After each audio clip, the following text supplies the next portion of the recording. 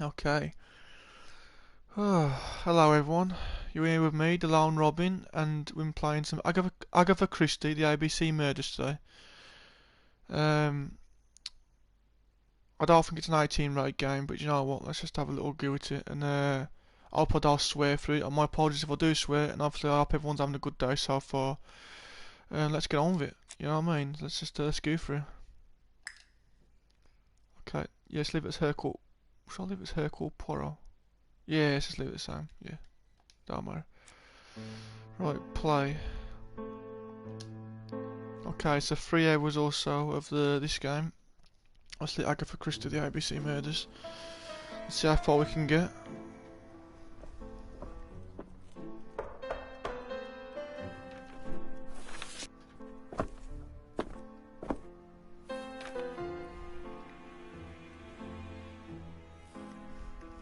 Some post for you, Poirot. Mr. Hercule Poirot, you fancy yourself, don't you, at solving mysteries that are too difficult for our poor thick-head British police? Let us see, Mr. Clever Poirot, just how clever you can be. Perhaps you'll find this nut too hard to crack. Look out for handover on the 21st of the month. Yours extra. A, B, C. Oh, it's some sort of joke. Maybe. But please remind me to inform Chief Inspector Japp.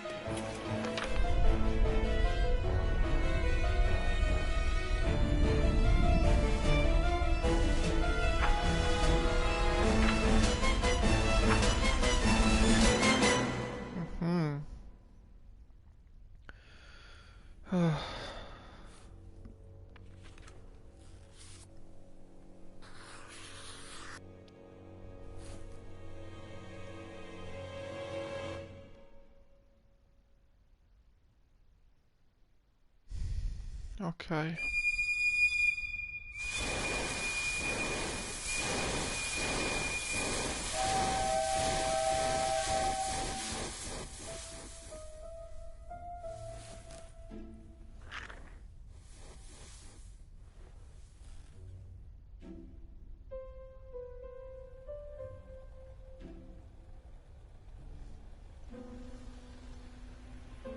It's here, Poirot. The murder took place in this street. Grim place indeed. Tout à fait, Hastings. The streets of Andover are in a terrible state. Look, there's Chief Inspector Japp. He's talking with a policeman. Let us try not to get our shoes wet. Right, I'm just going to try and have a little look around at places first if I can. And if I can't, I'll just go and talk to him, obviously. So we'll see what I'm going to stand in the puddle. I ain't gonna lie. I'm going to do it. What's this say? Yeah. I'm going to stand in this puddle just to make him say something. Okay. Over here, it's Hastings and Poirot. You missed the 9 o'clock train? We took the 10:30. Luckily the service is good to Andover. So, Chief Inspector, what do we have? The victim is called Alice Asher. She owned this tobacco shop. She was killed yesterday with a blow to the back of the head. At what time? Let me just check.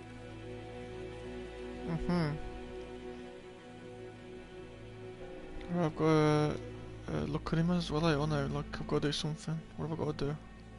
Am I allowed to do anything just yet?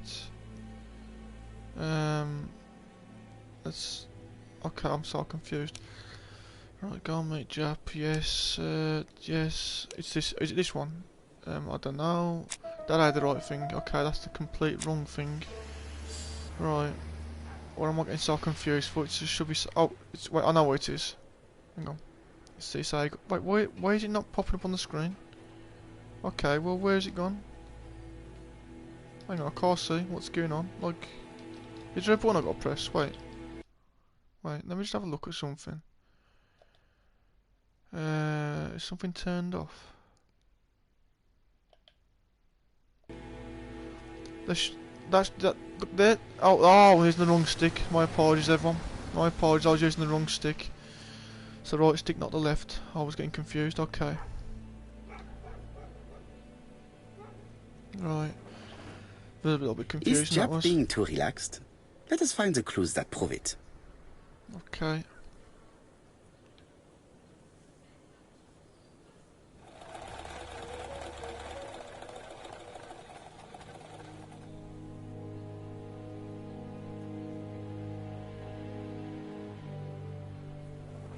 Jap is in a good mood. I bet he thinks he's already caught the culprit.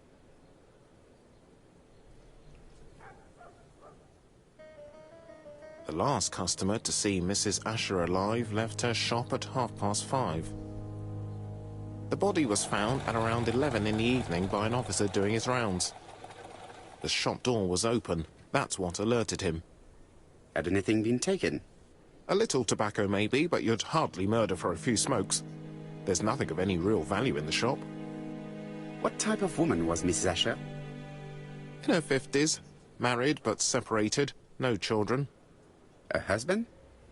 Aha, Franz Asher, the husband. Alcoholic and violent. It's said that he regularly insulted his wife and threatened to kill her. Do you think he's guilty? We'll look for Franz Asher. If he doesn't have an alibi, the case is closed. A very unoriginal murder. Peut-être. May I examine the crime scene? Of course, old chap. I'll be with you in a minute, Poirot. Okay. Right, let me just stand in the puddle if I can, because I want to do that now. Is there a puddle anywhere? Right, that ain't a puddle. Where's that puddle? There's a puddle somewhere. I just want him to say his bit. There we go. Dash! A puddle. How clumsy. Oh, he didn't even finish his sentence. He's just... Oh, whatever, I mean... Right, stay away from all the other puddles if I can now. Let's have a look what we can... Something to look at there. Let's have a look. This place is run down.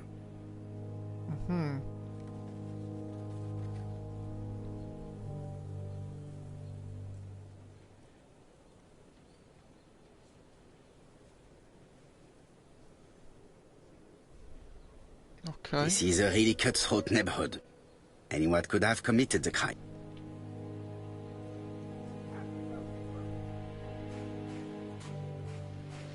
Alright, so let's just say... I can talk to... Yes, that's right, the same there. Oh, hang on, let me just go over there a sec. This fruit and vegetable shop has a front row seat, therefore an employee might have noticed something.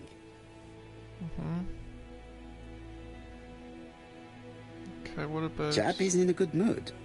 I bet he thinks he's already caught the culprit. Yeah, you've already said that.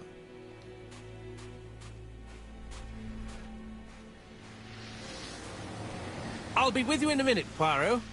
And you've already said that as well. Okay, let's get in there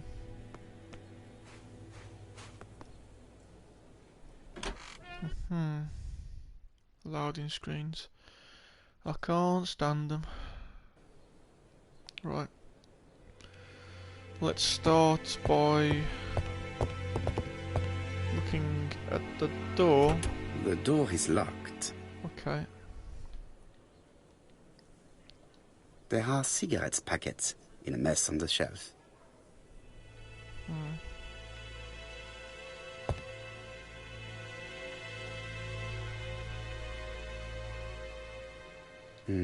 The body is hidden by the counter and is not visible from the tobacco shop's door.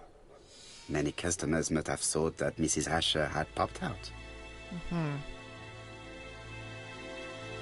I can't see any other mark on the floor. She just has one wound on the back of the head. There are no other wounds or signs of a struggle. This poor woman's head is resting in a very even-shaped pool of blood. She has a packet of Play cigarette next to her hand. Did she drop it when she fell? Maybe. Right. What else we got?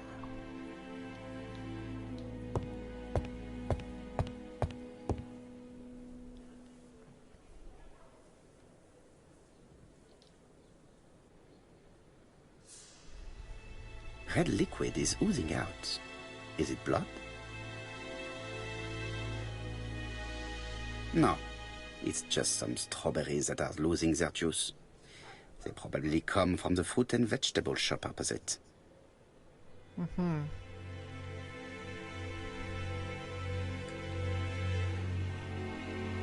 It's not just any railway guide. It's an ABC. It's open at the letter A. There are no prints on the book.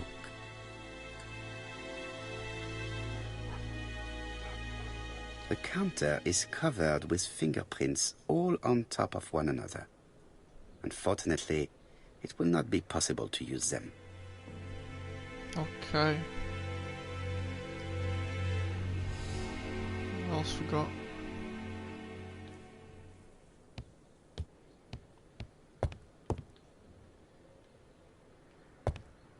Right.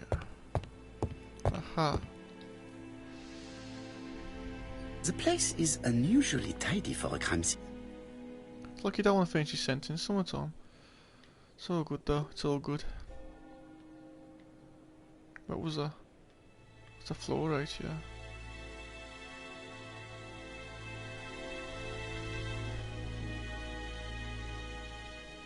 Nothing suggests any sign of a fight. Okay.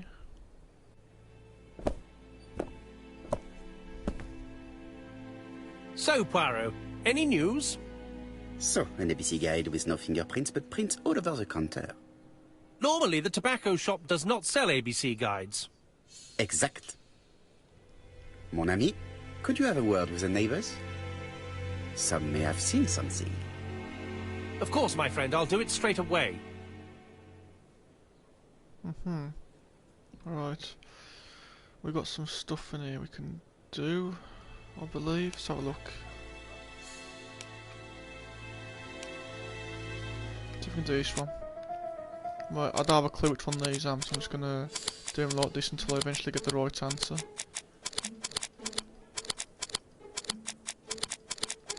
There you go.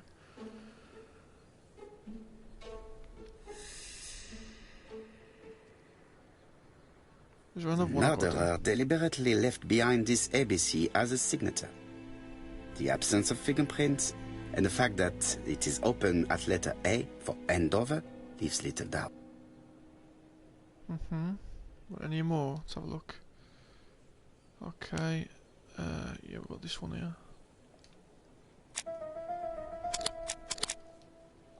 Okay, it's just a 2-1. There you go.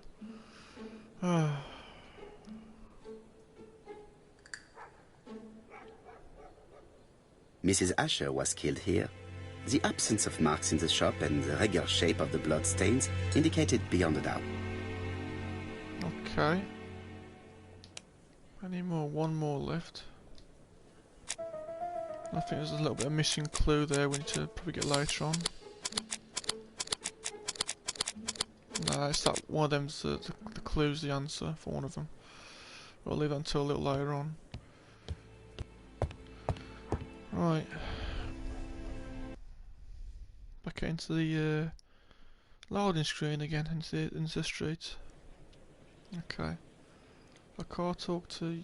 hang on. So what am I supposed to do here then? I've got to talk to anyone in particular, or I've got to... Dash! A puddle! How clumsy. Yeah, very clumsy. Okay, let's try and think if there's anyone... if I've missed something. I probably already have. Let's just have a look. I've done that one. This is a really cutthroat neighborhood. Anyone could have committed the crime. Yeah, I've done all that stuff, Dale, so... let me just think about what I'm doing now. Have I missed something in the actual... let's do this again here. This fruit and vegetable shop has a front row seat, therefore an employee might have noticed something. Okay. What I'm trying to think now, I think I've got to get back in. I think I had to do something to the door. There's the back door, I've got to check again. So, let's try that again. Or maybe I had to leave and come back in, I don't know. Right. Okay, I know this door's here. The door is locked. Was I given a key or anything? Let's have a look. No. I wasn't given a key. What have I missed? Hang on. Inspect the crime scene. I've missed something somewhere. That's what it is. There's something. Oh wait, there we go. The one thing in here that I need to actually check I've missed. Yeah, okay, there we go. Right. The till does not appear to have been touched. I have to check that nothing is missing from it. Okay. Let's, how do I do it? That one.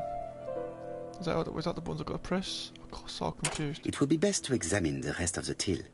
That's right, yeah. Right, so I'll back it out then. I got a number right there, so just give me a code. Okay, number 5. Ah, a mechanism has just made a fan click. 85. Okay, there's one more hidden somewhere. I can't see it anywhere. So 85 and then mechanism, let's have a look.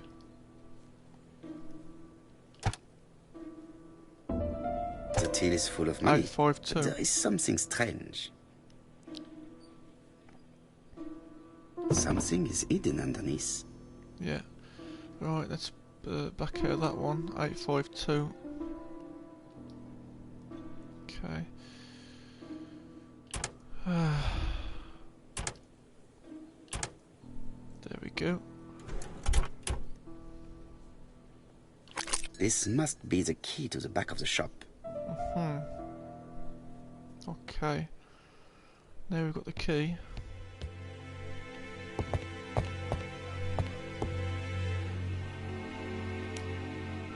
Did I have another clue? No, not just yet. Right, where's that item? Oh wait, it's right there.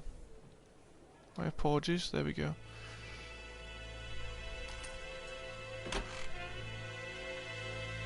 Okay. Let's start with, yeah, in the middle. Let's start with that. What a strange box. It looks like you have to slide the slats of wood to open it. Okay. Let's think how to do this then. Okay, wait, is that... sliding? It is No. blocked. Try that one, okay. Okay, and I think that keeps resetting when it does that. Okay, here we go. That looks like it can slide there. Thinking I sure. It is blocked. Okay, I know what I'm doing wrong. I've got to find a circle or something. In fact, maybe I've got to check the top first. It is blocked. Okay. So it's probably the bottom, and then okay. Let's just check this side again. There's nothing I can do on this side I can see. And it's just the bottom, so it is the bottom, okay. There we go. Which one is it? There we go.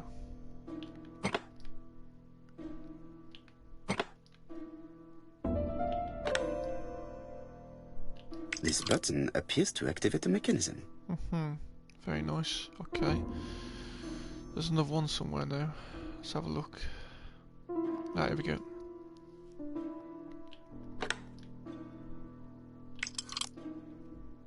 Okay, that's another one.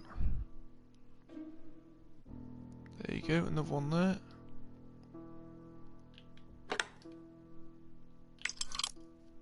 I think there's one more.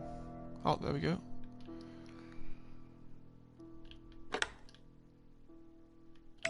That should do it. Okay. Now we've just got to pull the top off or something. There we go. Okay, so I'm going to look at this one. Who is this young woman?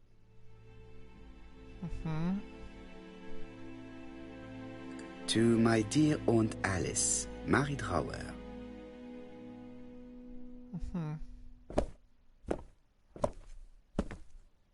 Have you found anything? The victim has a niece. We must find her.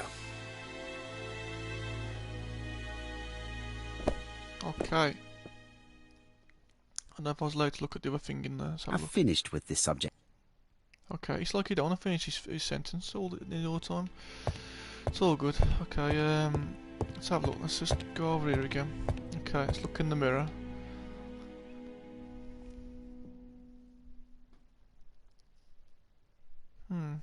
Okay, over the corner there now. This interior is very simple. Okay, Okay, see if I can find anything.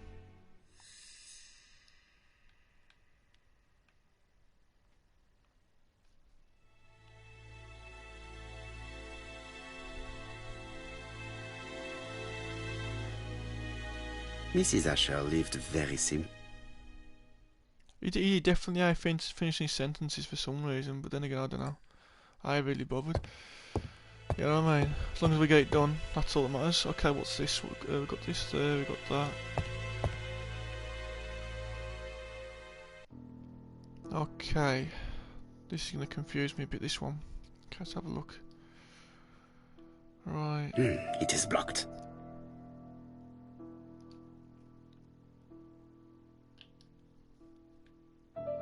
It is blocked by something.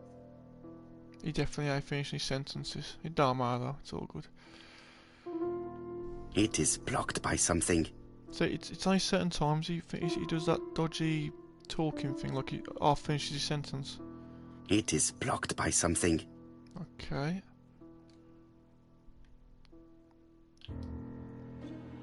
It is blocked by something. Okay, is there anything around the side first? Let's have a look. No. Okay, that's cool. Look at the top. These are the pictures that I've got to These drawings appear to be attached to the chest of drawers. They won't move. You're doing it again. Let's look at the. It says the same, but it's one here. These drawings appear to be attached to the chest of drawers. They won't move. Okay, and we've got two more, and I'll print our both for the same thing, roll this out. These drawings appear to be attached to the chest of drawers. They won't move. And then one more here. Might as well do 4 for 4 on that one. These drawings appear to be attached to the chest of drawers. They won't move. Okay.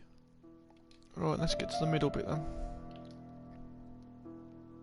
Such a pretty decoration should be at the center of the motif to respect the symmetry. Okay, well, I'll turn that bar. Okay, here we go. Let's try and figure this out. Right, I don't know if that's going to be right, so I'm going to put that one there instead. Let me just go and do this. Okay, that's actually really perfect there. There you go. I heard a faint sound as if something was unlocked.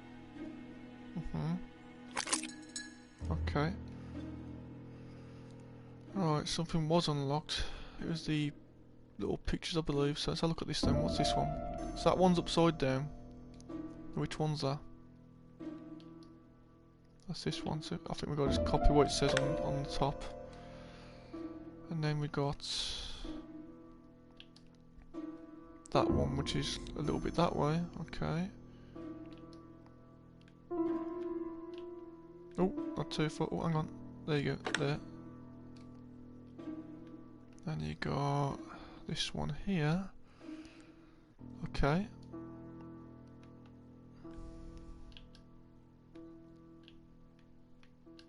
There you go. Oh, I think I've done it. Okay.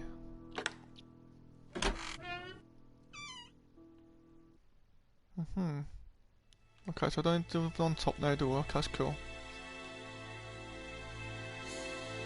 Medicine. Laudanum-based cough medicine, Mrs. Asher, and Dover Morley Laboratory, London. It's strange to find such an elaborate medicine from a leading London laboratory in the home of such a modest woman. Okay.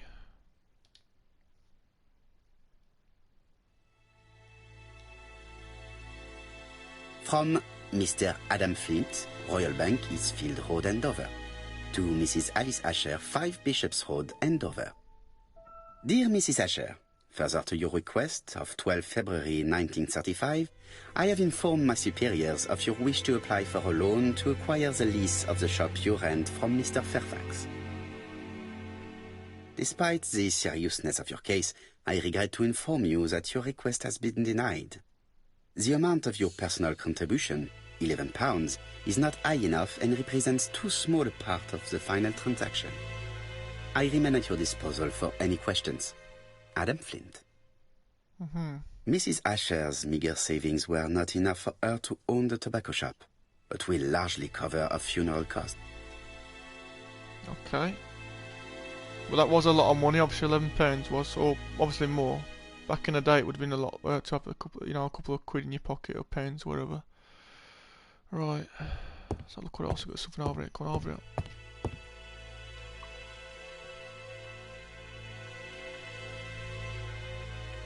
That was this one out. An inscription in German. Souvenir of our honeymoon in the Black Forest. To my Alice forever, Franz Asher. The Ashers were a lovely couple when they were young.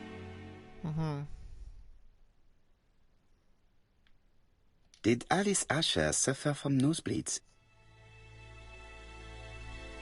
Blood. Let us now try and get our brain cells to work. Okay.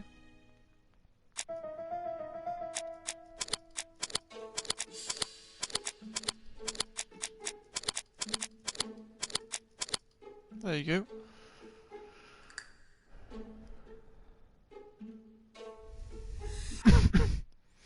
The motive is definitely not financial gain. There is no sign of a struggle, and the till has not been forced or emptied. I think I've looked everywhere here. Let us see if I can find any more information in the shop's surroundings. Okay. What's this? Just look at this bit first. Okay.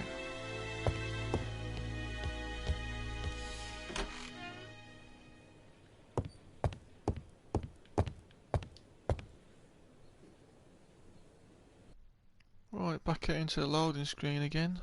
Well, not loading screen, that's right, yeah. And then next door to the woman here. What's this? Hang on, can I look at that? 4 pence a lettuce, a lovely large lettuce, 4 pence only. Where is he staying right next to that thing? Okay, yes, yeah. A bottle of poor quality vinegar. The smell could awaken the dead. Okay. This woman appears to be a smoker.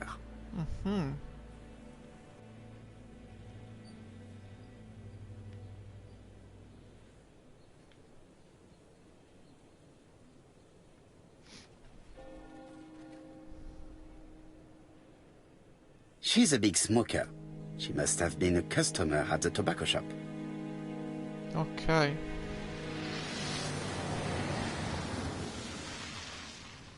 Let's talk to her. How much are your lettuce, please? A lettuce?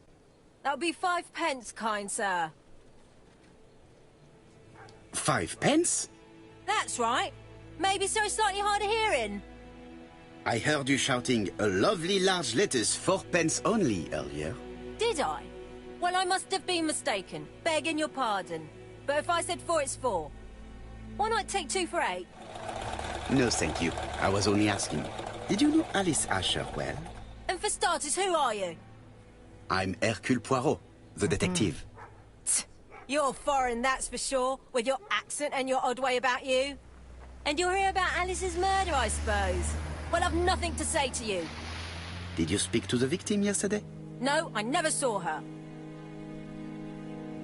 I do not quite understand. You work next door to each other, but you do not see each other? It's true. I didn't see her all day. I know that Alice Asher bought strawberries from you yesterday. Well, you know more than I do, then. Run along now. I have work to do.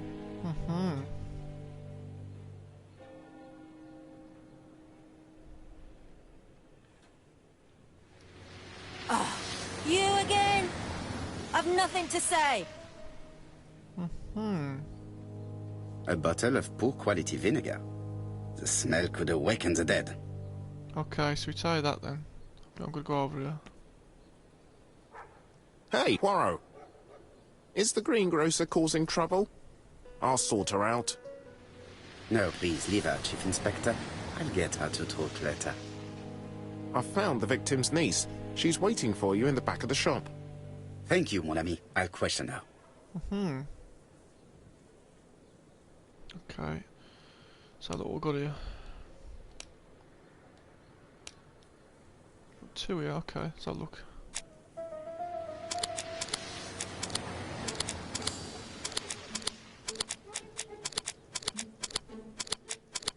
There you go.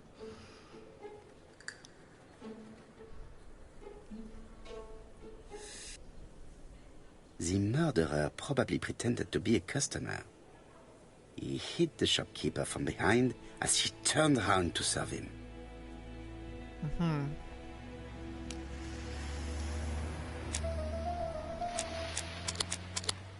Oh, right off the bat we got it. Okay. One missing there.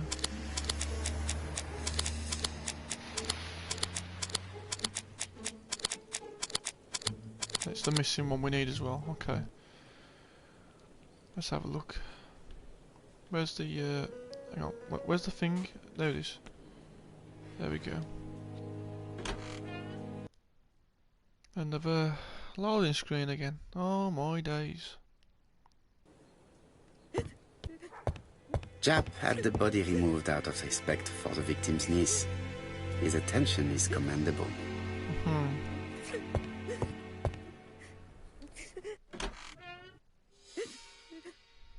Right.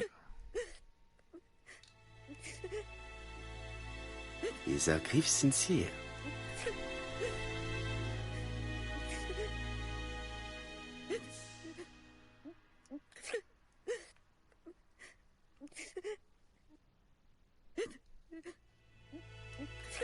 She appears to be very upset. She's dressed in mourning. She looks fragile.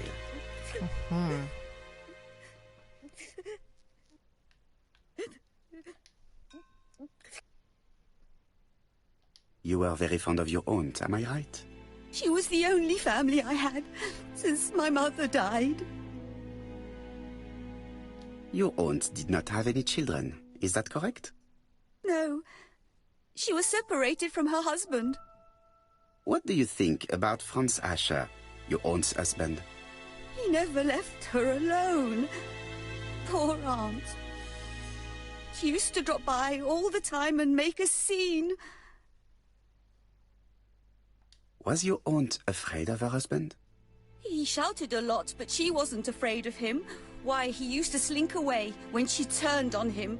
He was afraid of her, if you like. Your aunt should have asked for a divorce. Oh, no, sir. My aunt had principles.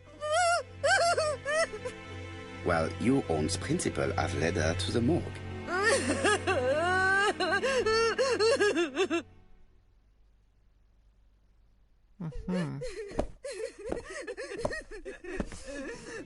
Hastings, please see this young lady home. I fear that it's quite impossible to finish our interview at present. Poirot, what have you done? I've never known you be so brutal. Very brutal indeed. Right, let's have a look at the thing here now.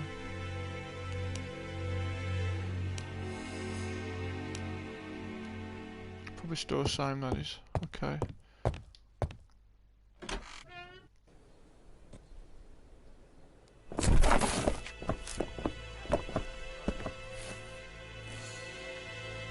We have to wait for him to sleep it off.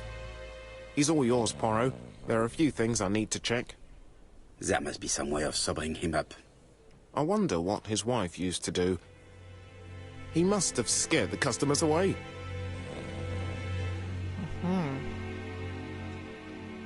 He's not in any condition to be questioned. I have to find a way to sober him up. Okay.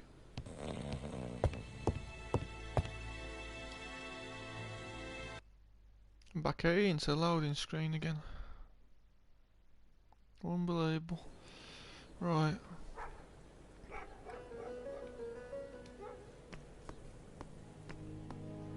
Oh, you again? I've nothing to say. Okay, so what am I supposed to do here then? Where's that thing gone? A bottle of poor quality vinegar. The smell could awaken the dead. So we tie that then. Wait. Oh, you again? I've nothing to say. Okay, I'm doing the same things over and over here, so I've probably gone outside doing the wrong thing again, when I've probably got to go actually inside. Oh my days. Okay. Okay, we'll get it in the end, right. Let's have a look. Get back into the back room. Wait, what's that gone green for? Wait, what was that? Look at what Franz dropped. Has he dropped? Oh, okay. Oh, okay, here we go. That's the one thing I did miss. Okay, that's cool. There we go. Alright, there's two here, so... A box of new stockings. Okay. It's Alice Asher's notebook. Ah, that's interesting. It probably contains information about her possible debtors and creditors. Bodley. The fruit seller has debts too. She will probably be more cooperative thanks to this piece of information. Okay. There we go, right there. Okay, there we go. Ah. Right, let's talk to her now.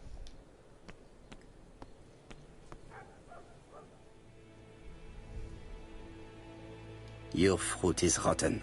What? A foreigner dares to say that? According to the victim's account book, you owed her £10 for tobacco and magazines. That's a lie. She owed me £1. I swear. Enough lies! It's not lies. But you're not quite as clever as what you think. Now, please be so kind as to explain this. Look at my account book. Alice owed me £11 for fruit and vegetables. I may have had a slate at her shop, but she had one at mine. She owed me £1. And that reminds me I have to get it back from her niece. That is quite enough. Your account book has saved you, but I might ask Chief Inspector Japp to throw you in the cells for 1 or 2 nights while he checks your entries. Do you want to go to prison? Prison? Now that's not fair. I haven't done nothing. In that case, I am counting on your full collaboration. Yes, sir. Of course, sir. Listen, I didn't kill Alice, I swear. But it's true that I did go to the shop yesterday. At what time? 6 o'clock.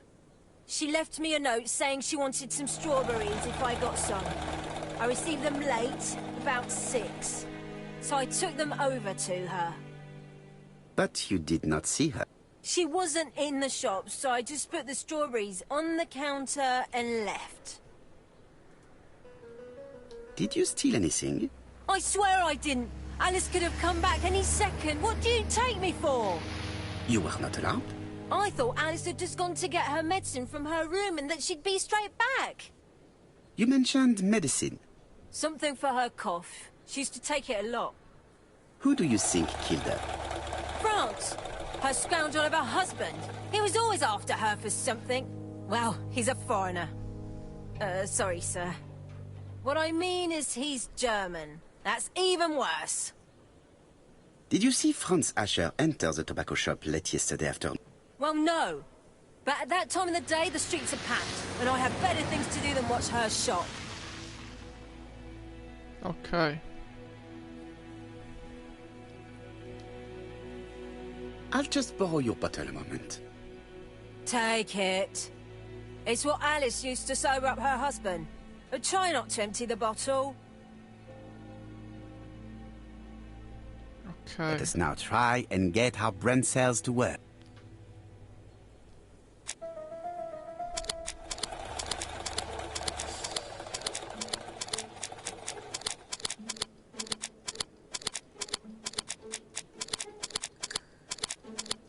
There you go.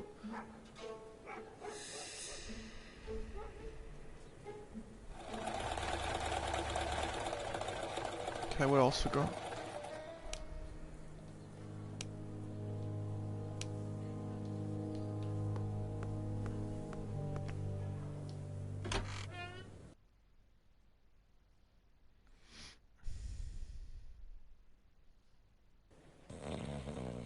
Okay, let's see what these can say first. The priority is to question Asher. Okay. The priority is to question Asher.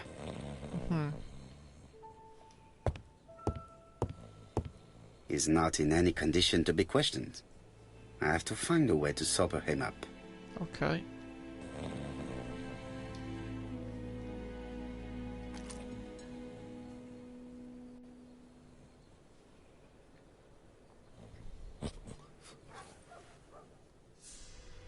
Mes amis, I can say without a doubt that poor Mrs. Asher was killed between 5:30 and 6. Killed when the street was packed with people. That's rather bold. I've been talking to the neighbours, and... No one's seen anything?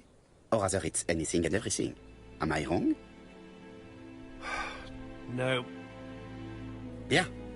We must grill this villain Asher before he falls asleep again.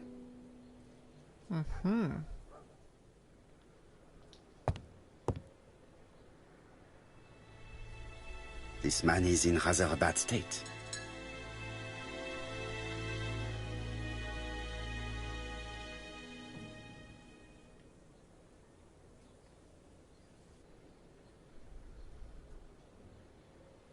This man has been fighting and he smells of alcohol.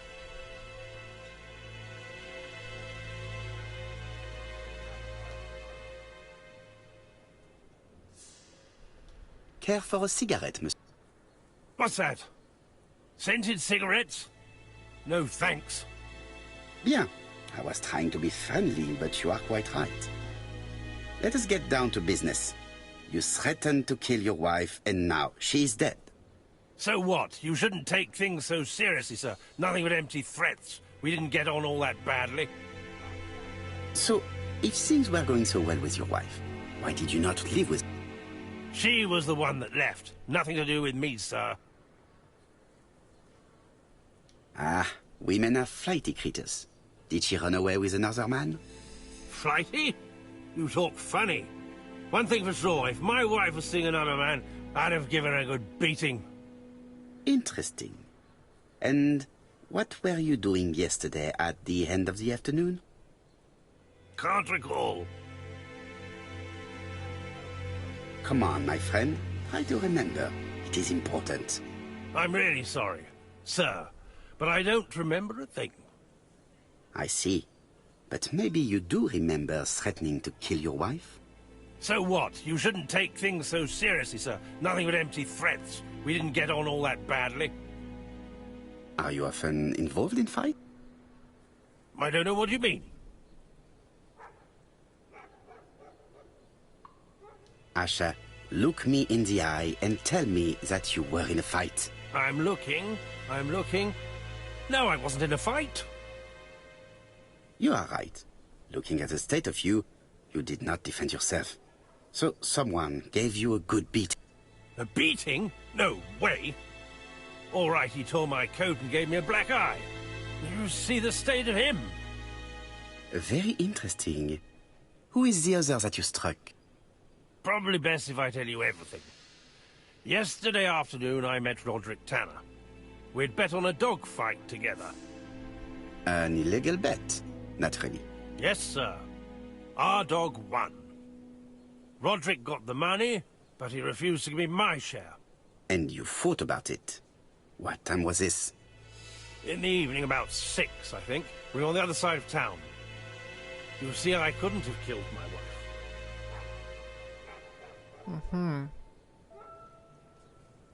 Okay. Asher's alibi appears to be confirmed. All the same, I'm going to call and check that he did have a fight with this Tanner on the afternoon of the murder. You can never trust this sort of chap. One thing is certain, Asher was a ruffian who used to beat his wife. But he is not very educated. It certainly was not him who wrote the letter signed ABC. Let's resume, Hastings. We know the murderer pretended to be a customer. He did not kill her for money, that appears to be certain. I agree with you on that point. And the murderer left an ABC guide as a signature. Therefore, it's likely he wrote the letter. Indeed, but that doesn't explain why and how he did it. You are quite right. Why he did it is a mystery. But as for how he did it, we do know enough to try and reconstruct the events. Okay.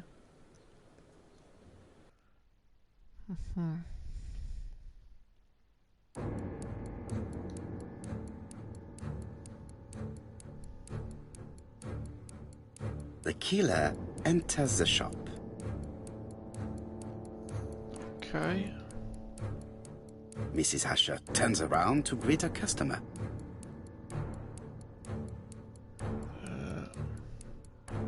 The murderer asks her for some tobacco. She turns her back to him. He seizes the opportunity to strike her. And then... He then places the ABC upside down before leaving. Everything appears to match the crime scene, mon cher Hastings. That is exactly what happened.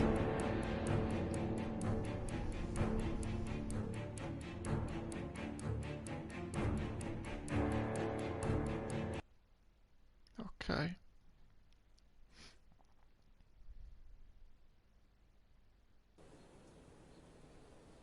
Asher has a strong alibi and we don't have any other suspect. But what was the point of this crime? She had no debts. She gave Franz Asher money regularly. She wasn't owed money. Nobody stood to gain anything. No doubt about it, the murderer is insane. And I fear that we had not heard the last of him. I hope you're wrong for once. Bien, let's go back to London. If we hurry, we should catch the 7:02 train. Are you coming? No, unfortunately, I have to talk with Andover police. See you soon, then. Are you coming, Hastings? Let's go home. There's nothing for us here.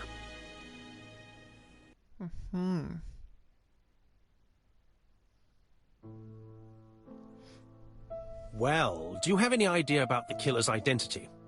The crime was committed by a man of medium height, with red hair and suspicious eyes. He has a slight limp on the right foot, and a wart just below his shoulder blade. Poirot! Mon ami, what do you want? You fix upon me a look of dog-like devotion and demand of me a pronouncement à la Sherlock Holmes. Now for the truth. I do not know what the murderer looks like, nor where he lives, nor how to set hands upon him. What shall we do, then? Nothing. Nothing? Do not be so impatient, Hastings. The killer will manifest himself soon enough. I thought I heard the postman. Maybe there's some news. I would go and see. But first, I'm going to look around the room and do all the other little bits and bobs. So let's look at Hastings No doubt about first. it. Hastings is going bored. You're not going to get the post? Yes, yes, of course.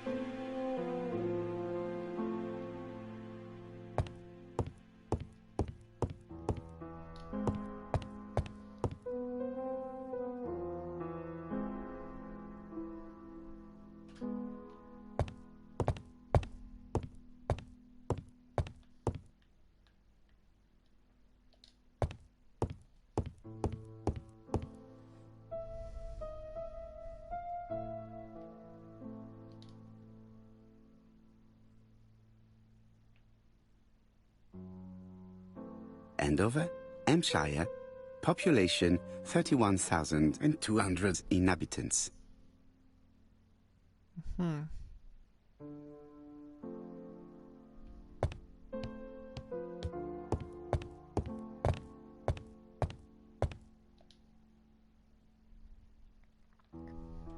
Daily Flicker, June the 22nd, 1935. Battle over control of bank system. What will the government do for money? Andover, murder of a tobacconist.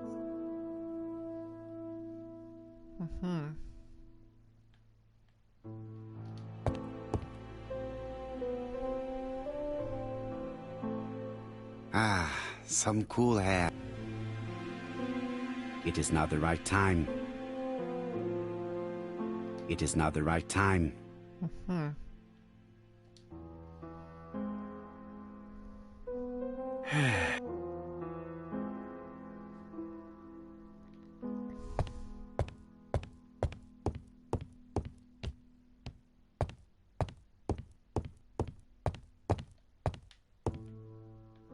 Okay, now let's get the mail.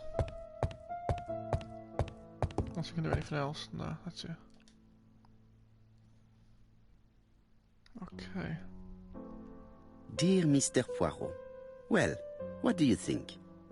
I believe that I won this round. The end of our affair went like clockwork, don't you feel? But the fun has only just started. I would like to draw your attention to Bexhill-on-Sea on the 25th of this month. We're having a crazy time.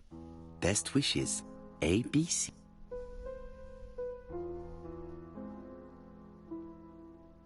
The next crime will be in Bexhill. We must warn Jap to Scotland Yard. Did the letter indicate anything that might help the police? To be honest, I think we can already guess something about the next victim. But I need to think about it a little more.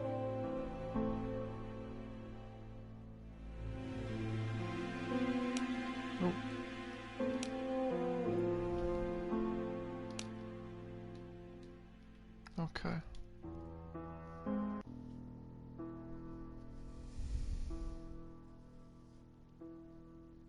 Let us examine this more closely.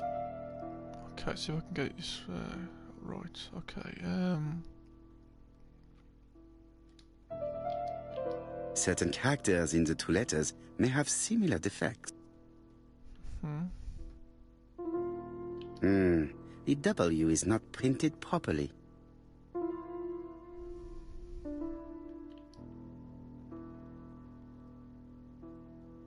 Of course, the W characters in the two letters do indeed have the same defects.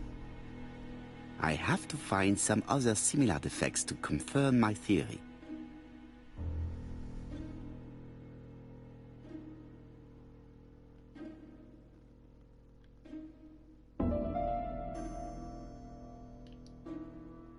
Yes, the A appears to be quite unusual.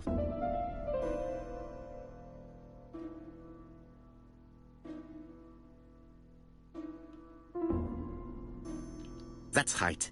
The A characters in the two letters do indeed have the same defect. I have to find some other similar defects to confirm my theory. okay. Where else is there? Let's have a look. Yes, this I is weird. Yes, the I characters in the two letters do indeed have the same defects. My theory was right. These two letters were written with the same typewriter. Both letters were written on the same typewriter and show the same characteristics. You surprise me, Poirot. You usually ignore material proof. But there is nothing usual about this case, Hastings. Nothing must be overlooked.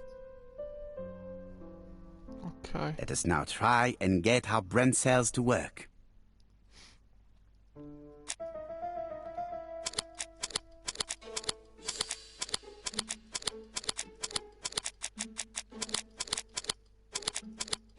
There we go.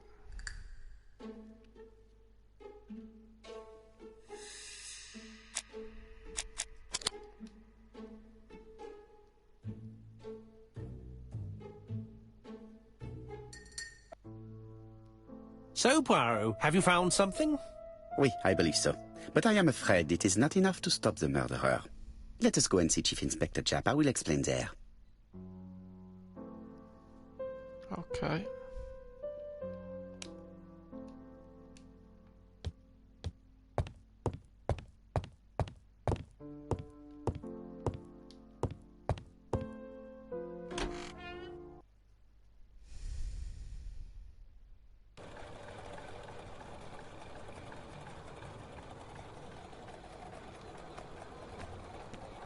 It may be time to go to Scotland Yard.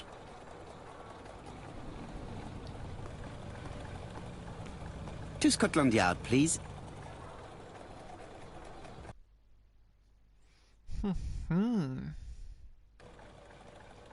Right.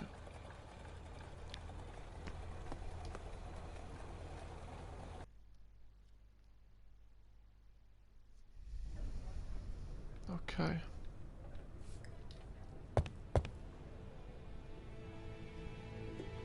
Japp has invested a great deal in his career.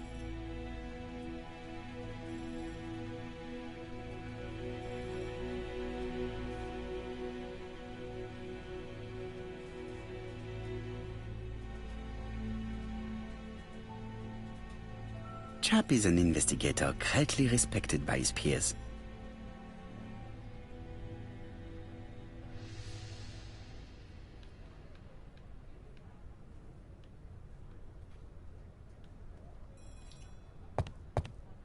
Chap's interview room. Many cases have been solved in this little office.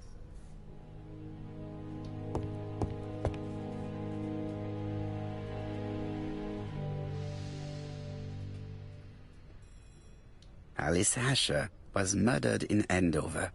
The ABC killer's first murder. London. I really like this city.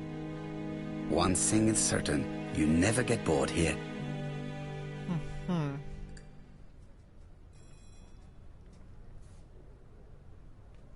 Right, is there anything else apart from Jap? Let's have a look.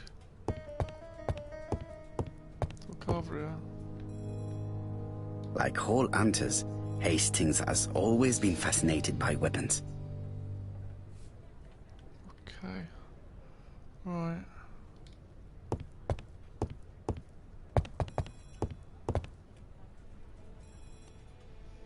Jap appears to be snowed under.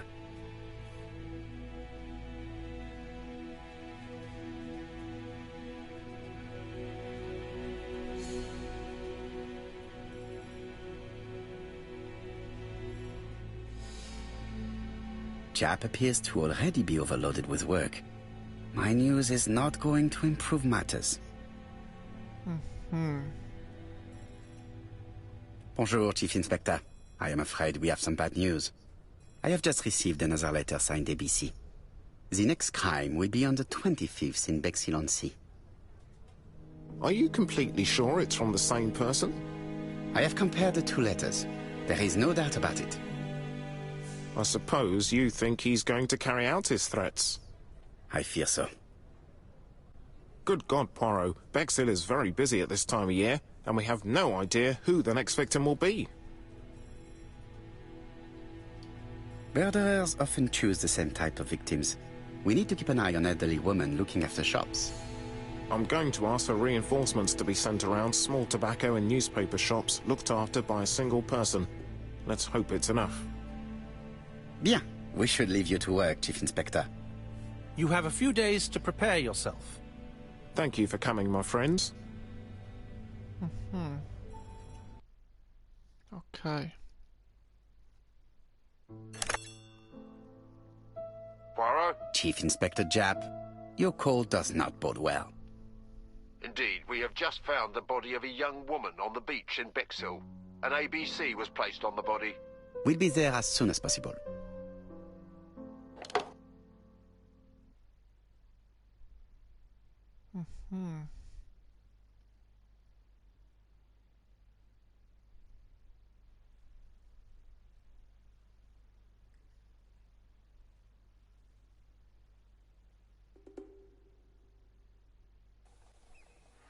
Bexhill is a delightful town. It would be nice to come back and visit. I do not entirely agree. Walking at the beach damages my shoes, and it hurts my knee. So the years have not spared you, my friend. It's the same for all of us. That is exactly what I said to myself when I saw you back from your travels. Poirot! Do not be offended, Hastings. I can see Jap waiting for us. And from his face, I would say that things are not looking good. Okay. Jap's down there. Let's have a look. What else is... Oh, hang on. Bexhill seems to be a pleasant little town.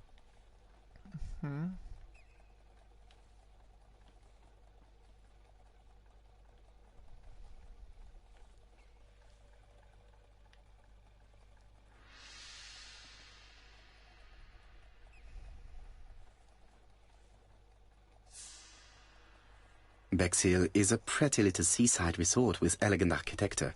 Although, personally, I prefer more modern buildings. Okay. Where am I? Let's have a look, see if there's anything else I have missed or anything.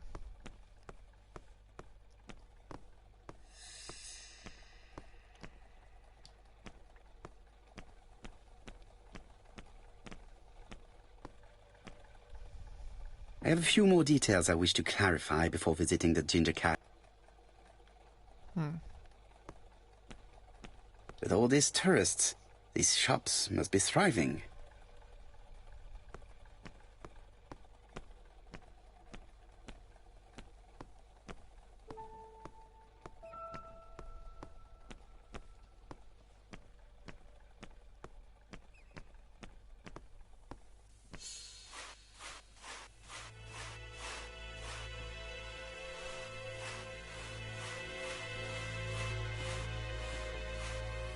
We should have the courtesy to go and see Chief Inspector Japp before examining the crime scene.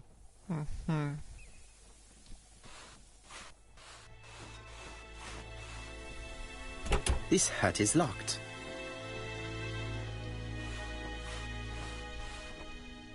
This hut is locked.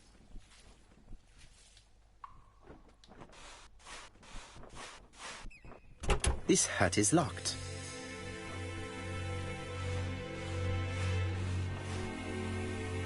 The padlock is locked.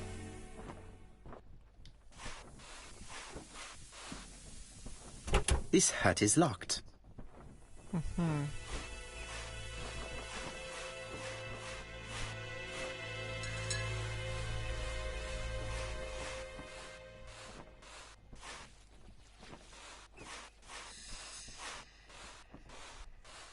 Hastings appears to be ill at ease.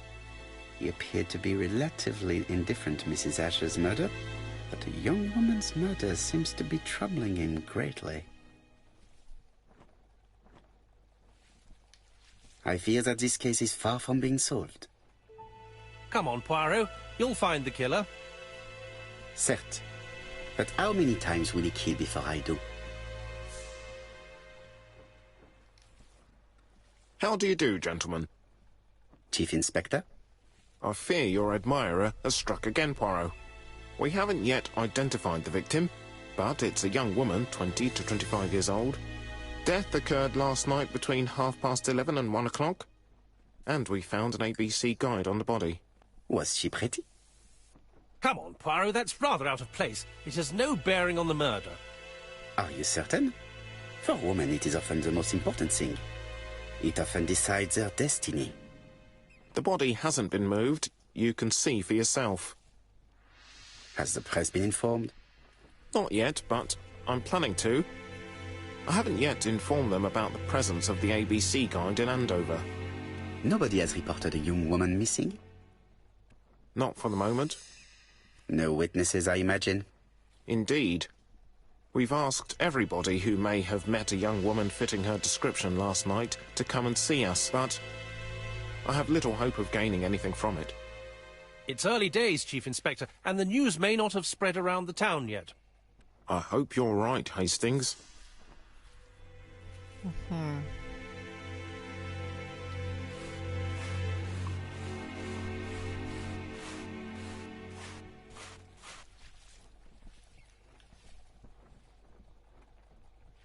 She was a great beauty. Strange that chap didn't notice it. These marks have been left by a rope or a braided cloth. Apart from the marks on her neck, there are no signs of the struggle. She didn't manage to hit her assailant. This key is too small to be one for a house.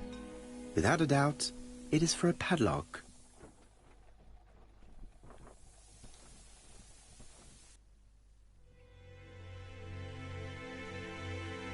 The guide is open at the page for the Bexhill train times.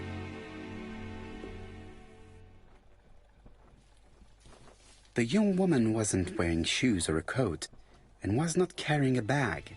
That's strange. Either the murderer stole her belongings or she put them somewhere safe. Maybe so that she could bath. A braided silk belt. It may have belonged to the victim. Let us now try and get our brain cells to work. Oh,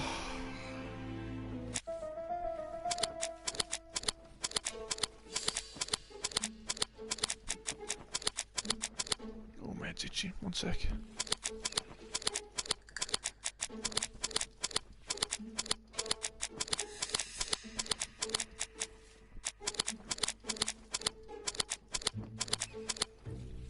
you go.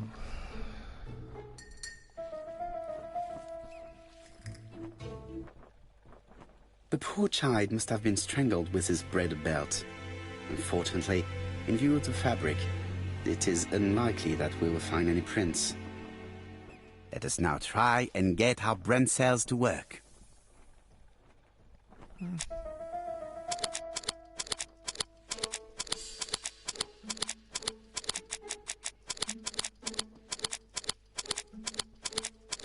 There you go.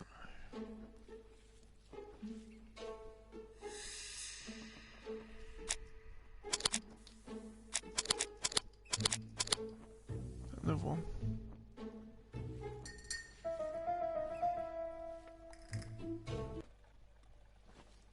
The medical officer should confirm that the victim was strangled with her own belt.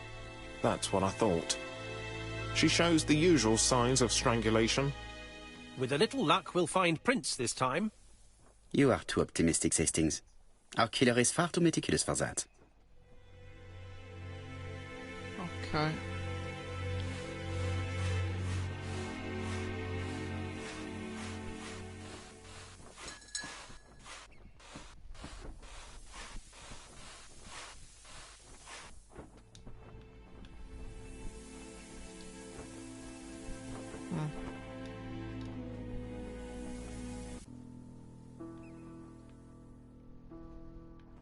What's that?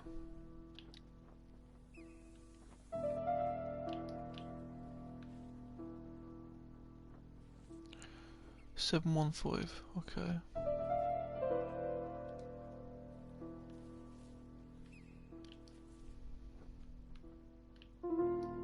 A dual locking padlock. I need to find the code and then insert a key.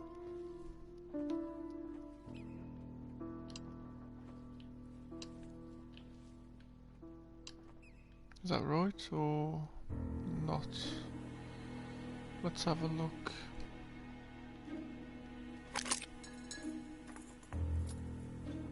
There we go.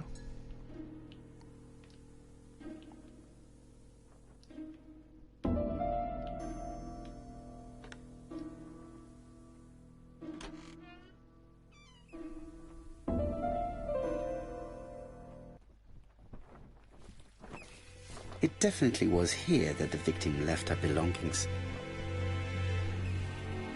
The purse is full. Yet again, we can dismiss theft as the motive for the murder. Here is the watch she must have removed to prevent it from getting wet. A top-brand lipstick. She liked to take care of her appearance.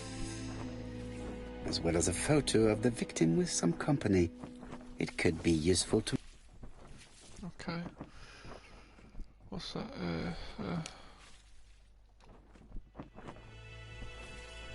Wait, click on that again. Oh, I died nothing. Okay.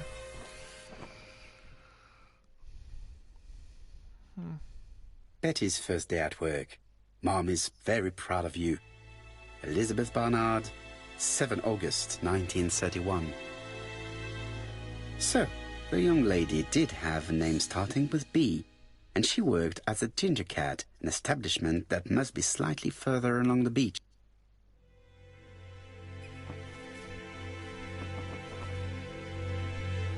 Jap has gone to the police. The victim has been identified and her family had reported her disappearance. She was called Elizabeth Barnard, mainly Betty. She worked as a ginger cat at the cafe slightly further along the beach. But Poirot, how on earth? Never mind. Do you have her address? Yes, she lived with her parents on the street leading to the beach, number 22. Shall we go? You are far too impatient, Hastings. Let the poor people take in the news first. Let us go and visit the cafe where Betty worked.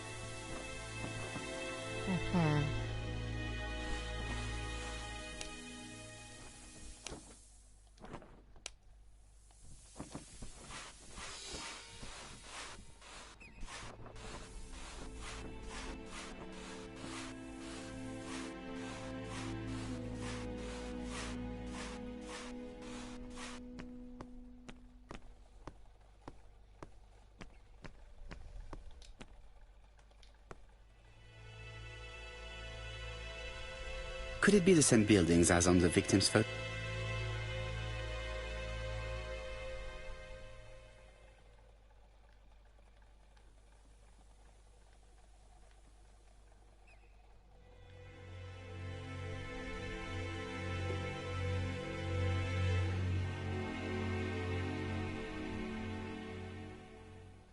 This is definitely where the photo I found in the hut was taken.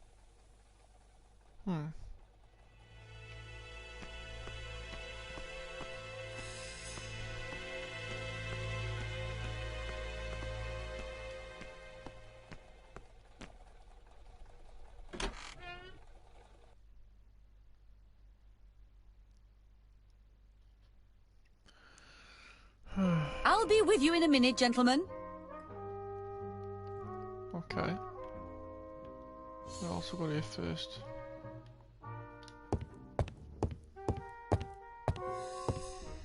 What a pity.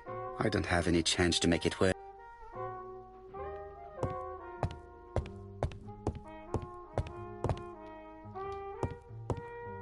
This is a well-laid table. Nothing is out of place, and above all, no creases.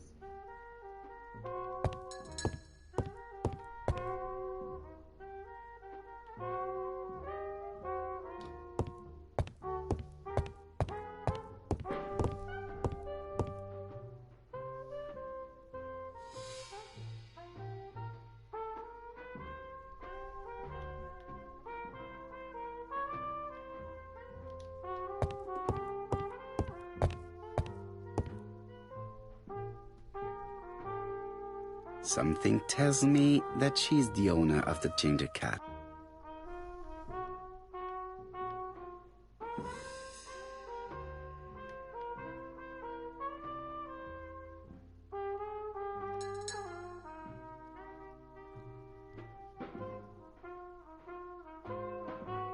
This woman must be the owner of the ginger cat. It looks like something is bothering her. How can I help you? A hot chocolate and a tea for my friend, please. I'll bring it straight away.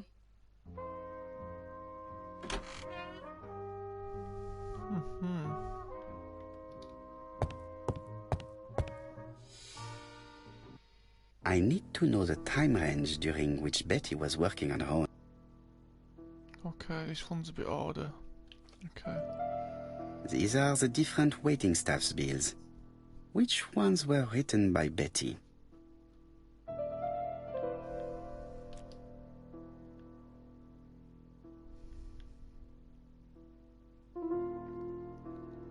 What's that one? So that's at 11 AM. This still confuses me, all this stuff. 11 AM and 7:30 PM. Okay.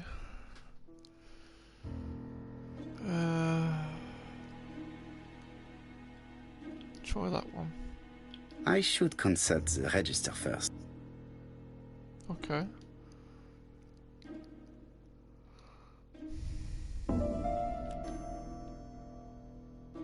Where is Betty? Betty worked from 11 AM to 7:30 PM. Would she have been alone at any time during her service?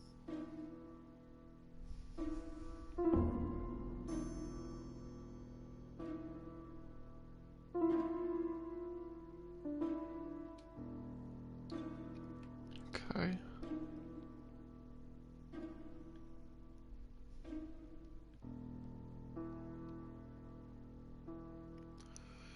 So I think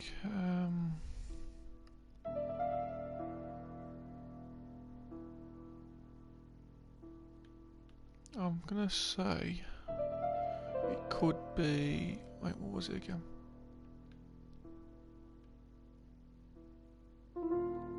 Let's try that one. This bill may have been written by Betty. There is probably another one. I don't know if this is right though.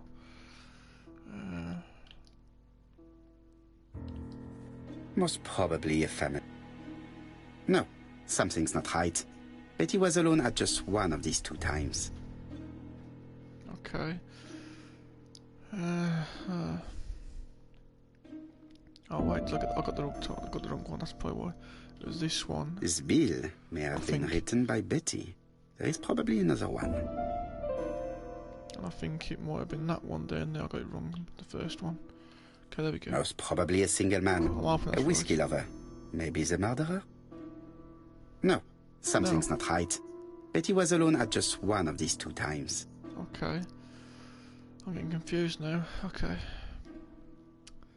Let me just... Okay, back up a bit. There we go. Look up here again. This page won't help. What, that page won't help? Okay, that's cool. Let's have a look.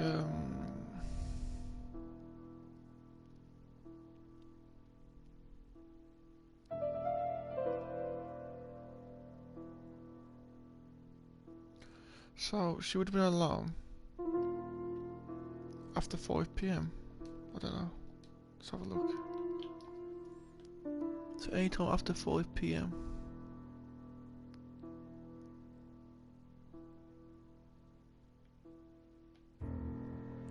And that's clearly one there. Most probably a single man. A whiskey lover. Maybe the murderer? This bill may have been written by Betty. There is probably another one. Okay. And then... try that one. I don't know if I've already tried this. Most probably a family. Oh, is that right? Okay, there we go. Betty served a family and a man on his own. A whiskey drinker. Maybe the murderer. This information will help me to progress. Okay. But, gentlemen, what are you doing? We are searching for clues, mademoiselle. My name is Hercule Poirot. I am a detective, and this is Captain Hastings. Does Betty Barnard work here? That is correct. She should have been here a while ago. Punctuality is the first rule of politeness. I fear that Miss Barnard will not be coming today. She has just been found, dead, on the beach a few hundred meters from the cafe. How awful. Poor young thing. What happened? She appears to have been murdered. This is most distressing. How this will affect my business, I shudder to think. Do not be so sure. Miss Barnard's tragic death may be a good advertisement for you. It makes one despair of human nature. Poor young girl. She was a hard-working and pleasant young woman. I didn't know her that well. She'd only been here for 2 summers. I know that she had a young man. He used to call for her sometimes. Do you think he could have harmed? I repeat, I wasn't on close terms with Betty, and even less so with her fiancé. How do you expect me to answer such a question? Now, please excuse me, I have work to do.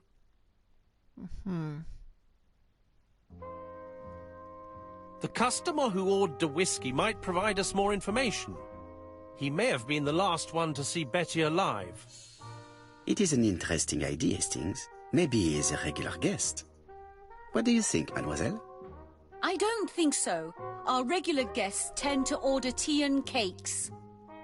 At this time of the year, there are a lot of tourists about you never see again. That's what I thought.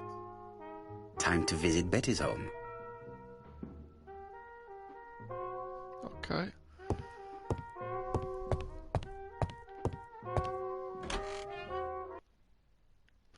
Ah. Okay. Come on then. Let's look at this first.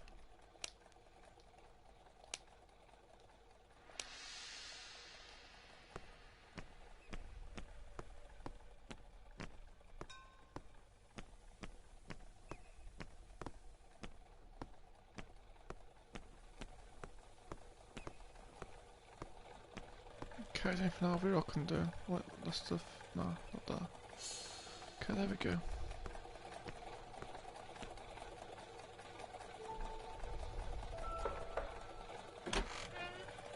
How do you do, mademoiselle? My name is Hercule Poirot. I know you. You're that detective we hear all about. I do not know if that is a compliment, but I will take it as one for now. You are Betty's sister, I believe? Yes. My name is Megan. Can we come in? Please do.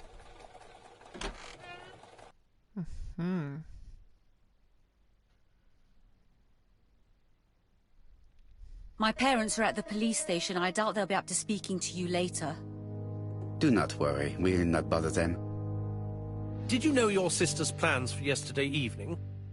No. I arrived by train this morning.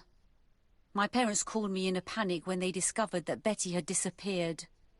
She went out last night, but she didn't tell them where she was going. What was your last conversation about? Her new dress. She wanted a pair of black stockings to go with it. Mother brought her a pair. The very day it happened. She was crying. And to think that Betty never even wore them. Poor Mummy. Okay.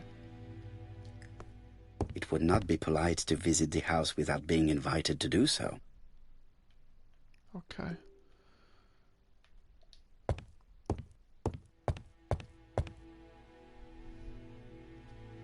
The Barnard appeared to make music a priority in their budget.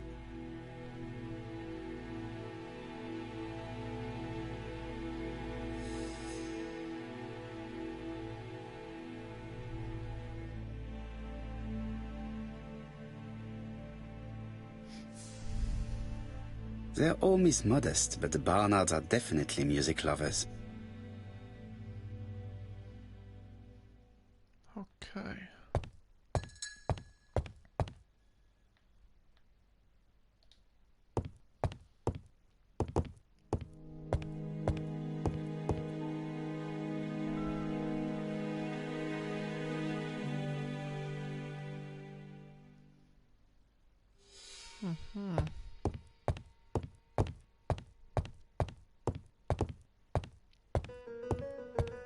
There's nothing down there. I'll get that in a sec. Let's just Family first. photos and files. Okay.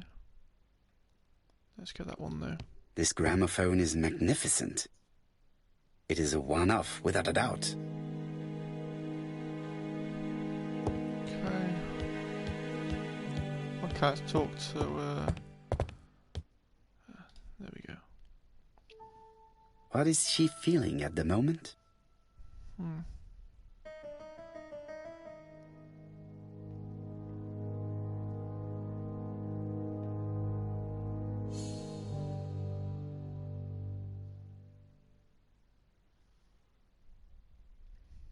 Betty's older sister is not just sad, she's angry. Okay, let's see if I can say anything else to Hastings. Hastings always pays more attention when young women are being questioned.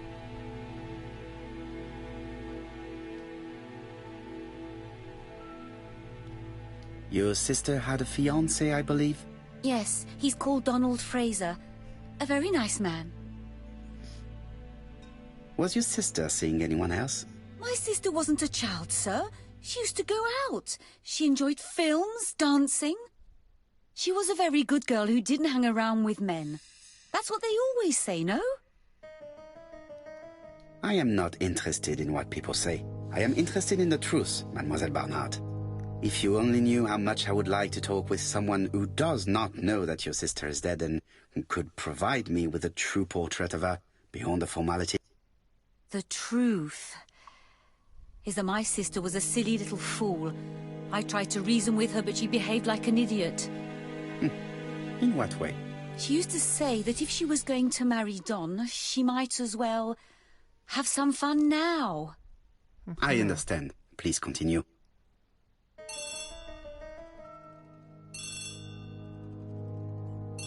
Oh, excuse me, I have to answer that. But of course. Betty's room is opposite the stairs on the first floor. Feel free to take a look if you think it might be useful.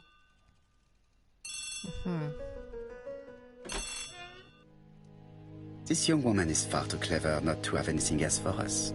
Do you think she's hiding something? That is what I'm trying to find out. Surely you don't think she did it? I did not say anything of the sort. But young women always ruin your judgment, Hastings. Who knows, maybe Megan was jealous of her attractive young sister. I see. She may have had her sights on the inheritance. Or maybe she was in love with Donald Fraser. We have to study all scenarios, even the most unlikely. But I doubt that Mr. and Mrs. Barnard are rich enough to justify murder. While I try and get Miss Barnard to talk, I would like you to try and find Donald Fraser. It should be easy to find the estate agents where he works. Bring him to the Ginger Cat.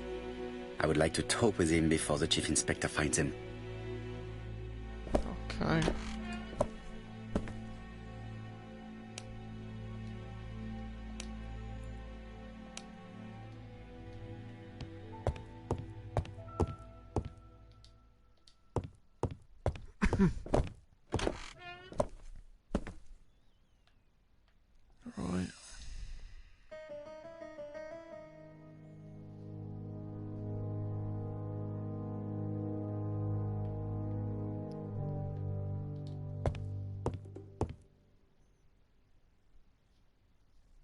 It looks like Betty was also a music lover, the same as her family.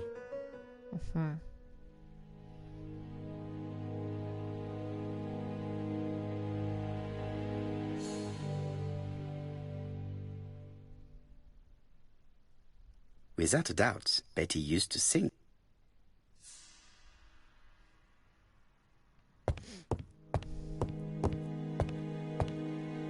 A record sleeve with an handwritten title.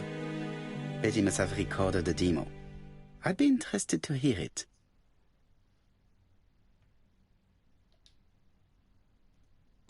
Something on this clock bothers me. Okay.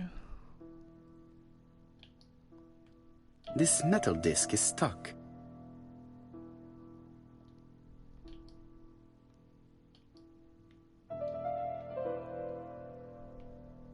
Strange. A sheet of paper is blocked in the clock. This wooden panel is blocked. I can't open it.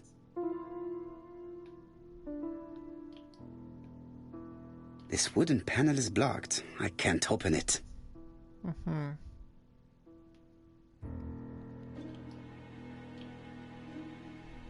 What a strange mechanism. I don't think it serves to turn the hands.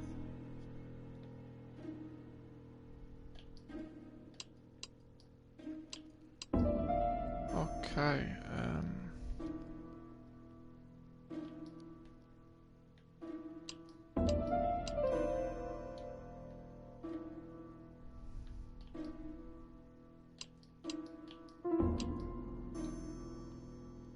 The cogs are blocked by these wooden panels. Okay, let me just do a bit more looking around first for that one. This decoration appears to be firmly fastened.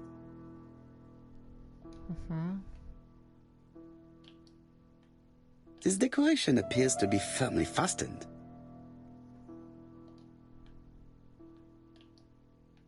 This decoration appears to be firmly fastened. This leg is not well attached.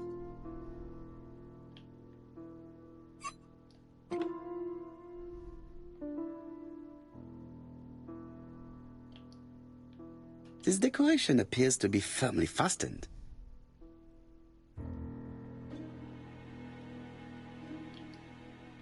This decoration appears to be firmly fastened.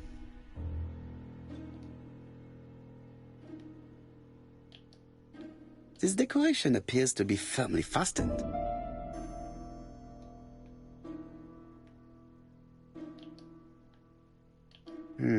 Could the screw be slightly loose? Could the screw be slightly loose?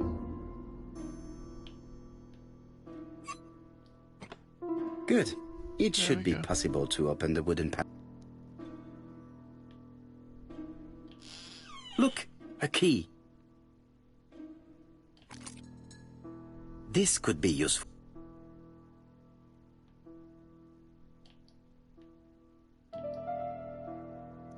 Ah, there's the answer. 3122. Okay. This code probably has something to do with the mechanism above the clock.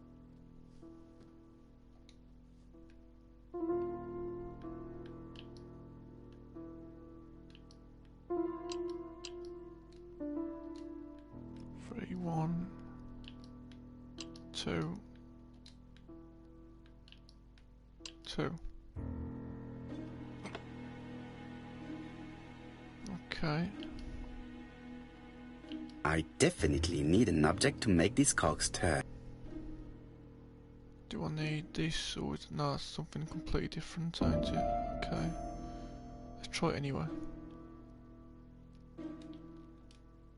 See if it'll work. Oh, it looks like it does. Okay, that's cool. And then...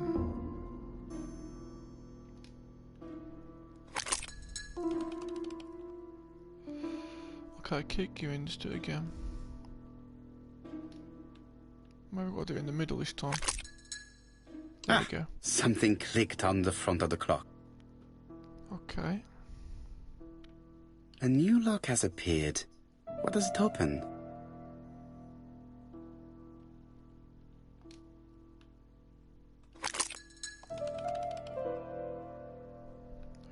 Okay, let's open the side up. This could be useful.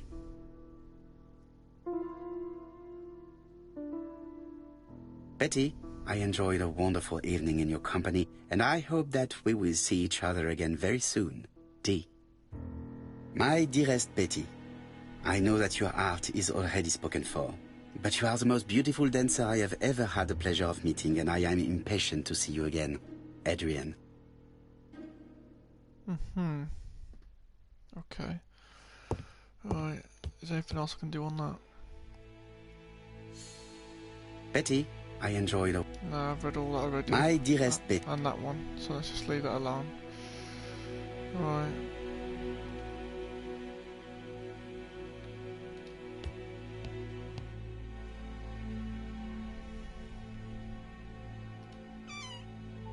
This small key should be useful to me. I've finished with this subject. Medicine to prevent voice loss. Did Betty have problems with her voice? Okay. Let's have a look. It looks like Betty has a very busy life.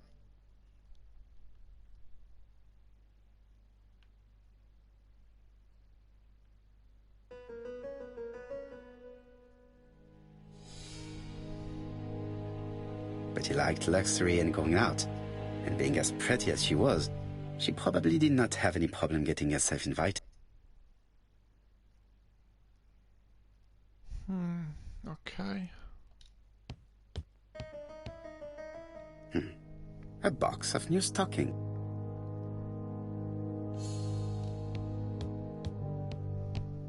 Looking at all the clothes she took out, Betty must have had a problem deciding what to wear.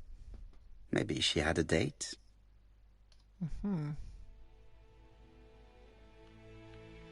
Okay, listen to Betty's record. Okay. A record sleeve with a handwritten title. Betty must have recorded a demo. I'd be interested to hear it. Okay, so I can't take it just yet though. Okay. Maybe I'll go downstairs first and check what's it called here? I forgot what it's called now already. Gramophone aid. Okay.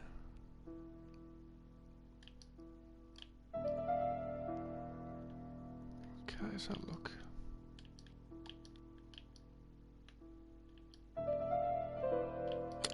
That doesn't work. I must have forgotten a step. Okay. I cannot open it. It looks like the mechanism is blocking it. Okay. I've got a key. Try this key.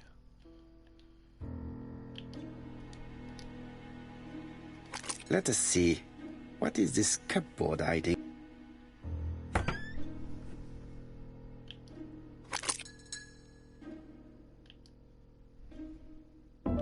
This looks like solfège. Yeah, I honestly don't have a clue. This looks like solfège. Okay. Okay, let's have a look at some other stuff before we go into that stuff. Let's have a look anywhere else. What's that? What was that then? Wait. Oh, something there. Wait, what was that? Back it up. There we go. What's this?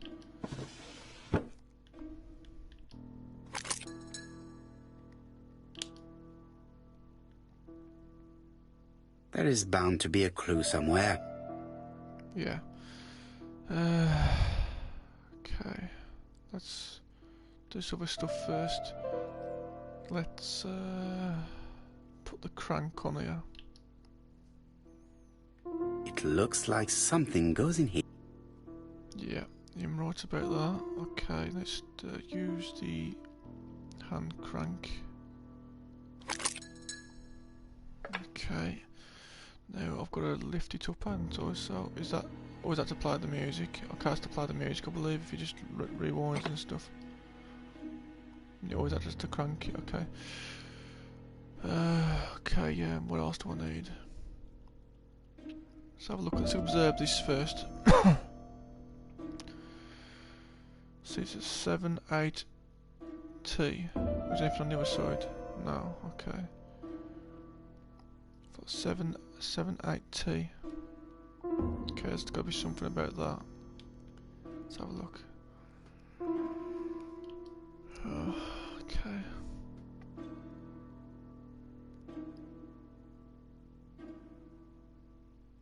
I'm still confused as it is anyway. So 7-8 T. I don't have a clue what that means. Okay, let's have a look.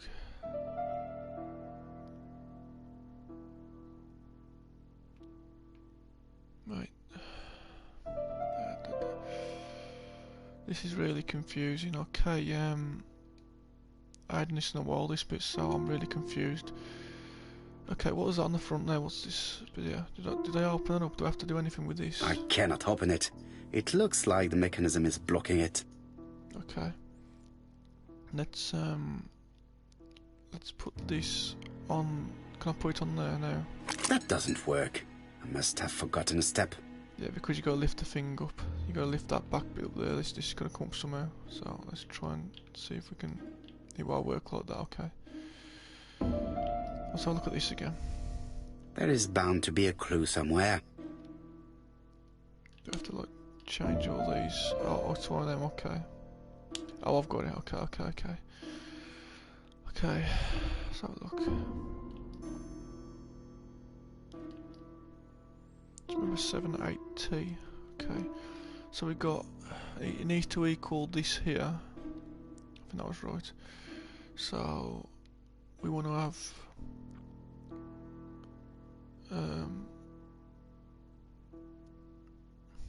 I think there's got to be.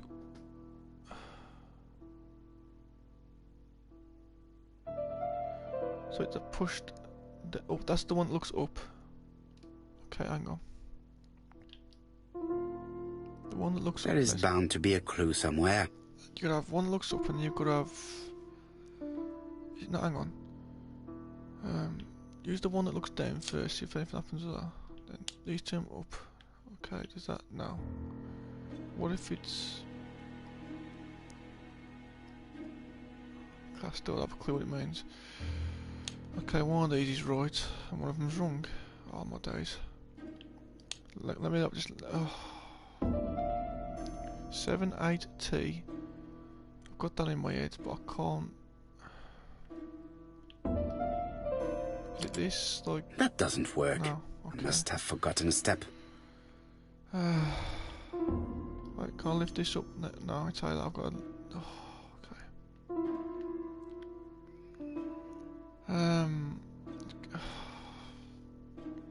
I hate stuff, these puzzle stuff. Okay, what's this? I'm so confused.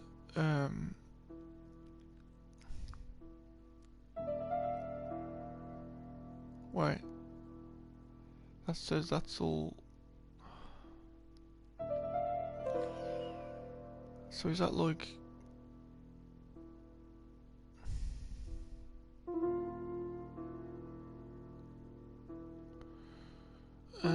lower and then maybe... Oh god, I'm so confused.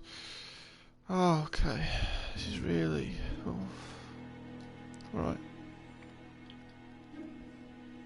Have I got There a is clue? bound to be a clue somewhere. I hate doing mystery stuff. What's this here first?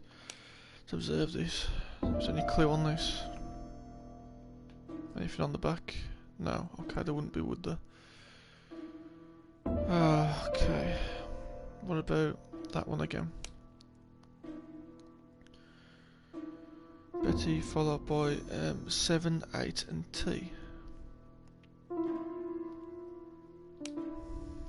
mean...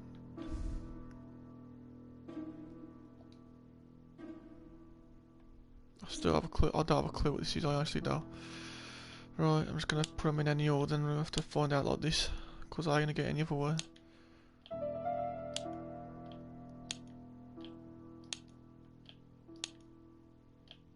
There's so many.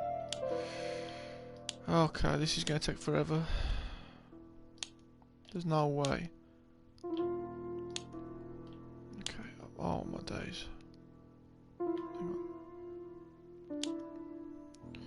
Wait, hang on, 7, wait.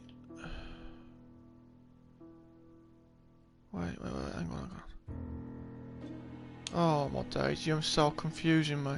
Please don't do this to me. Oh, it's this here, and there's like something on it that I need to do right, and I don't have a clue what I'm doing. Wait, observe what? Oh my days. 7, 8, T. I can see that now. It's there's numbers on the side, so we got like. Wait. Wait, if that's a clue. If I have to have one of these little logos, then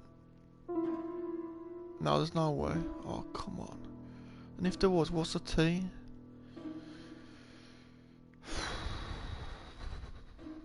Okay.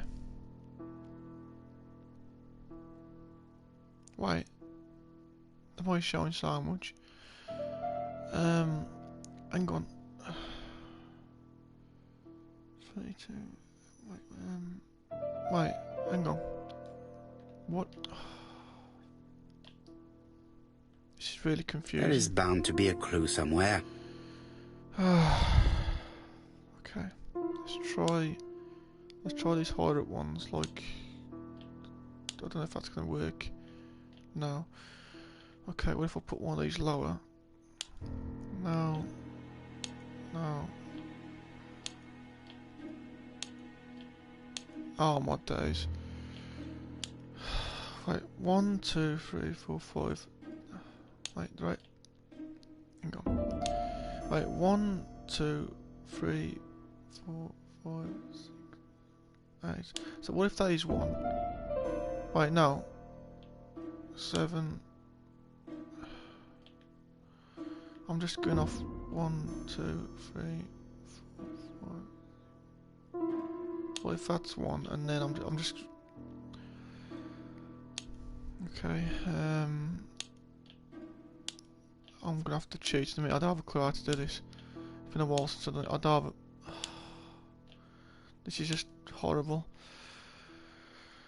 Oh, okay.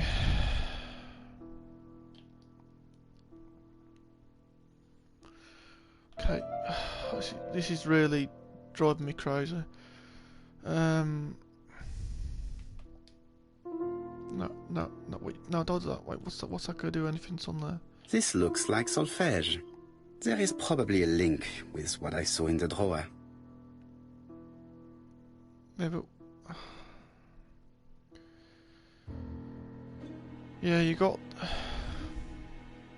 That equals 4. Okay, wait, that equals 4. Hang on. It's too confusing. I'll just...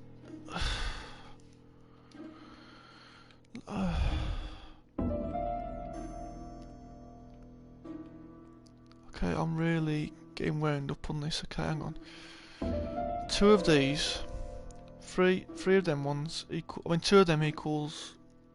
If that's 32 there, I don't even know if this is right. But if that's 32, then maybe that'd be double that, 64 plus.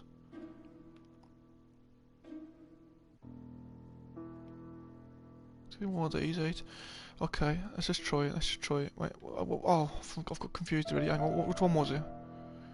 Which one was it? Which okay, it's the 3 one. Okay, so There is bound to be a clue somewhere. okay, so 3 plus that one, and then something higher. There's got to be something. No, no, no. Okay, that can't be right. There's something I've done wrong. What if I've got to put like that one there instead, and then try and... There's definitely more than one goes first. It's just really confusing. Okay, taking that up now. Where? Okay, try that and then try that one and...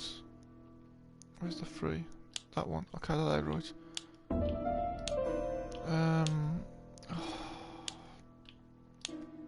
Oh, this is really horrible. What about that one? I definitely won't be in the musical stuff like this. I couldn't do it. I would never be able to do it. Okay.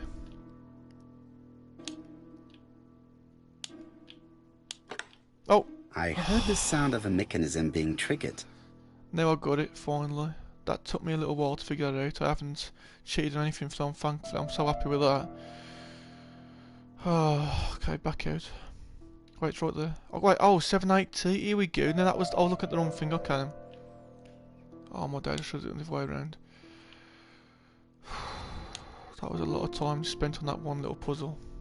But we done it in the end. 7, okay, I'm gonna get it the other way. 7, 8, and T's closer this way, I believe.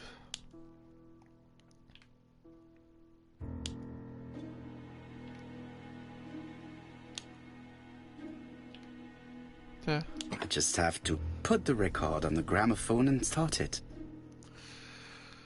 Oh, that's probably the longest one of these puzzles I've had to do. I think. How do I take it up? Like you would have do that one. There should be something you should press. Is it this? That doesn't No. work. I must have forgotten a step. That ain't. No, that's to rewind just when I hit it. Hang on. Oh, here we go. It's finally popped up, and now flick that so we can flick it right backwards. There you go. Then place the vinyl there. Then press the button again. You can do it. And now press that one.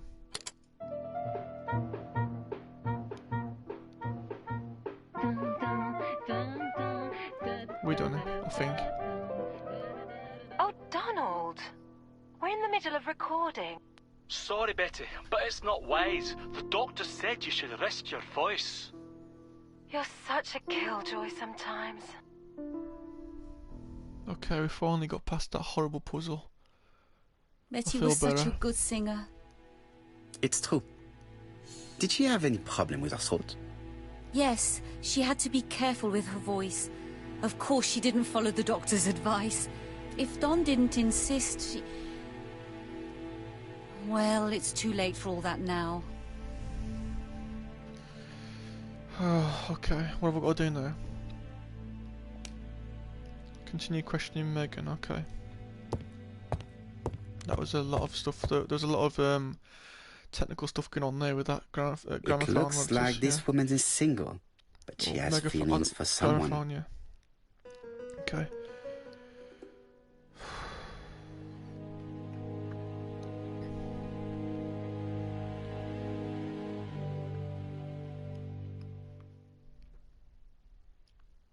She is looking so intensely at this photo, But is it really a sister that she's studying in this Okay. What have I got to do now? Okay, you've still got a questioner. Okay.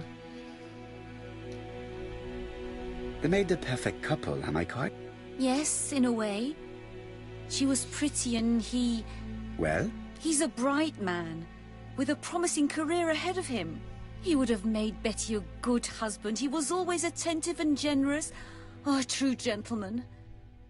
I hear a note of envy in your voice. You must have heard wrong. Donald appeared to be very much in love with your sister. Yes, he was mad about her. Mad, you say?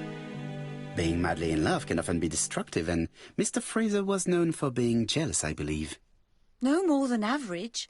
Men are always slightly possessive, especially when they are with a pretty woman. You are a poor liar, Mademoiselle Bernard. Excuse me, Mr. Poirot, but I do not see why you are interested in our humble little crime. It would appear that your sister's murder is the second in a series that we have to stop as quickly as possible. The first was in Andover, and the same as your sister, the murderer sent me a letter informing me that a crime would be committed in that town. Now can I count on your honesty? Yes, you have my confidence, Mr. Poirot. Don is a quiet and sensitive young man. Slightly reserved, too. And as is often the case with reserved people, when he flew into a temper, he completely lost control. He could be so violent. Betty was frightened. And when was this? The first time was about a year ago. But they rowed more recently. Donald found out that Betty had lied to him. She said she was going out with a girlfriend, but she went out for dinner with a married man. It was an awful scene. She told him that until they were married, she was free to go with whoever she pleased. Donald turned quite pale and started shaking and kept saying one day... Well? He'd commit murder. Do you think that is what happened? No, Mr. Poirot, I don't believe that. You yourself said he may be a recidivist madman. Don loved Betty with all his heart. I can't imagine for one instant that he would hurt her. Very good, Mademoiselle Barnard. Thank you for your help. Okay. Fraser is at the Ginger Cat. The police haven't spoken to him, but they want to. Très bien, Hastings. Let's see him now. Au revoir, mademoiselle. My deepest condolences to your parents. Of course, Mr. Poirot. And don't be too hard on Don. He's more fragile than he looks. If you say so. Let us now try and get our brain cells to work. Okay.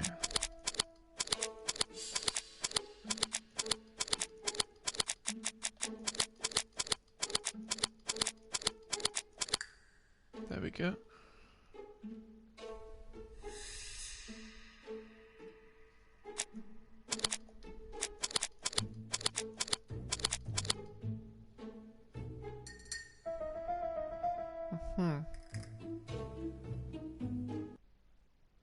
Let us now try and get our brain cells to work.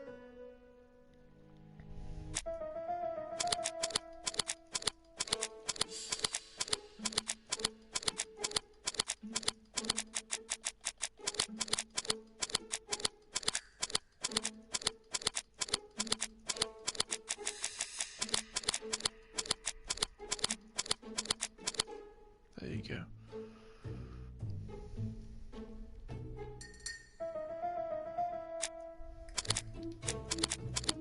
And there's another one.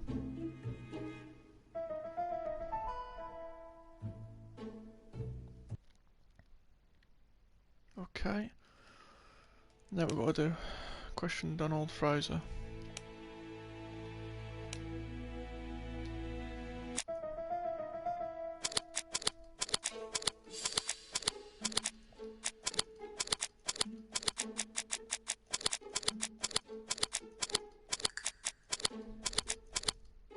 we go.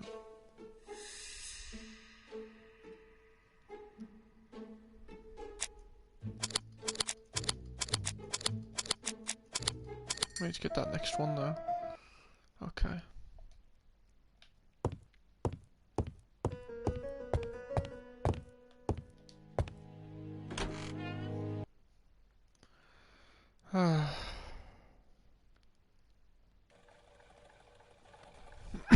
You've seen Fraser, Hastings. What is your feeling? He's a big chap. Fragile isn't exactly the word that springs to mind. I talked to his landlady before seeing him. She went to bed at 11. Fraser wasn't home yet. Bien. Megan Barnard said he is a reserved character but with a nasty temper. We will see if this is the case. Okay.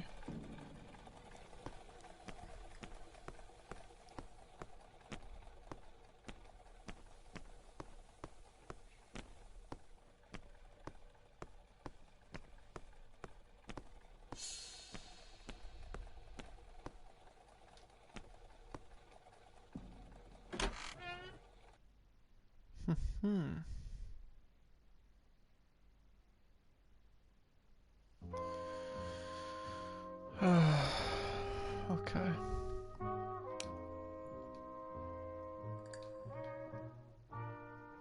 Oh, hang on, before I get any further. Hastings looks ill at ease. He really doesn't like Fraser.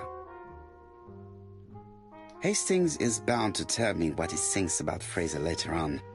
Now is not the right time.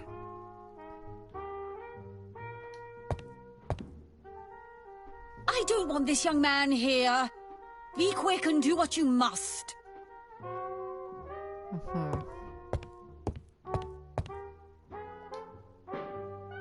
How do you do, Mr. Fraser? You Hercule Poirot. Mr. Hastings said you wanted to speak to me. Yes. I know that it may not be at the right time, but I would like to ask you a few questions.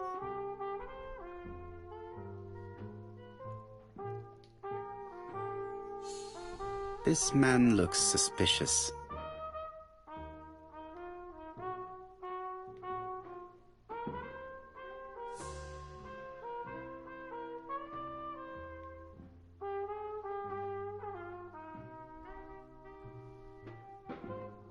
Donald Fraser is in a terrible state, as if he hadn't slept all night. And he's drinking White Horse. Leave me alone.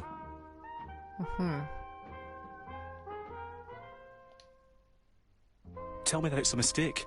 That Betty isn't dead. Sadly, your lady friend has been murdered, Mr. Fraser. Oh, Betty, if only you'd listened.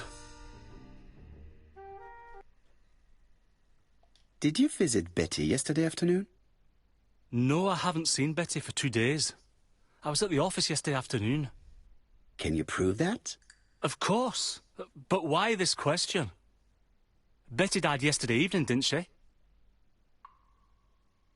Yesterday, a guest came to the Ginger Cat alone and ordered a White Horse whiskey, and by the look of it, you also appear to be fond of this brand.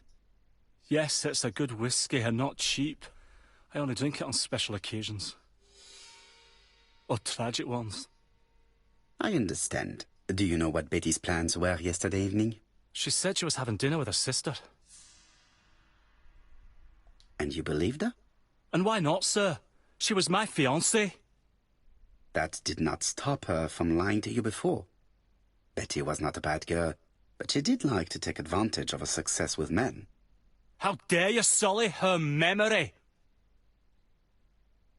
I am not interested in memories of her, Mr. Fraser.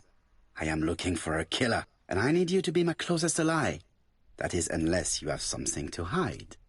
Of course I don't. Très bien. So, what were we saying? Where were you yesterday evening?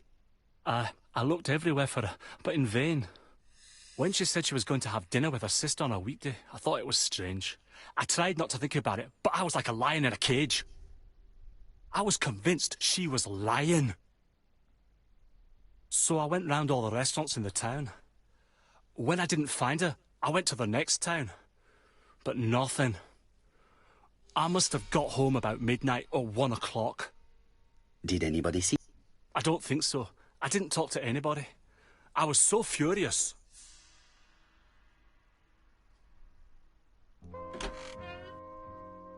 Ah, I knew I'd find you here, Poirot. I thought the victim's young man was here.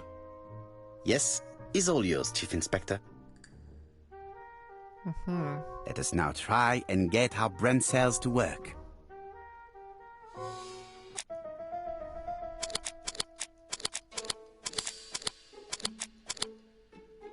There you go.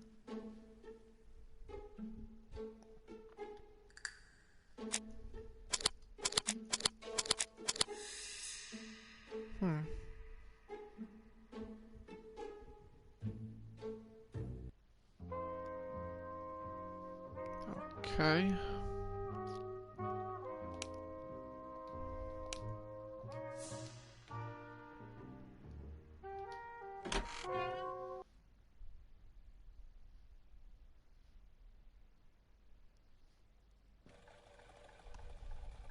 Fraser doesn't have an alibi and he's extremely jealous.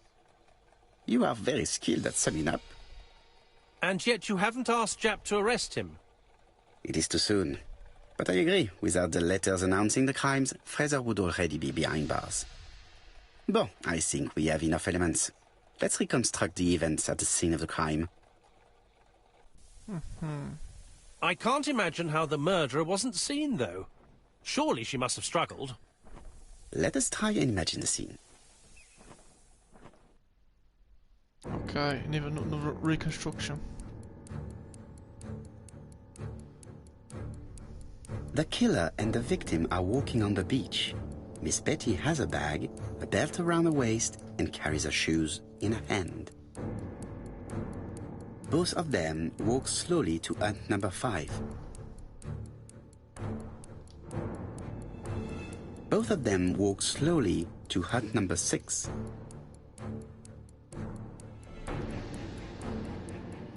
Miss Betty enters the hut. She leaves without her belongings. Then she hides a coat.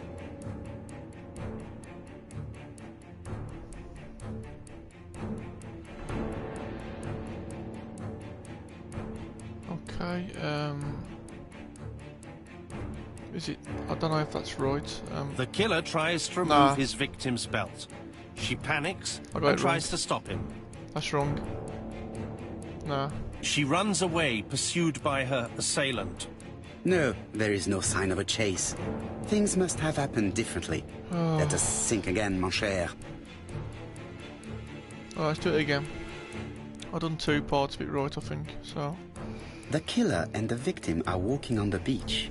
Miss Betty has a bag, a belt around her waist, and carries her shoes in her hand. Yeah, well, I think I've done 3 if you think about it. Both of them Or 2, I don't know. walk slowly to hut number 5. Then she advances. Both of them walk slowly to hut number 6. Okay, and then you gotta go in there. Change Betty. Miss Betty enters the hut. She leaves without her belongings. Then she hides a coat. Okay, this time it's not the taking the belt one. Okay, let's keep going. So retained. Right, advance. They keep walking. Then she removes her belt. Oh, so she does it. Okay, there we go. The murderer moves behind her and then attacks her by surprise. The body falls, lifeless, on the sand. That's right. Everything appears to match the crime scene, mon cher Hastings. That is exactly what happened.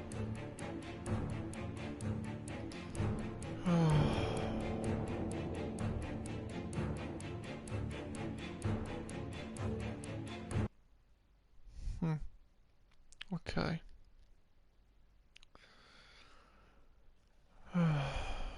Without the ABC, we might have suspected Mr. Asher and Mr. Fraser.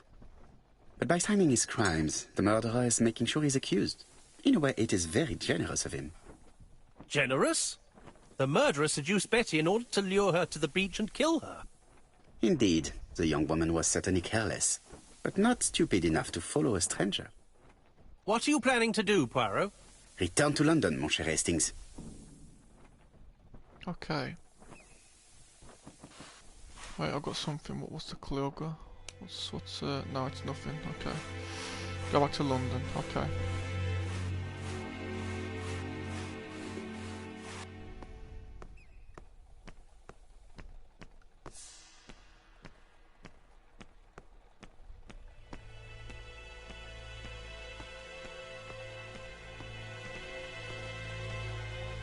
Right, back to London. There is nothing more for us to do here. I'm coming, Poirot. According to the guide, the next train departs shortly. Right, back to London.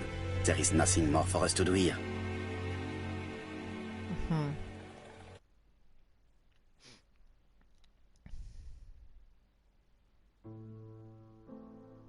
Japp has decided to reveal details to the press.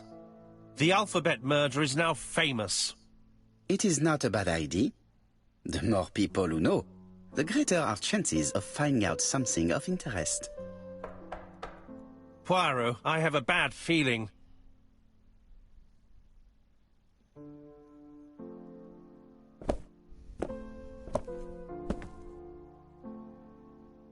Poor Mr. Poirot, not so good at these little criminal matters as you thought yourself, are you? Rather past your prime, perhaps. Let us see if you can do any better this time. This time, it's an easy one. Churston on the 30th.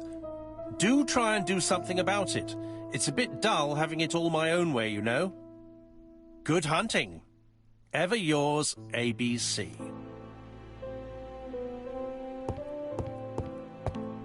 Good hunting. Did you hear that, Poirot? The murderer seems to be taking it all as a game, a challenge. He will strike on 30th in Churston. We must warn Scotland Yard. No time to lose. We must prepare our suitcases for Churston. Mon Dieu, it is already 10 o'clock. I will call Scotland Yard immediately. Okay. Before I do that, I've got to... Wait, what happens if I go that way? It is not the right time. Okay. Look back in the mirror again. What's that on the floor there?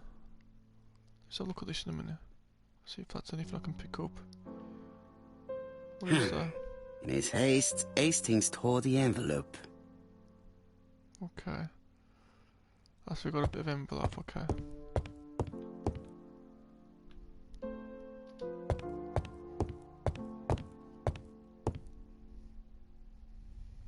Right, so we've got 2 on here now. So we had the ABC from completing the first area.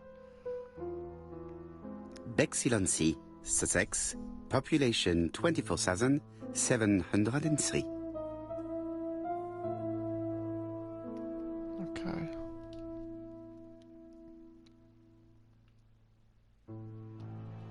Hastings' photo album. He is very proud of his bag.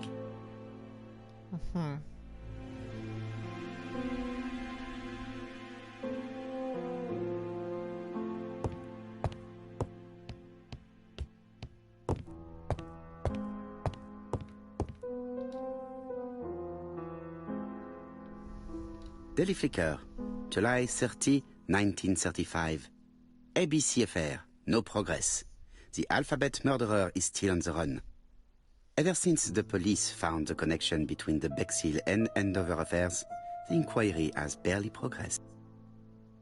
In this issue, we are publishing provocative letters sent by the killer to Hercule Poirot. Unfortunately, they have not yet helped to find him.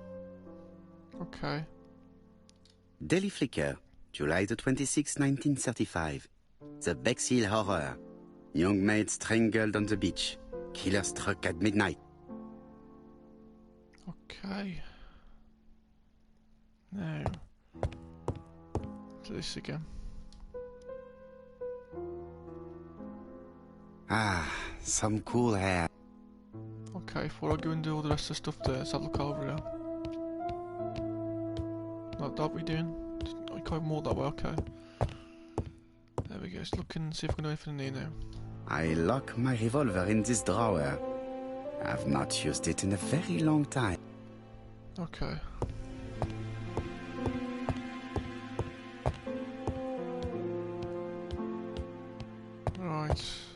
let's try and do this now.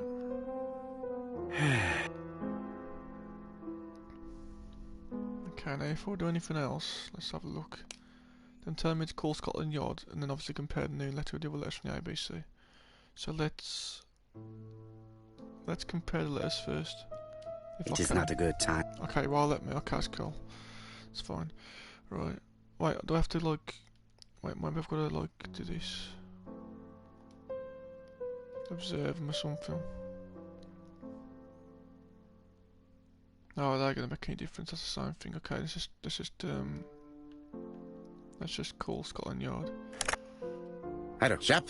We received a new letter from ABC in the 10 o'clock post. Where and when? In Churston. Today. Today? I'll inform the population immediately. I'll check the train times. Call me back. Okay. Now, what have I got to do now? So now you want to compare the new letters from the ABC.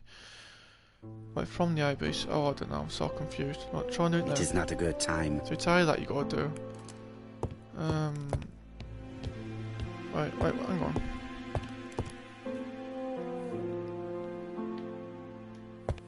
I do not need to make a telephone call at the moment. Okay, now I'm a bit confused because they want me to do. Oh, wait, hang on. Hastings, what you are doing is an absolute disaster. That is no way to pack suitcases. Heavens, we must hurry. We have to get to Churston before the murder. You're right, Hastings. It is an emergency. At last, Poirot, you're being reasonable. Okay. Poirot, you were right. I've just consulted the ABC guide. There's no hurry. The next train doesn't leave till 11:45. You see, there is no need to hurry. We will not be in Churston until tomorrow morning.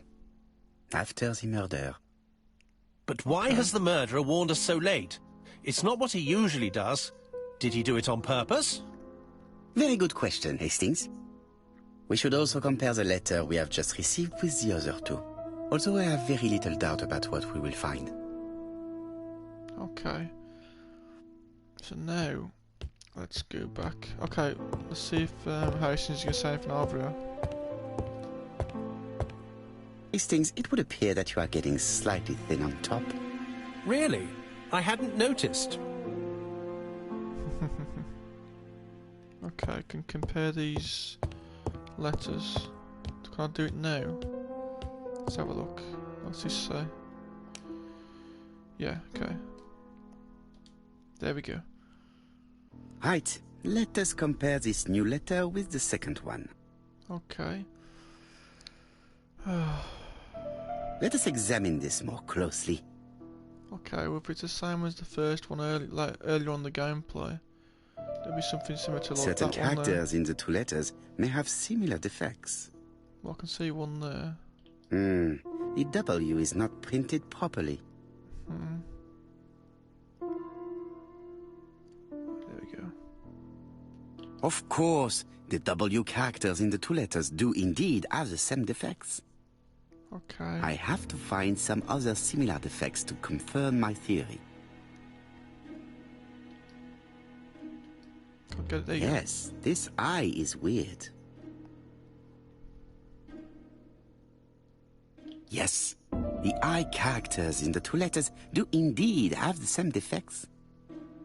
I have to find some other similar defects to confirm my theory. go. Okay.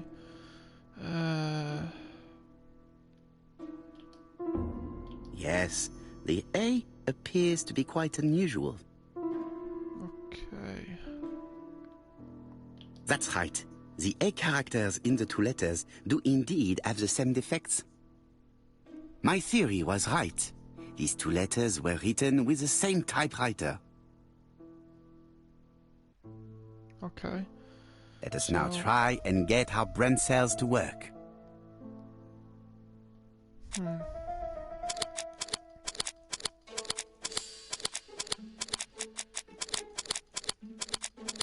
There you go.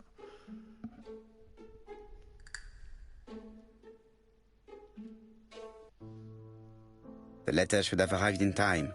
The postmark shows that it was sent 3 days ago.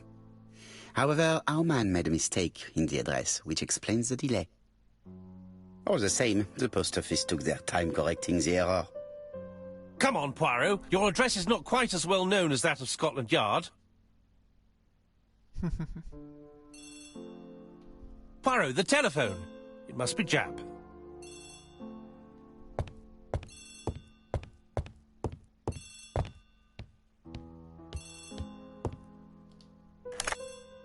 I have some news from Churchton. Bad news, I'm afraid. Sir Carmichael Clark was murdered while out on his evening walk. Sir Carmichael Clark. The name is familiar to me. He was a famous throat specialist, one of the best in London. A wealthy man, he retired to Combside, a beautiful house by the sea.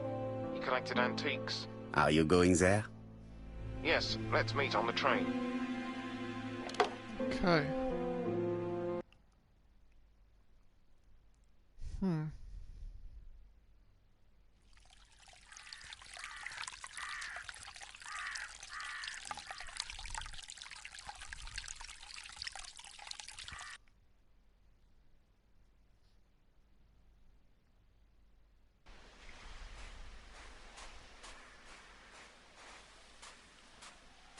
The victim is called Sir Carmichael Clark, one of the best throat specialists in London. The body was still warm when we found it. If we'd been warned earlier, we definitely could have saved him. It appears that the murderer made a mistake when he wrote his letter. A mistake? Lucky for him. And what if he did it on purpose? No. He's defined his madcap rules and he's sticking to them. It's a matter of pride for him. Shall we go up to the house, Poirot? You go, my friends. I will come soon. Okay. Examine the crime scene. Okay. Let's have a look at what we've got around here then. The body is just in front of a bush. One of the only bushes in the surrounding area.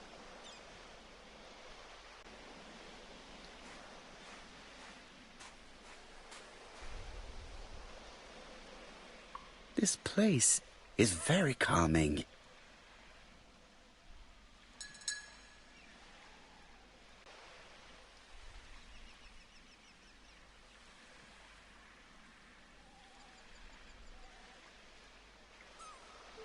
The site is exceptional. It is easy to imagine that Sir Carmichael used to enjoy stopping here every evening.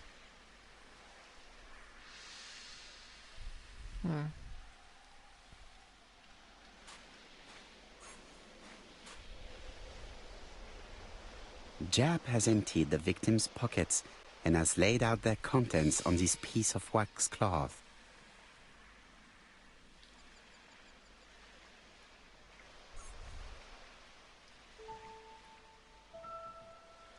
A signet ring, very probably with the Clark family's coat of arms.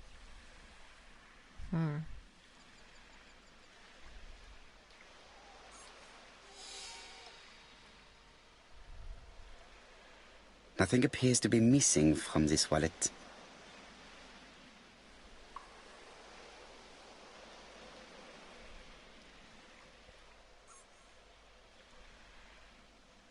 An oriental dragon. It's an old piece, much older than the pocket watch on which it was fastened.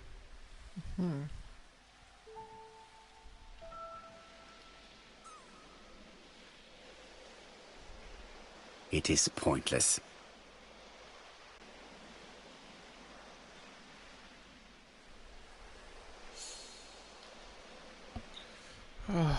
Okay. Let's have a look. Apart from the wound to the throat, the body is untouched. No cuts, no bruises.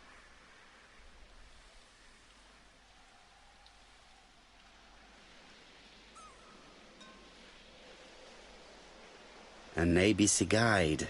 The murderer's customary signature, covered in blood this time.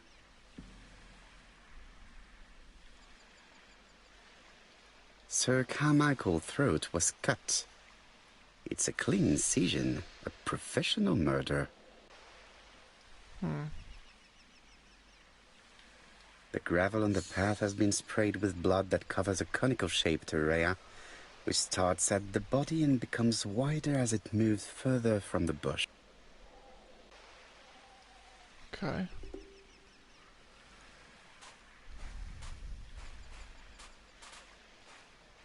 See if we can go anywhere else now. Okay, not that way. Let's have a look at the things. Still some crime scene area stuff, is there? Nah, there can't be nothing else, can there? Is there? I don't know, maybe. Let me look this way instead though. Oh, what's that? The vegetation behind the bush has been trampled. Okay. Let us now try and get our brain cells to work.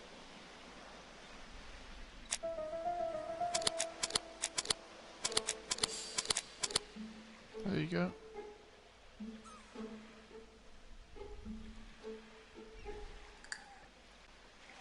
Sir Carmichael had his back to the bush when the killer cut the throat from behind. A fatal blow that sprayed blood over a range of more than 1 meter. Let us now try and get our brain cells to work.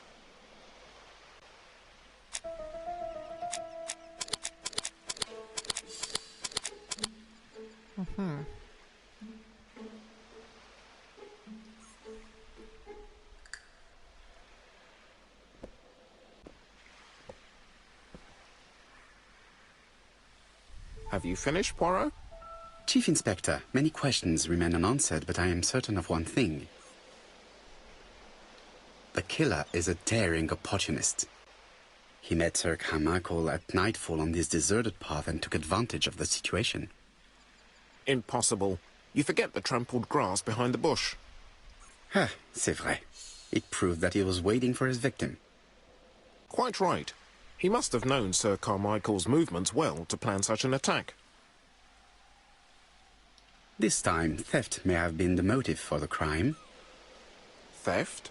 But we found a wallet full of banknotes on the body and a watch worth at least £50. Certes. I had forgotten these details. So we can exclude the theory of theft. Have you spoken to the victim's family, Chief Inspector? I've spoken to the brother, Franklin Clark. I didn't get much out of him. He's yours. I must get the body removed.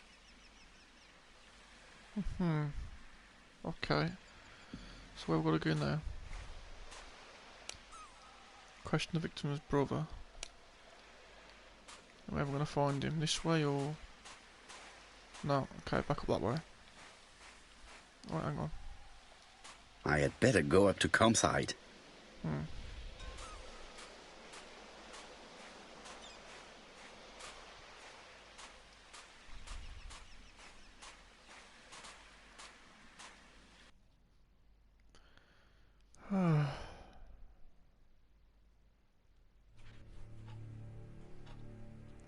To be honest, this inspector seems rather obtuse. I'm counting on your friend Poirot to catch my brother's murderer. Ah, here he is now. Please, Mr. Poirot. Mr. Poirot, this is my brother's secretary, Miss Thora Gray. Pleased to meet you, Mr. Poirot. Would you like some tea? No thank you, mademoiselle. I find it hard to digest. Okay. What am I doing then first? Let's have a look.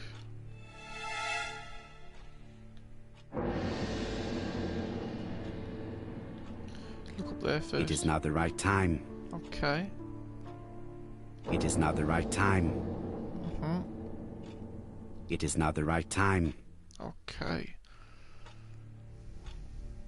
It is not the right time. Hastings does not like very hot tea. He's going to blow on his cup for a good while before drinking.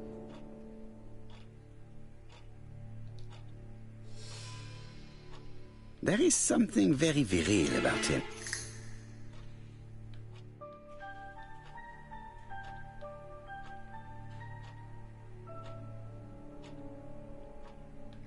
Where's the something there? What's this? What's this? What's that? You got... There's something else. Where's the last one? There is something very viril about him. Yeah, but we're trying to find it. It's the problem. Oh yeah, what's this? Wait, no. There. Whoop, whoop, there. Somewhere there.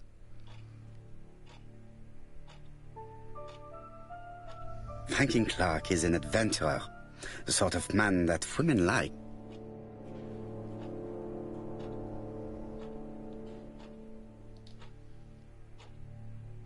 There is something elegant about her.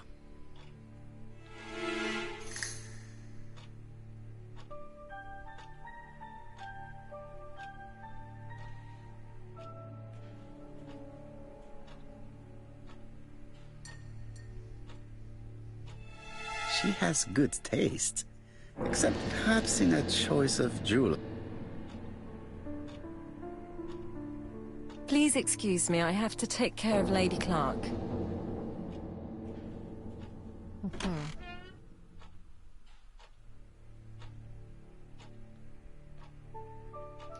My brother's wife is gravely ill.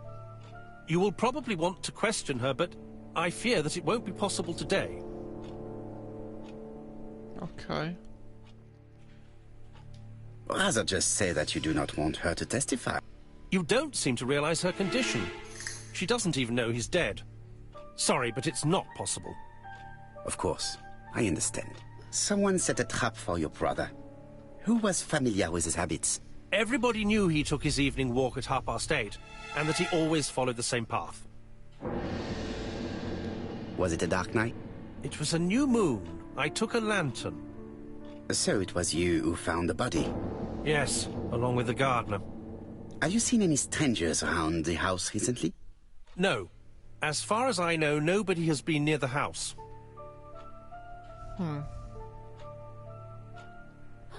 Miss Clark. Oh, Lady Clark must have fallen from her chair. I have to help Miss Grey get her up.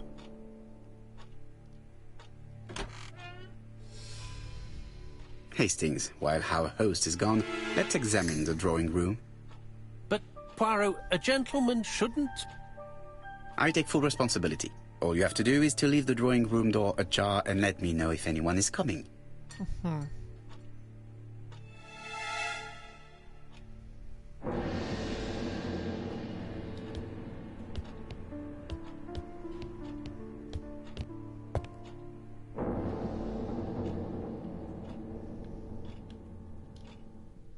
A turtle. Okay. Dragon, dragon, dragon. Sir Carmichael showed himself to be very consistent in his collection's theme. A dragon.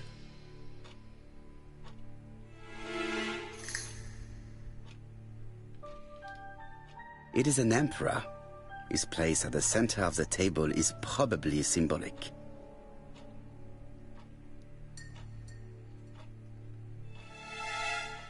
A tiger.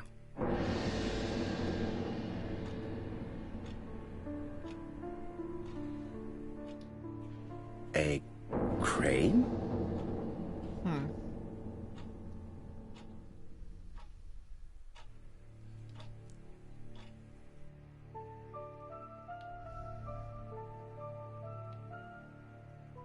Comside's private collection, purchases since 1920. The catalogue for Sir Carmichael Clark's collection. Okay,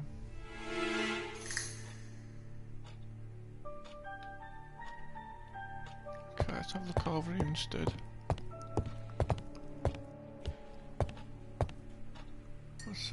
Are you keeping an eye out, Hastings? Yes, yes. Come on, be quick, Poirot. It would be embarrassing if we got caught.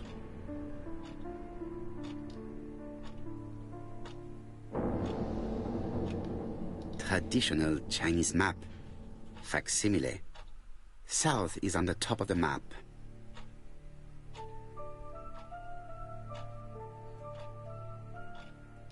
There are some very valuable objects.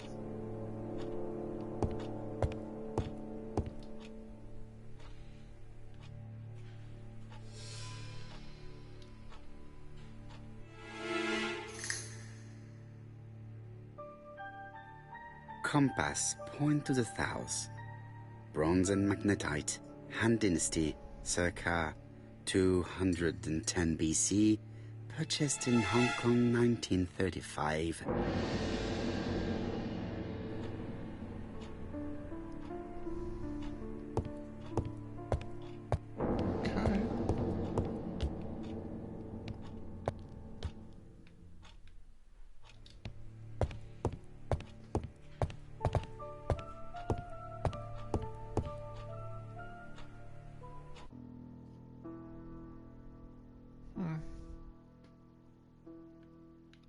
Okay. What's this? Turtle, the dragon, the crane, and the tiger. I think I've already seen this motif somewhere. Oh, shall I leave this one for a bit, really? The cardinal points. This book could maybe help me. That'll be alright, we'll just keep going. Each cardinal point is associated with one animal and one color. In the middle sits the imperial dragon, and out of respect, all the others are turned towards it. Okay. So... Each cardinal point I've already is read that. Okay, I've already read that.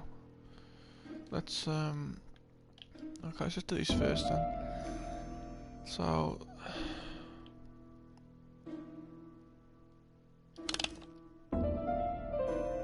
I don't think these are in the right place, some of these things. Maybe it's the wrong colour, hang on.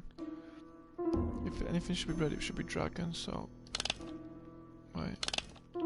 Oh, okay. Okay, maybe that's gotta go like that. I don't even know if that's straight. Wait, is that like... No, that should be... No. Yes, no, hang on. There's the pointer, you can see the pointer. The pointer's like... Oh, okay, I got it. The pointer gotta go into the middle. Is that what they mean? So that one goes there, and then this one should go... Well, is that right? Or no? Maybe it's the wrong colour. Okay, try that one. No? Position of each motif resembles that of those on the table. Okay. So, what was that done then? Like, wait, what was that? Oh, okay, okay, that's confusing. Wait, which one's which? Hang on. No, I think that's that. I don't know if that's right.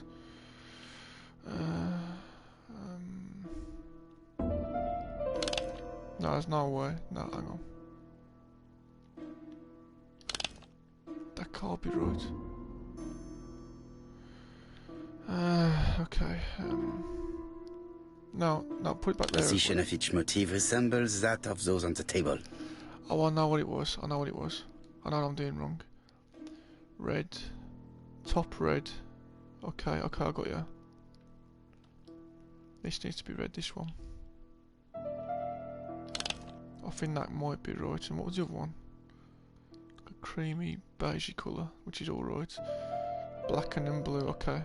What, was it a black or a blue? I don't know, it's like a... I don't know, it's black or brown or something. Wait, hang on. That ain't right. No, wait, do I know? Wait. Black and then... Oh, I got it wrong. It's me being silly. Wait, you just went right past it, there you go. I think I heard a bang. Could it be this cupboard? Okay. This is interesting.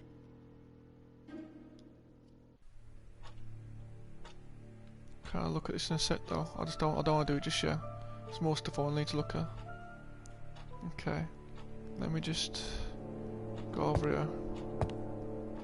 Wait. Okay, there we go. It's locked. Okay. At least I feel a bit better now. I've got all these bits over here as well. Okay. The interior is richly decorated.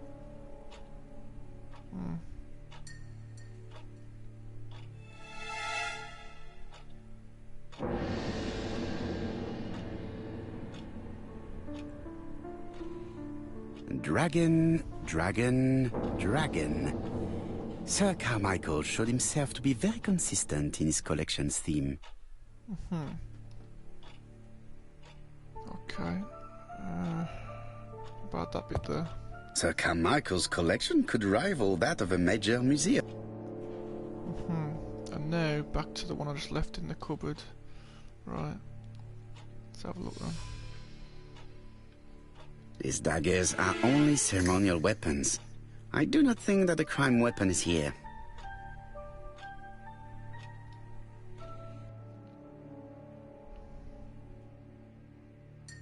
Ernest Logan, MD, Brighton Cancer Institute, 201 Dusk Road, Brighton, Sussex. To Sir Carmichael Clark, MD, Comsite Churchton, Devon. Brighton, 1935, January the 5th. As a man of science, I owe it to you to be completely frank. Lady Clark, your wife is suffering from a generalized terminal cancer. I confess I didn't suspect anything like that during the first exams. But with the test results I have received today, there is unfortunately no place for doubt. I estimate that Lady Clark's life expectancy is no more than 1 year. Hospitalization would not help in her case, so I advise you to keep her at home and provide her with as much morphine as required to ease her last moments. Yours sincerely, Ernest Logan. Okay. There we go. Here's Miss Gray. Sorry to keep you waiting. Lady Clark's condition requires regular care. I believe you want to ask me a few questions. Indeed, mademoiselle. This porcelain is remarkable. Is it old? It's about 3 centuries old, I believe. Wait, let me find the reference.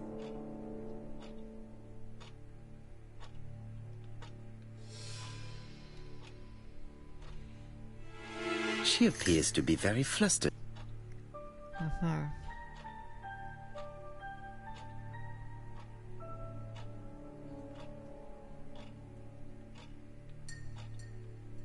Wait, where is it?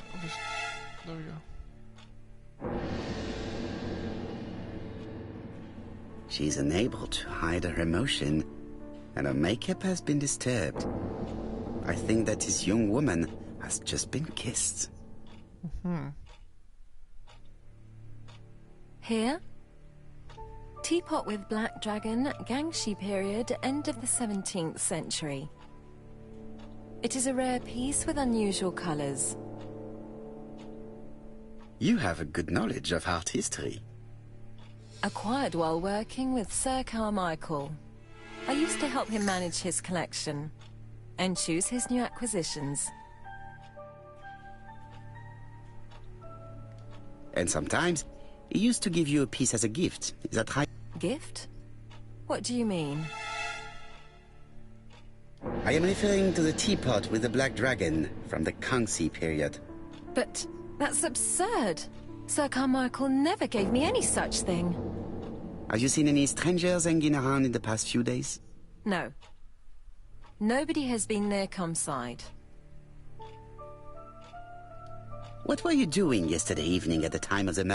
I was sleeping. I was woken by the telephone at 11. I heard Franklin Clark speaking with the gardener. They left with some lanterns and they found the body. What are your feelings about Franklin Clark? What an odd question. Of course I think he's a good man. He's energetic, nice, very sociable.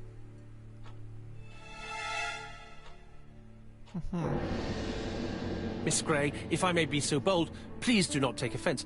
My friend has rather unusual methods, but all he wants is to find the murderer. Yes, I understand. I must rest. Please excuse me. Earlier, you asked me to watch the living room door for you.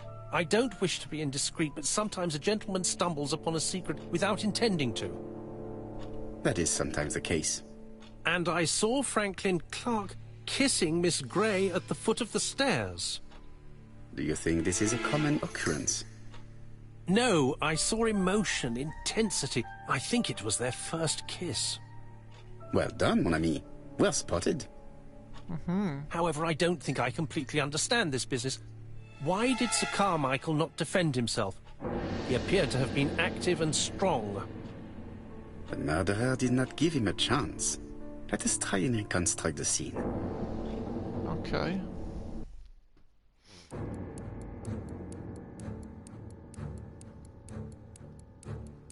Sir Clark is taking his customary walk.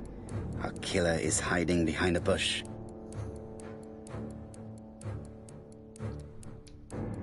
The old man walks quietly along the gravel path.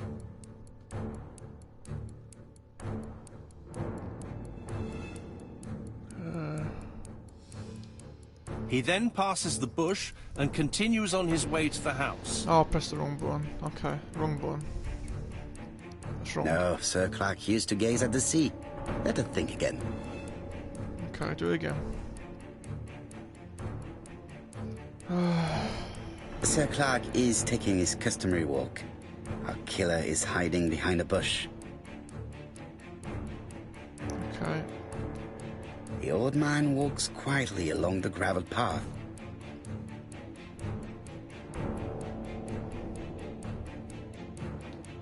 Then he turns towards the sea to gaze at it.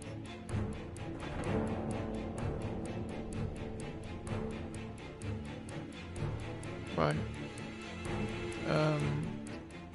Wait, what if I press that one? Is that right? Is that the right The one? killer leaves his hiding place on the right-hand side. He approaches silently over the grass.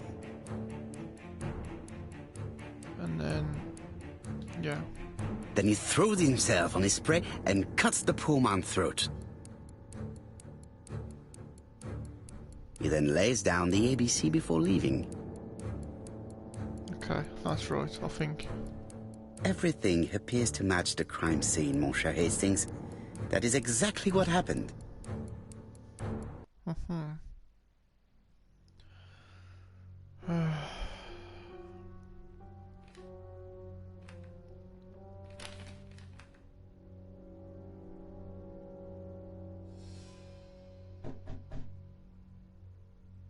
Oh, just a minute. I'm getting dressed.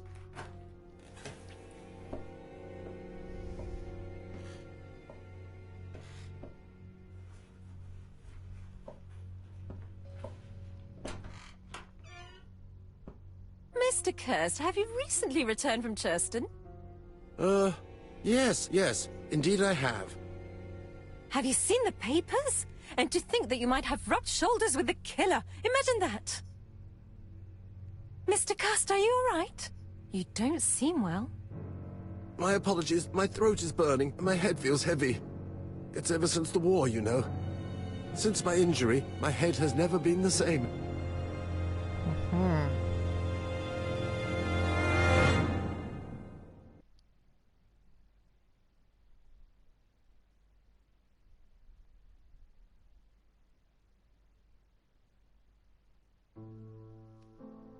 You know, I'm starting to think I might be able to it's a do this pleasure all to in be one with you video. again after all these years. I looked for a gift to thank you, and I found this propelling pencil. An authentic collector's item. You spoil me, mon ami. And you more so by sharing investigations. Do not underestimate the help you are to me, Hastings. Intellect is not everything. There is also goodwill, and you are not short of that. Later, I will ask you to help me tidy up the room and bring some chairs. Our guest will be here soon. Ah, is Thora Grey coming? Naturally. She is a fascinating young woman, n'est-ce pas? Oh, come on, Poirot. I'm a married man.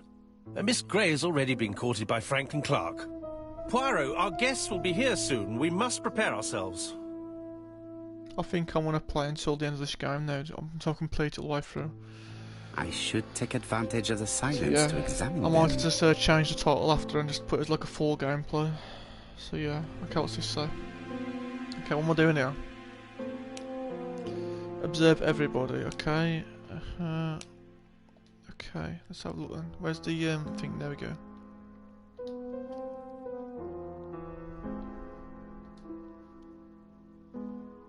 Donald is always on edge.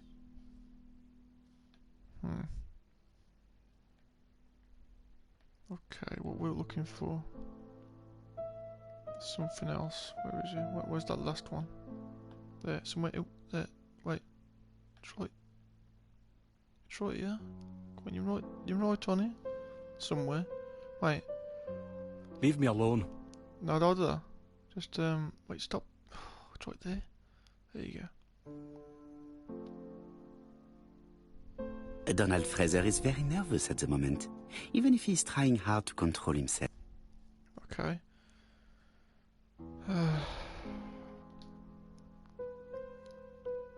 She appears to have taken more care with her appearance than the last time.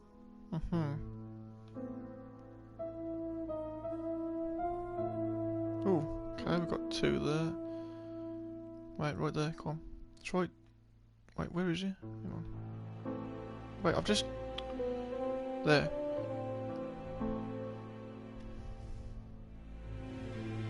She's looking at Mr. Fraser out of the corner of her eye. Did she make herself beautiful for...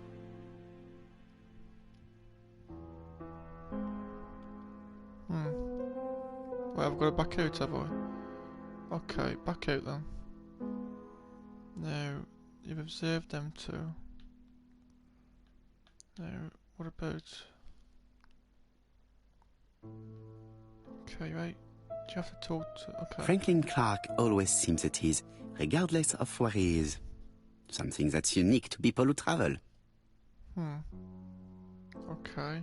Wait, there's still something here. Wait, what have I missed? What have I missed?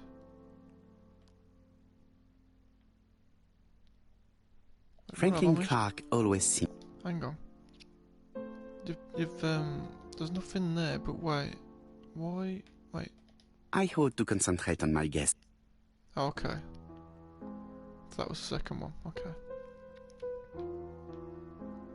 And then you got these two here. The song says, sometimes I love a blonde who comes from Eden by way of Sweden. But I am not sure that this blonde is an angel. Sometimes I love a brunette, sometimes I love a blonde. That's what the song says. Okay. I wish to thank you all for coming. I wanted to bring everyone close to the victim's ear in order to unmask the murderer. Get to the point, Mr. Poirot. What do you want from us? You are an intelligent woman, Mademoiselle Barnard, and I'm sure that you have already understood my intentions. You think that if we put our heads together, we might come up with something new? I am convinced of it. What I ask is that you search your memories. The murderer must have left some trace. Yes, he must have prepared his crimes very carefully. Tout à fait. He did not get to Bexhill at midnight in order to strangle a young girl whose name by chance starts with P. Must we go into that? No, of course. Not if it makes you uncomfortable. Come on, Mr. Poirot. I imagine we all feel terribly uncomfortable about these murders. It's true. We've to catch the killer, not be spared the gory details. Mr. Fraser, please get a grip on yourself. Well, I want to help you, but I don't remember anything else. Nothing I haven't already said. And you, Mademoiselle Barnard, did your sister say if she was seeing another man? She never would have told me. Allons, surely sisters have no secrets. She never spoke about any of that to me. Do you believe me, or do I have to repeat myself? Betty knew I didn't approve of her behavior. Her flirting was spoiling any chance she might have had. Tell me, mademoiselle, what did you talk about with your sister? Silly things. Her new dress. She wanted a pair of black stockings to go with it. Mother bought her a brand new pair. The day it happened, she was crying. And to think that Betty never even wore them. Poor Mummy. Your sister used to sing, I believe. Did she ever perform in public? She dreamt about it, but she had a very bad cough. It troubled her greatly. She had to cancel auditions and miss lots of opportunities. A pity. Yes, she sang well, but that doesn't tell us much about the murderer. Qui sait? In any case, we now have enough information to draw up a relatively precise psychological profile. Let us now try and get our brain cells to work.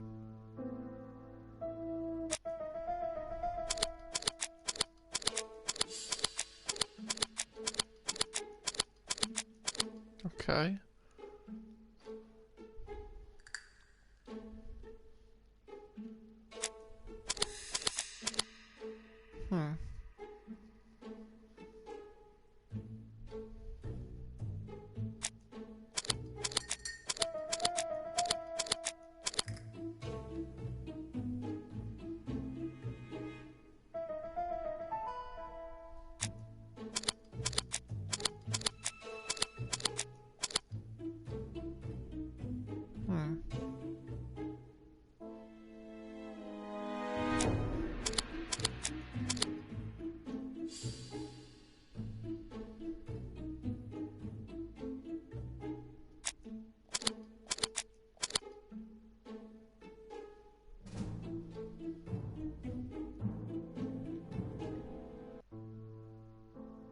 So, ladies and gentlemen, we can now surmise without too much risk of error that our adversary is calculative, sure of himself, a seducer, of outstanding intelligence, that he has plenty of self-control, and that he likes railways. It's a good start. Other meetings may be necessary. I hope that you will be able to come back again. Well, it's just that... Well, Mademoiselle Drower, do you wish to help us or not? Oh, Mr. Poirot, don't be so harsh. It's normal that people helping with this inquiry should be reimbursed. Starting with you, Miss Drower. Please allow me to pay for your train tickets. Oh, sir, I cannot accept. But you must. Mademoiselle, I may not be rich, but my brother left a fortune which will be mine. Mr. Clark, that's very generous of you. Well, someone has to foot the bill. Mr. Poirot, would it be possible for you to come back to Devon? Lady Clark has expressed a wish to see you. We'll adjust her medicine so she'll not be too drowsy. But of course, I shall come the day after tomorrow if it is convenient. Thank you all for coming. We will meet again soon. The meeting was most fruitful. Really? Hastings, I believe now we have everything we need to find a common point between the victims. Now it is time for us to use our grey matter. Let us now try and get our brain cells to work.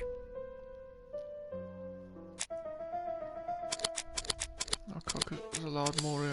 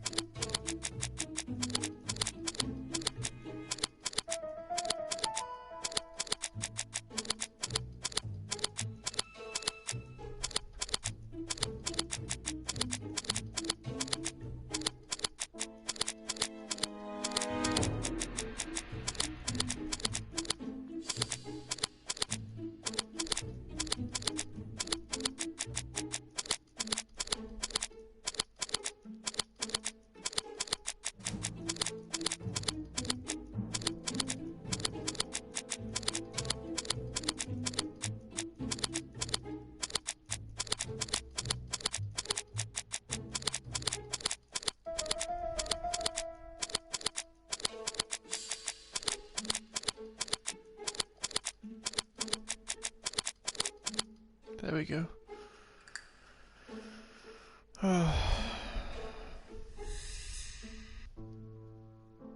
The first two victims suffered from bad throat, and that was precisely the specialty of the third victim, Dr. Clark.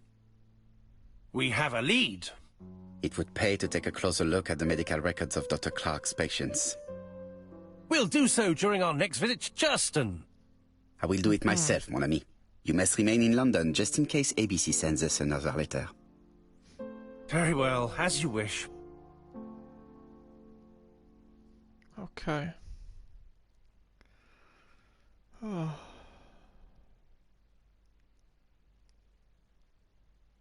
Thank you for coming, Mr. Poirot.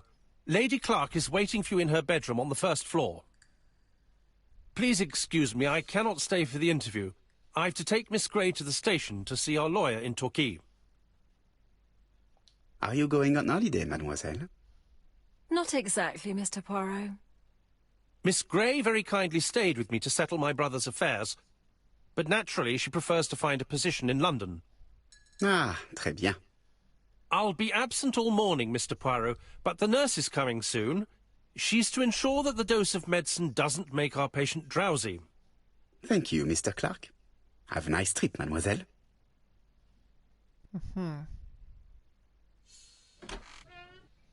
Okay, well, I'm not going to go upstairs just yet. I am not going to leave Campside now. I still have some things to... Okay. It would be rude to make Lady Clark wait any longer. Well, that's true. Okay, what else we got? So look around first, though. I could say.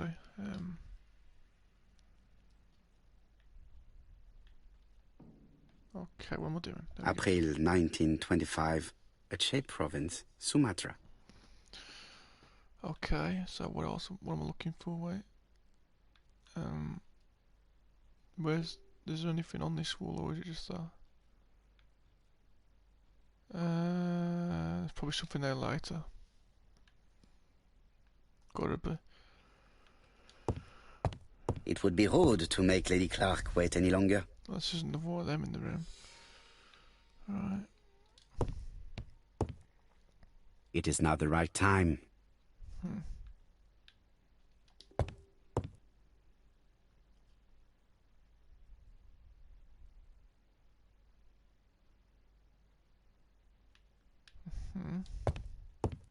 It's closed. Okay, let's go upstairs now then. I'm just going to complete this game playing one. I'm just going to go from start to finish. This is how you're going to do it all in like, this is going to be just like one video. This one. It would be rude to make Lady Clark wait any longer. She's right there, but I'm going to do that stuff in a sec. It would be rude to make Lady Clark wait any longer. What's that? It would be rude to make Lady Clark wait any longer. Okay. We'll do that stuff in a sec.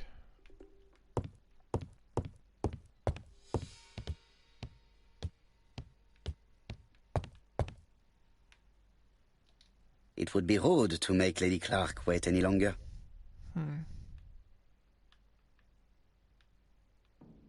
Okay.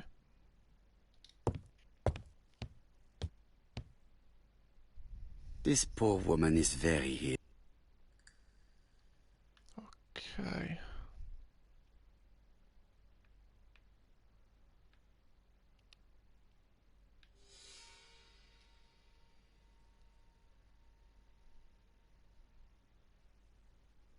This woman is suffering.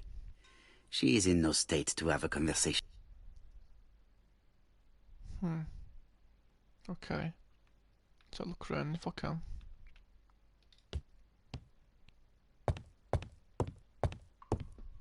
It would be rude to make Lady Clark wait any longer. Oh, I thought I was allowed to wait, what's that? It would be rude to make Lady Clark wait any longer. Different button for that one though, so that's interesting. Okay, we're done. Okay, well you wanted to actually talk to, okay. Okay. Mr. Poirot? My respects, madame. Thank you for coming. Thank you. Have you seen the nurse? She should have been here by now. Oh, I'm sorry. The telephone in the hall is ringing. Okay.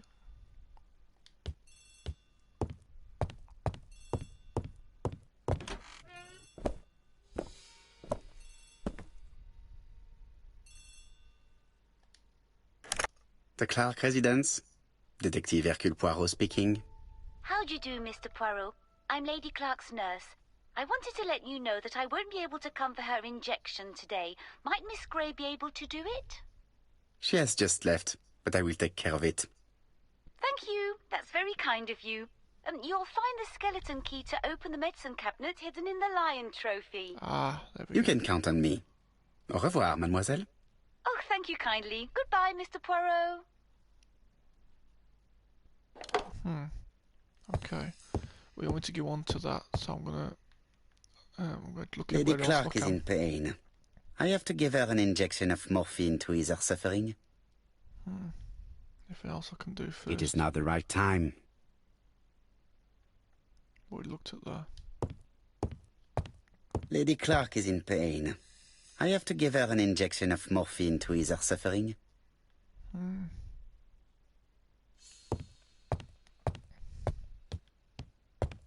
Obviously, I'll say the same thing. Forgot there, but Lady no, Clark no. is in pain. I have to give her an injection of morphine to ease her suffering. Okay, let's go get this line thing out of the way again then. Should be this one. I think that was the second thing I had to find on here. So the hidden one is where? Under there. Okay, that's that. Here is the skeleton key. Where is that? That's the secret one. Okay, there you go. Okay. So what have I got to do?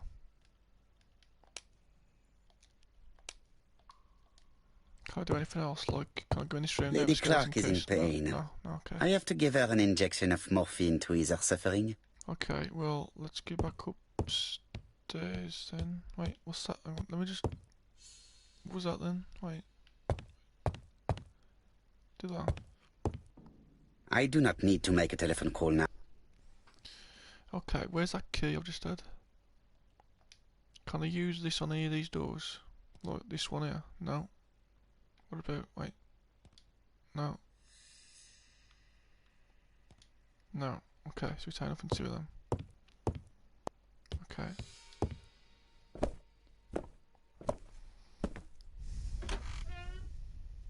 So what am I finding? What am I trying to go find now? Well, I've got to talk to her again, have I? Probably, yeah. Please tell the nurse to hurry. Please. Okay, I've got to look at her again. This woman is suffering. She is in no state to have a conversation. Okay. Well, we've got to use this key thing then.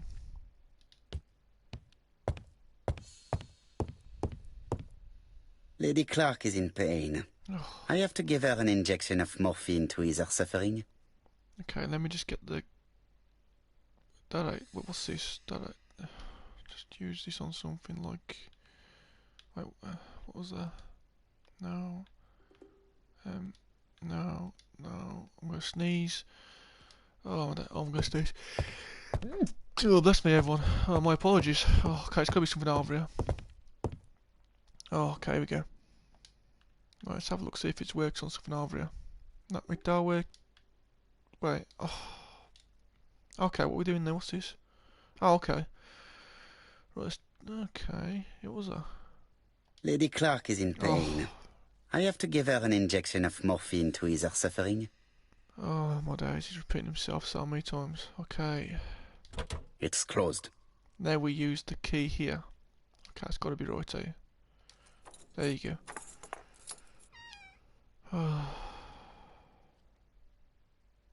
Ah, Mr. Poirot. Oh, I feel better now. Thank you for your help.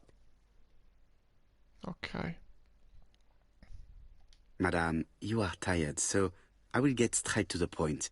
What can you tell me about this business? What business, Mr. Poirot? No doubt. You wish to talk to me about what happened to your husband? Ah, yes. Oh, poor Carmichael. Has the madman who killed him been caught? Not yet, chère madame. There was a great many people in Cheston on the day of the murder. Indeed. People go straight to the beach. They don't come near Coomside.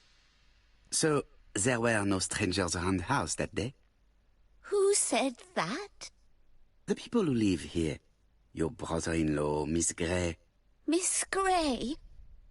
Oh, I don't like her. Franklin wanted her to stay, but I insisted she should go. Immediately. You are entitled to do so, not? I'm pleased that you approve. The others have been taken in by her. But at least you can see through that self-pity act. See what she's up to. Oh. Okay. So, she's asleep now. Okay, where's the stick? There we go. Can't do anything now. She's sleeping. Okay. I must find a way to wake her up gently.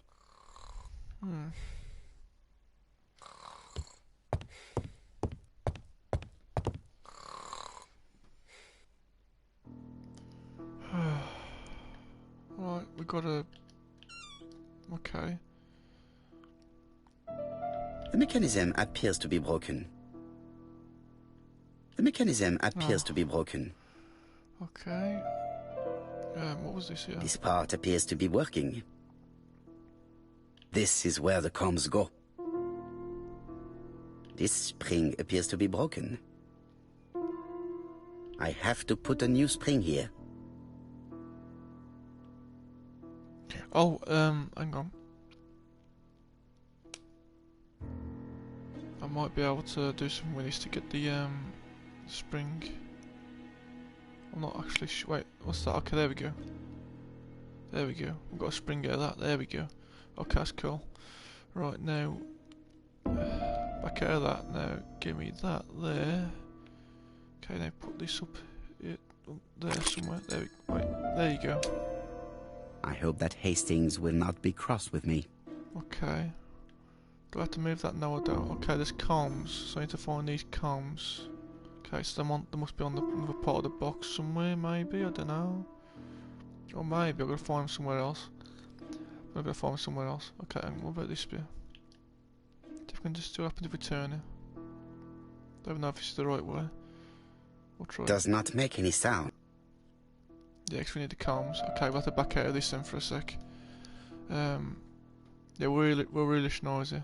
Yes, yeah, we'll do that. Yeah. Okay. So we've got a new spring. We need to find the other bits and bobs. This couple appears to be having fun. Okay.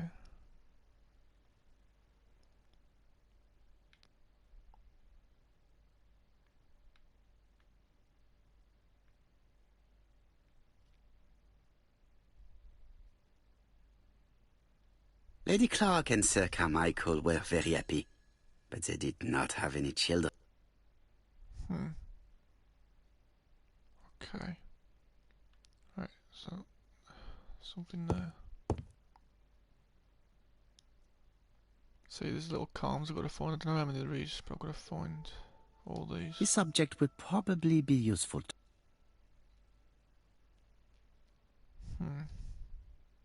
Let's have a look around the old room first. Wait, is there anything else over there? There's one right there. I can This see. subject would probably be useful to me. There's got to be at least one more, probably somewhere else.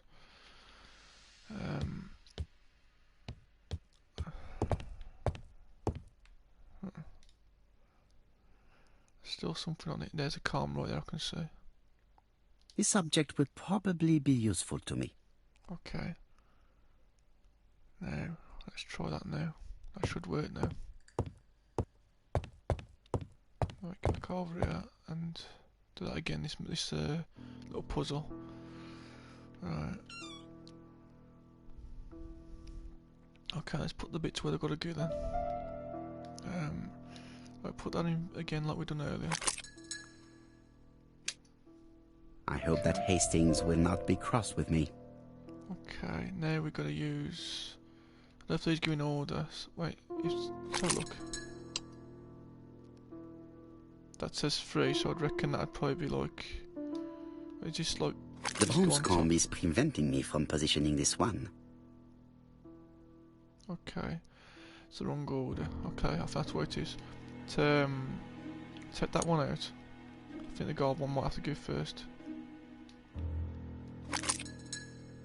Maybe that's right. Okay, that says 1, yeah.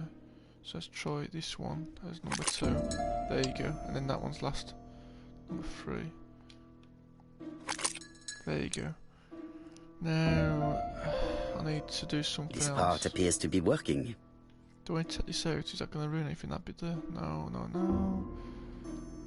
Okay, I've just got to... Wait, can I just turn it? I can't take it from this side though. It's not exactly the best angle. Right, let's do it from here.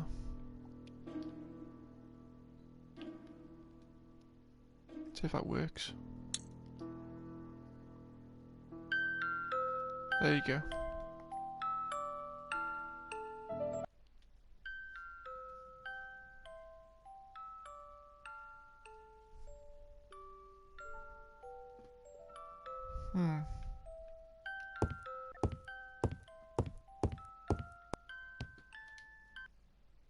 Oh, what are we talking about? Ah, yes, Thora Grey. Oh, Carmichael had great esteem for her, but for me she was nothing but a hypocrite. You're probably right, madame. You have seen through her. I'm so pleased that I've convinced you. Well, I appear to have been wrong about Thora Grey. So you all agree. How nice it is to be all of the same mind. Franklin really idealized Miss... Absolutely. It's so good to see that you all agree with me. Miss Grey did look after you very well. Outwardly. But she's hiding something. I think she tried to poison me. Miss Grey? A poisoner? But everybody appears to like. It proves she knows what she's doing. She's manipulative and she's a liar. A liar? Let's see, didn't she say that on the day of the crime nobody was around Coomside? That is correct. Well, at 11 o'clock I saw her talking to someone. Really? And what was this man like? An ordinary sort of man with a very plain face. Oh, I don't remember well. Was he a gentleman? No, he was not a gentleman. It would be best to leave her to sleep now. Okay. So we do The everything telephone straight. in the hall is ringing.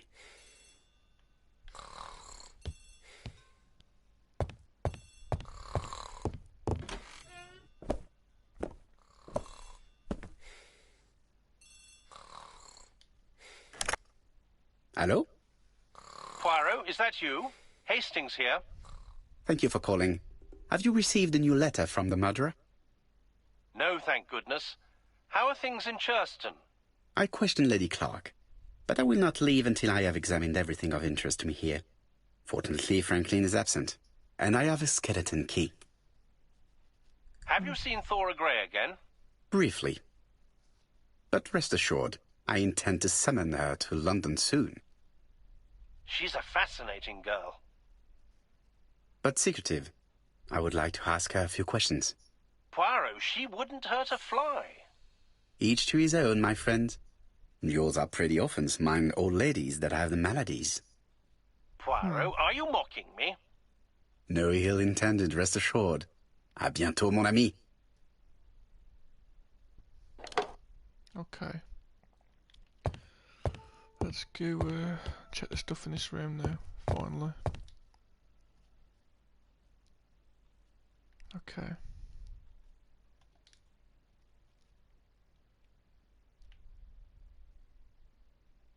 The Black Dragon's Curse. To Franklin, who will never grow up. January 25, 1928. Car Charlotte.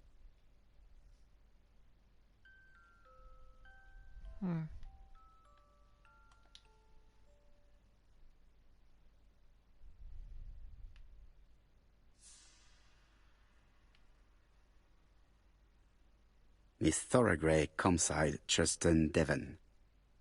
Arsenic trioxide thallium.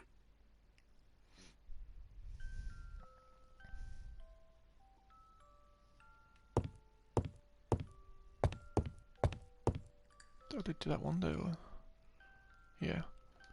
Okay.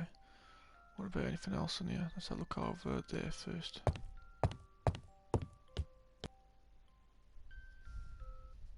How am I going to open this trunk? Let us examine it. Okay. Oh, it's a cold one. Okay, let's have a look then. So look around first.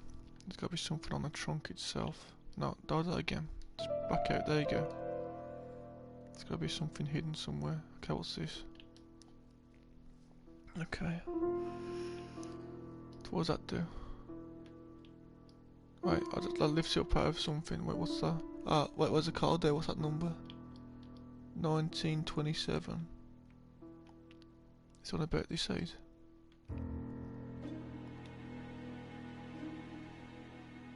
Okay, let's try that card then.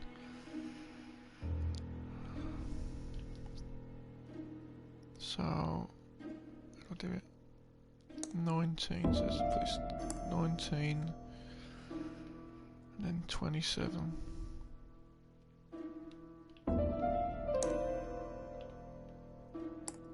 That was right as well, perfect. Leaving the code on the trunk. What a strange character Franklin is. Okay, let's look around the rest of the trunk first, just in case anything else. What about this handle here? Is anything on that? No, there's nothing there. Okay. Got a top fit then, what we've got here. Wait, so is that something I've got to move? Okay, I didn't mess with that just yet. What's this?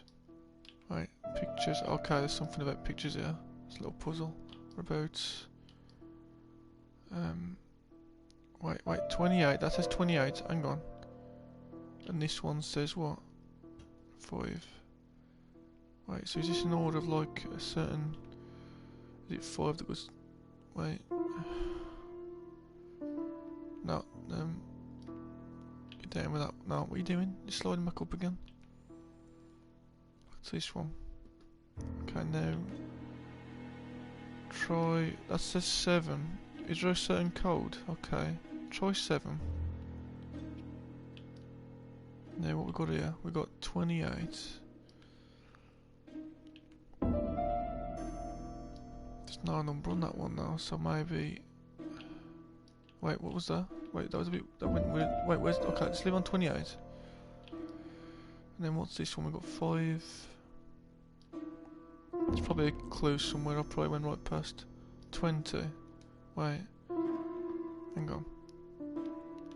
Let me just look at this. Is there anything I can actually look at on here that's going to give me a clue? No, it's just... Like, what about this bit here? Can I do anything with this yet? No. Okay, there's... Wait. I can't look at that again for some reason. It's just literally... Wait, what about a time? Hang on. Wait, oh, hang on. Wait, no. What was the number again? Wait, there's 7. Wait, that says 7. So I'm thinking a time. Get a little hand. No, a smaller hand. Put that on 7. Now let's have a look at the other ones. 7:28 that says, so I wonder if it's 28 or something else. So wait, 28. That's no, about no. Is it about there? No, you want to get to the closest thing? Okay, you are going to a middle one. So 7. What if it's a... That says 7:20. Hang on, 7:20. Try that. Wait, am I on 7:20? I'm on 25. So, there you go. What is this sound? Okay. Now we've done that bit. What's that done now? Is that done? Okay. I should be able to open the trunk now. Okay. Let's do it then. Can you press the button? What are you doing? Like, oh, okay. We got a key. Whole thing. There we are. Right. What? Okay. There we are. Yes. But okay. What's this? A pile of books, including one about dragons. Nothing interesting. I don't think the big one's got the big stuff in it. So look at these. Unless there's like a certain way I've got to open them or something. What's this? Might need that. That's like a lock finger. Why has Franklin put an Allen key inside his trunk? I'll borrow it for a minute. Okay. Nothing there. Okay. Okay, that one. What about the top one? Nothing there. What about this one here? Okay. There you go. Let's open that one up. Whiskey and other good quality drinks. Mr. Clark really has refined tastes. Whiskey and other good quality drinks. Okay, it's just drinks. Mr. Clark really has refined tastes. So that's just all drinks, okay. We're going to look at that then. So let me just... Wait, what's... No, not that again. Wait, what about this one on the end? Hang on. Is there anything in the back of this? Just like... Wait, what was that? What was that then? No. I've got an Allen key, but what's the Allen key for? Right, let me have a look around the back of the box or something. Right, yeah. That thing on top. Okay, use the, get the finger, there you go. There you go. Oh wait, I've got to change it. It's the wrong part of it. Okay, I need to observe the Allen key and look for the triangular shape. An Allen key. It can be used in 5 positions. Okay. Now... no. No, I don't think that's right. Now, is it this one? Okay, there we go, use that one. And then back, and then use it. No. There you go. Okay, now what's this? Another Allen key, one that's like a more of a circular one, if anything. Okay, let's look at this again and change the circle. Okay, let's have a look. An Allen key. It can be used in 5 positions. Yeah. Oh wait, no, leave it like that. There you go. Okay. And then, right, you haven't equipped it. There you go. There you go. That's one. Then what about the other side? Another screw. Okay. Back out of that sec and get this one. That's probably the same, so... There you go. Okay. This engraving is not very easy to understand. I need to sort it out. Okay. Wait, what's this about? It is blocked. Reconstructing the engraving may release it. Okay. Right, so wait, is there a little picture on here that shows anything to do with the Earth? Hang on. Wait, what about... No. Okay, no, I'll tell you that one I'm gonna look at. Wait, what about down here? Let me look down there again. Okay, you all let me look down there either. Okay, well, whatever, then let's just get to it then. Okay, now, is this like the UK or something, this one? I've got to think about how to put this together. Right, yeah, is that a top bit? Wait, that's the top, eh? No, that's a bit too... wait, is that supposed to go like that? Maybe, I don't know. Right, right, that ain't right. That's better. Now, have we done that bit? Right, no, don't change that. No, you've done it wrong again. No, not that one. This one. No. It's the wrong way around, that's why it's probably going to be something else. Wait, no, that's probably the bit there. There you go, there. There you go, and then... No, don't change that. Wait, that's right, that bit is it. Let's just... Is that the bit I'll just do in the middle? That ain't right. Wait. No, wait, no, but back to that bit. No. Okay, I'm really confused here, this bit. Let's just put that back there somewhere. Yeah, no, I don't know if that ain't right. No, you're doing it. No. No. Put that back where it was. Do this one. Blocked. Oh, okay. Do this one instead. Is that right? Come on, that's gonna be right now, surely. I've just... Come on. It is blocked. Okay, oh, I know what it is. I can see what's going on. Okay, that's got to go there, and something about this colour's got to go there. Oh, okay, I can see. It's how about rearranging the map. It's about putting the certain colours and the map together at the same time, like that. Even though that I probably... Wait, is that right? Wait. It is blocked. Oh, I can see what's wrong. Okay, that needs to go somewhere. Oh, okay. That looks right. No. No, that's... You've turned it round way too much. Okay, let's put that back down there. That's got to go there. Franklin must really love his country to have an engraving in his trunk. I think I heard the panel above really. Okay. So, what did you say here? It open? Wait. Oh, the panel. Okay. No, you want the wrong bit. Up here. Up somewhere there. There. No. Just do it like that. There. There you go. A signet ring? Okay. A signet ring with a code written on it. 1587. It may be useful to me. Okay, that would definitely be useful for something. 1587. Okay. What else is there?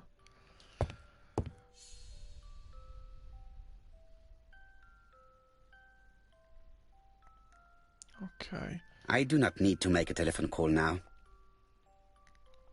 I've got a key for that anyway, so let's see if I can go in here first. Check all the stuff in here, if there's anything I can get. Right, so looking all these bits and bobs. What's this here? Okay, I probably looked this last time, but let's have a look again. Comside's private collection. Purchases since 1920. Yeah, the catalogue for Sir Carmichael Clark's collection. Yeah, I already looked at it when I was here a lot earlier on. Okay, what about these here? What's all this stuff here?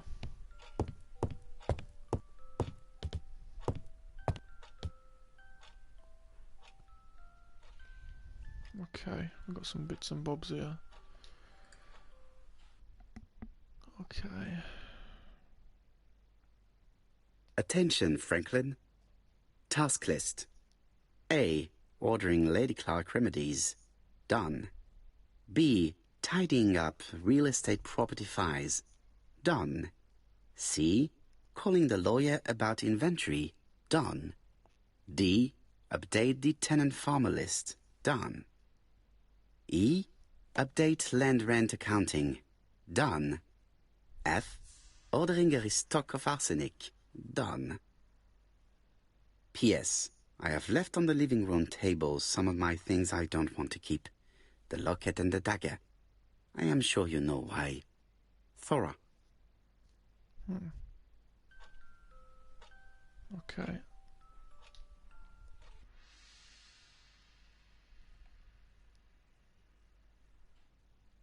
A dark dragon for a bright-haired maid.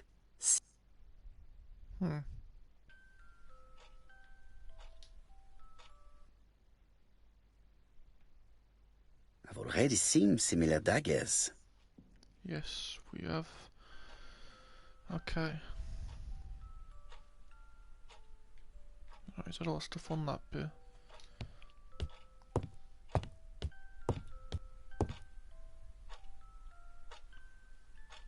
Anything else on there? Just the same. It's just the same picture.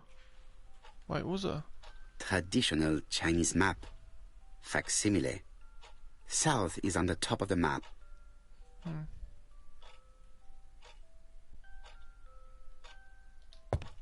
There are some very valuable objects here.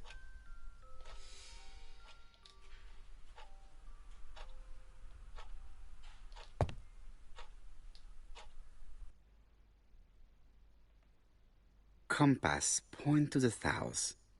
Bronze and magnetite, Han Dynasty, circa 210 BC, purchased in Hong Kong 1935. I think I've already had that one as well. Yeah, I've had most of the stuff in this room probably. Just making sure though. Just making sure I've done all the other bits and bobs. Okay, what's this here? Nothing there. finish the rest of before I go out that door there. Let's have a look over that corner again.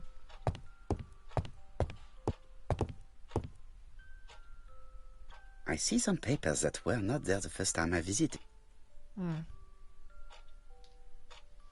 Valuers report property. Building land located in Comside, Churston client, Sir Carmichael Clark, April 15, 1935, Court and Brunskill office.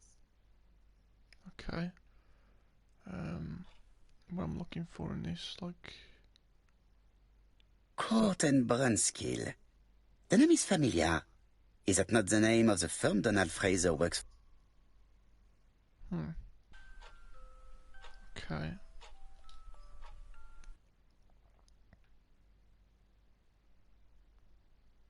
Ernest Logan, I've read all this MD, earlier. Brighton Cancer Institute, Then do it 201 Dusk Road, Brighton, Sussex. To Sir Carmichael Clark, MD, Comside, Churston, Devon. Brighton, 1935, January the 5th. As a man of science, I owe it to you to be completely frank. Lady Clark, your wife is suffering from a generalized terminal cancer. I confess I didn't suspect anything like that during the first exams.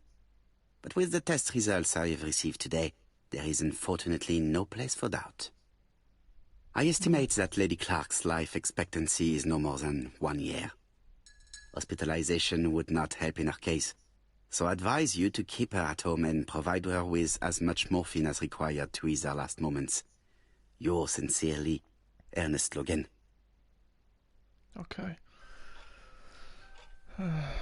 These daggers are only ceremonial weapons. I do not think that the crime weapon is here. Okay. What else we got? This was locked earlier, or am I allowed to open there? The door is locked. Or is that just... No, I can't nothing about that. Okay. Sir Carmichael's collection could rival that of a major museum. Okay. I'm trying to figure out this door now. Order and method above all. Let us finish examining the mansion while no one is around. Okay. Well, then I'll get back through this door then. There is that now. Right, then let's try and open this door over here. Okay. What's this? Another puzzle. 4 Chinese symbols are engraved on this padlock. Well, I can't do that just yet because I need to find out what the symbols are. So, what's this? Well, well. The characters engraved on this disc resemble those engraved on the padlock. So, would that be the first... Wait. No. Wait. Wait, I'm trying to confuse me. This character appears to be the wrong way round. Oh. Maybe I should look to the padlock again. Oh, okay. I think I see what's going on. No, yeah, okay, I think that's that one there. If it looks like... it's got to be sort of upside down. It's got to be this way. No, a bit more. Like this. There you go. This character appears to be the right way round. Okay. Let's have a look at the next one. One needs to just think there's them things out. Okay, what's that one? It's like a little... Looks like a little bit of a J going on there, so I'll look at this one then. So... That's probably this one here. Which one of them? So, let's have a look, hang on. Wait, is that the same thing? J like some... No, it's A. One of these is wrong. So, let's have a look. Is there another... Yeah, what's this? Wait, I think that one at the bottom's confusing. It's not the right code. Let us check the Chinese characters again. Yeah, because the top one is on the far right, which means that one needs to be over here. That's right for that one. Let me just leave that for a sec, and then I want to back it out. Don't worry about opening it. I'm going to try and open it, yeah. And then... What's this one? Okay, that should be like that, I think. The position of this character looks right to... Okay, I think, yeah, that'd be the next one. That looks like it's the next one to the one at the end, so that needs to be like that. And then what's this one here? That's the next one next to that. It's like The position of this character looks right to me. okay. So that I've got it now. Here we go. That's that one. Oh, there you go. I've got it. There you go. At last, the cupboard is open. Okay. What have we got in here then? What, it says something on the back here. What's that say? Are you gonna read that? Okay. What's that? About that bit there? No? What about that bit? Genteel and wild. English countryside revisit. Anything else? What are you gonna read? Okay, no. The Railway Children. E. Nesbit. Anything on that bit there? No. For Franklin. Und Effie's Christmas, 1910.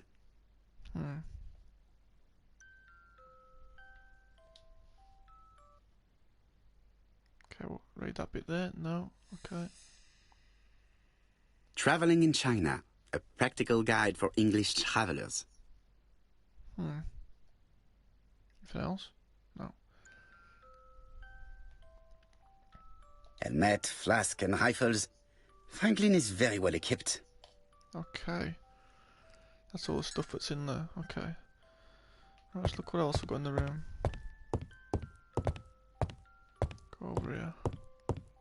I've got some more of these here. Okay. February 1922, South Africa.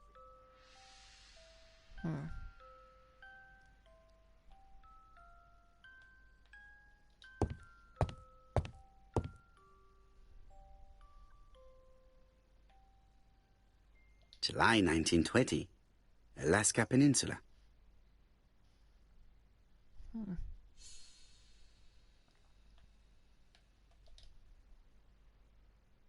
Franklin appears to be very active. Okay.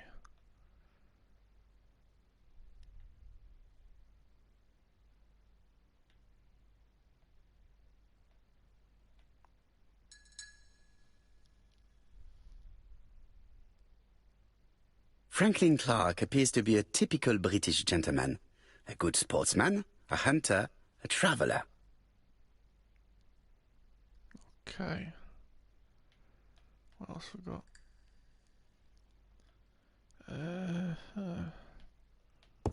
Okay. Let's put it over here. This looks like another puzzle. And while I'm doing this, I'm just going to put me control on charge because I don't know how much battery I've got left on here. So I'm just going to leave it there. Just one sec. Just bear with me, everyone. Just gonna blowing all the stuff off it and everything. Right. 1 sec. Okay, let's put this on there. There we go. And then where's the wire thing? Wait, hang on, what's going on here? Look, it's already confusing me, this is.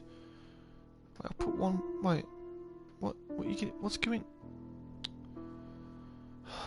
It's a stupid wire. Alright, 1 sec, everyone. My apologies. There we go. There we go, I should be charging now. Right, okay. My apologies for everyone. Let's get back to the game. What we doing? Oh wait, what's this? What's going on here? Wait, what's that? Wait, I don't. And we're looking for anything a bit. What's this? I think that signet ring should be placed here. Okay.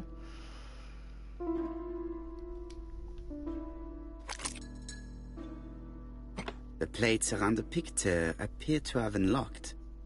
I think I've already seen these symbols on Franklin's trophies. Okay. Yeah, hang on. There's certain. Wait. That's gotta be right. That one has 8. I mean, What's these? What's that? Like, maybe that's probably right. What's this? Well, I don't even know if it's in the right place. I don't know what's going on here. Hang on.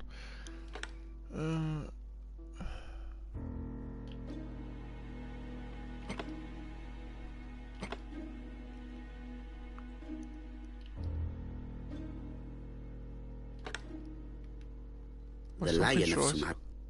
What, the Lion of Sumatra? Okay, you got something right. So wait, one thing's right. So what's? Wait. That's the same thing anyway. Okay. Wait, what was that? Same thing. Okay. Go to this one. Wait, I think. Hang on, I've got an idea what's going on here. Oh, I know what I'm doing. Okay, here we go. That's the same thing. So if this one's, no, it's A. Wait, I'm so confused still. Okay. Okay then. What about if I turn that one? Does that look like it goes with that one now, do we?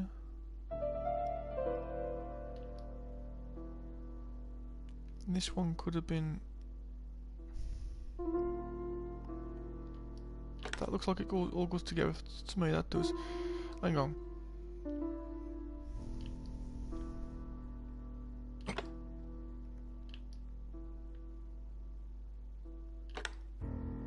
Wait, what's the Alaskan Kodiak bear?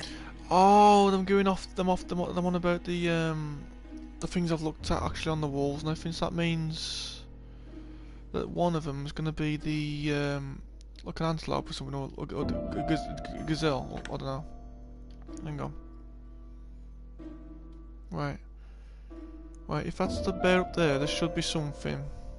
It's going to either be. I think it's going to be up this. I don't know. It should be down here. I'm thinking.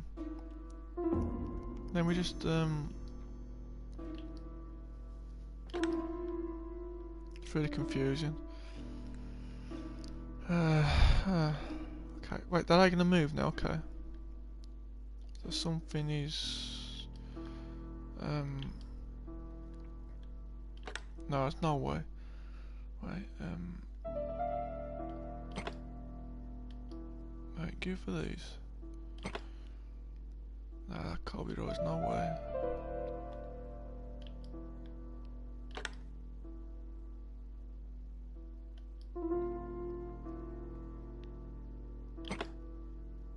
I'm trying to think if these, if I've cocked up on some of these. I'm just curious, like, that's a bit, that one's like the same anyway, so, wait, what was that about?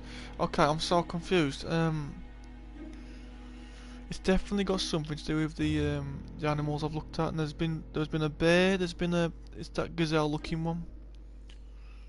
Wait, where's them? Hang on, get the gazelle looking footprint things if that's even what they are. No, it's either. No, it's even that one.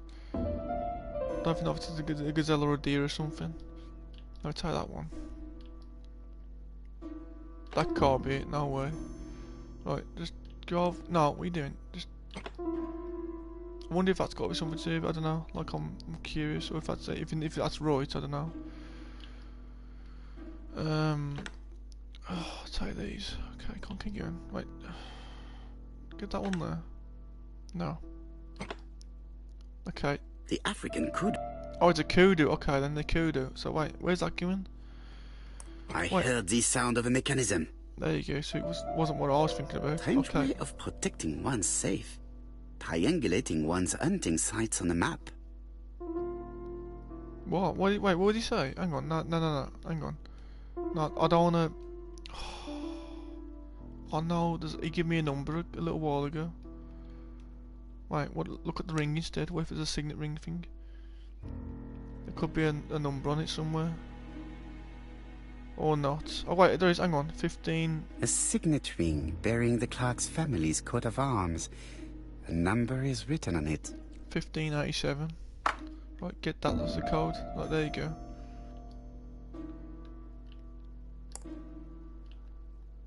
Right, not too far. There you go. 1587. Was that always 1587? There you go. These documents are very likely going to help me for the rest of the inquiry. Okay, quite looking at them. Oh, alright. Right. A dozen gold sovereigns, some shares for the Southern Railway and some treasury bills. This is not worth much, hardly enough to justify your robbery. Okay. Charlotte Clark Comside Churston, Devon, to Mr. Franklin Clark, Peninsula Hotel, Salisbury Road, Chim Sha Tsui, Kowloon, Hong Kong, Comside, 1935, January 1st. I wish you with all my heart a happy year 1935. Writing my greeting cards, I have affectionate thoughts for you. Always smiling as a child, sailing to distant countries and bringing back to us trunks full of wonder. At home, everything annoys me, starting with this young Thora Sir Carmichael is so fond of.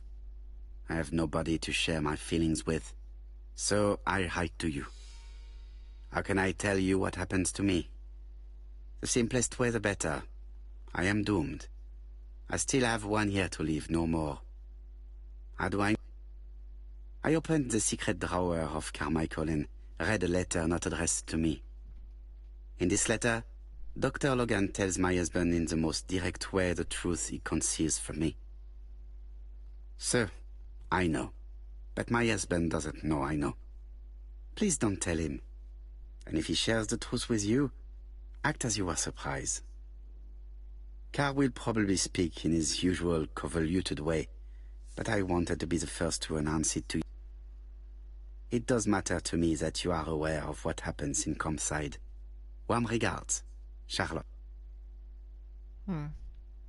Sir Carmichael Clark, Comside Churston, Devon, to Mr. Franklin Clark, Peninsula Hotel, Salisbury Road, Tsim Sha Tsui, Kowloon, Hong Kong, Comside, 1935, January the 12th. Dear Franklin, first, I wish you a good start to a successful new year. I have received your letter dated December 10th. Thanks for defending my interest against Wang, this robber. Things could have got pretty bad if you weren't a real cold-blooded guy. I envy you for that. Things go on here much as usual. Charlotte is moderately free from pain. I wish one could say more. You may remember Thora Gray. She is a dear girl and a greater comfort to me that I can tell you. I should not have known what to do through this bad time but for her. She has an exquisite taste and shares my passion for Chinese art. No daughter could be a closer or more sympathetic companion. Life has been difficult, but I am glad to feel that here she has a home and true affection. You wrote me you want to stay in China for 1 more year or even longer. I don't object. The longer you stay, the more opportunities you will have to increase our collection. Nonetheless, you should know that we miss you here, and that Charlotte will be gone by the time you come back. I am, dear Franklin, your truly affectionate brother. Okay. Eton College School Year, 1912-1913. Franklin Clark. School report for Franklin Clark. According to his teachers, Franklin was a good student, but lacked discipline. Okay, that's all that stuff in there. We've got left. That's all that's in there. Right, let's have a look. Inspect the mansions. There's got to be still more stuff I've got to collect. Or do, what should I say? Wait, what am I supposed to do here then? Wait, is there a phone? Wait, look for a phone. Let's have a look. Is there a phone I've got to do or something? Or maybe not, maybe I've got, I don't know. I do not need to make a telephone call now. Okay, so I've checked all the... Right, let me check back upstairs. Is there anything I've missed up there? No, there wouldn't have been, would there? Wait, I am not going to leave Comside now. I still have some things to do. Wait, what have I missed? I've missed something. What have I got? Wait, I've got a key with me. What's this key for again? This skeleton key would be very useful for opening the locks I have not yet been able to open. But where else is there like a... Wait. Let's go back upstairs just in case that's something I've got to do upstairs. Best to leave her to sleep now. Okay, take that way then. Okay, so I've just been in there, I've done all this stuff here. Don't know a lock on that, is there? Hang on. You never know. No. Okay. Get back through there, there's gotta be something here I've missed. Gotta be. What is it? I can hear the clock. That's time to go outside there. Well, I'm hoping it'll let me outside. I've looked at that already once. What about his clock? Why is it like stands out to me? That does. Like, what else is there to actually do in here? Like, I've done all this stuff up here. Done that. Done that. Done that. Done that. Wait, hang on. This is locked out still. Wait, use the key. Skeleton key. Use it. There you go. There you go. The one thing that I open. This unit contains the medical records for Sir Carmichael Clark's patients. Let us study them closely and see if there are any familiar names. Okay. This is going to be one No of them test ones, on the records from A to D. They've been handled recently. Okay. No names. Disappointing. Lots of dust. The records from E to Z have not been touched for years. No names. Disappointing. Okay, so that should be all the stuff now. What's that? Inspect the mansion surroundings. Okay, so I can go outside now. There we go, so it's a good thing I did come this way. Okay, let's have a look at it then. There we go. Right. Where is the horrible smell of carrion coming from? Right, let's look up here first. Is there anything up here that I can actually look at? Like, no, nothing there. Okay. Gonna have steps in a sec. Wait, what was that? Hang on, look at this. Something makes me feel uncomfortable. We should finish your sentences. You keep cutting yourself off. Right. Brown pellets. Well, I was looking at. I was actually Revolting. I was actually looking at the dead rat. But whatever. Or mouse, whatever it is. Tut-tut. The gardener does not follow the alignment. There. That's better. It is symmetrical. Right, what's this? There. That's better. It is symmetrical. Okay. That was what to do, just look at the same thing again. Okay. Right, is anything up this corner here? Right, so apart from that, that's it, okay. Go this way.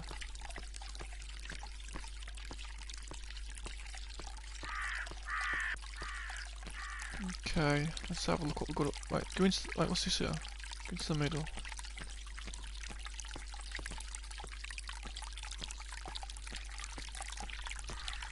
This fountain makes a very relaxing sound. Does it? Okay, right, there's something up there then. Now, what's this? I would like to congratulate Clark's gardener. What symmetry. Pretty nice. Right, what's this up the corner here?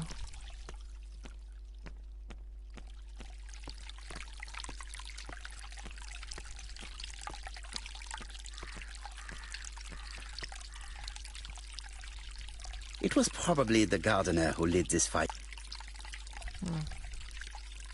Look here. I wonder if someone wanted to get rid of these papers. This object will probably be useful to me. Let us now try and get our brain cells to work. Okay.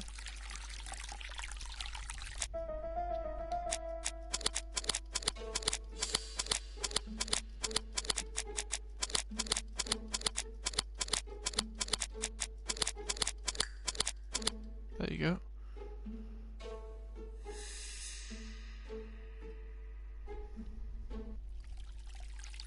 Everything that Thorgray has left behind comes from Sir Carmichael's collection.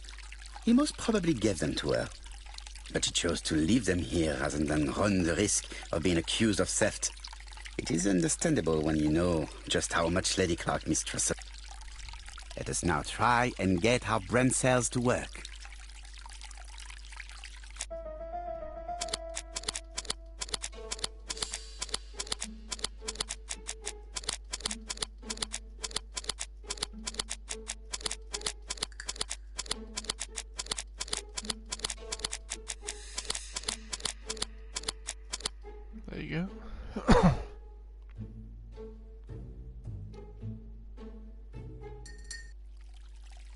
Thorgray had no reason to kill someone who only had a few months left to live.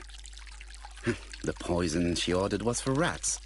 The gardener must have made good use of it, considering the stinking remains on the path, not far from the property. I've finished here. I must put the skeleton key back and inform Hastings that I'm returning to London. Okay. So, I've got to go back now, have a look. Okay. Right, I finished all the stuff. That's just... Wait, let me have a look this way. See this little bit's over here. Let's have a look over here. Clark's greenhouse. It must hold some rare plants. Wait, what was that about? Wait, what am I doing? Wait, I've already went back to the place where... I went back to where Sir Carmichael was killed, I believe. Killed, yeah.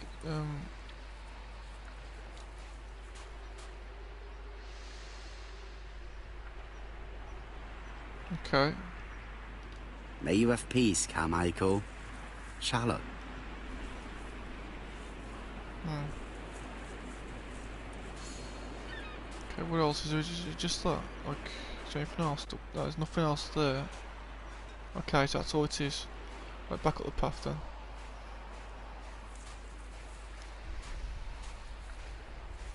Okay, sure. Okay, that's it then. At least I did come this way to find one thing at least. Right. There's nothing that way, okay.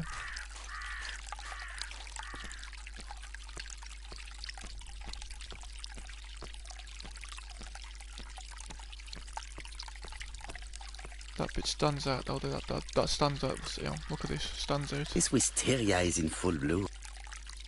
Okay. Then apart from that, is that the only thing that's literally in this area now? Wait, stop doing that. What you did? Hang on, what was that about? Wait, do that again, wait. No, it's just telling you about the wisteria. Okay. There's nothing, okay, that's it, and that's it. That's all I gotta do. I'm just gonna get back into the property now.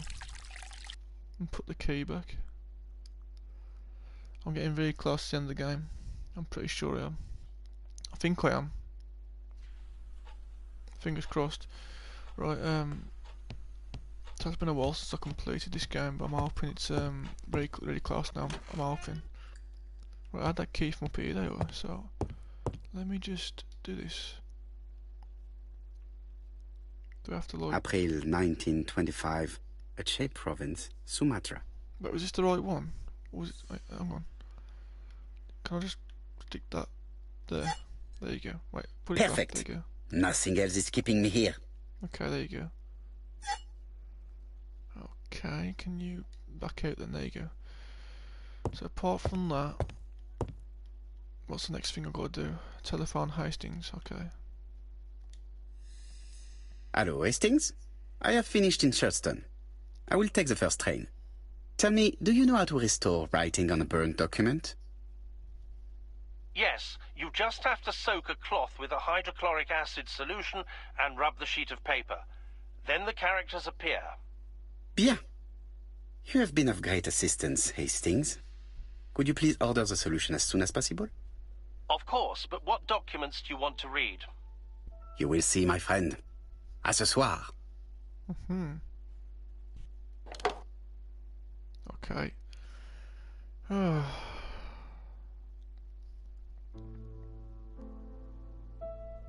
Donald Fraser is here. He insisted on waiting to see you. Okay, well before I talk to Donald Fraser, I'll do all the other stuff.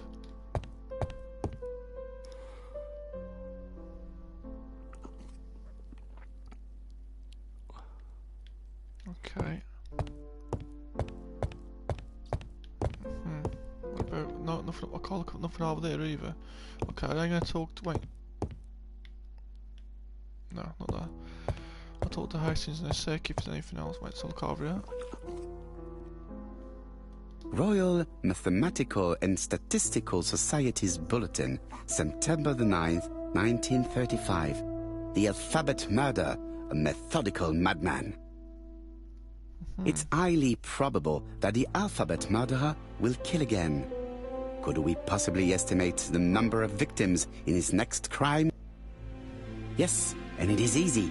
as soon as we know the ratio of towns, cities and villages whose names begin with a D and the ratio of English people whose names are spelled the same. On the one hand, the ratio of towns, cities and villages in England with a name starting with D, and on the other hand, the ratio of English people with a name also starting with D. After this initial calculation, it is easy to deduce the likelihood of actually being murdered if you belong to the target population. Go to the last page to find our results and details on the calculations. Okay. Daily Blag, August 31, 1935.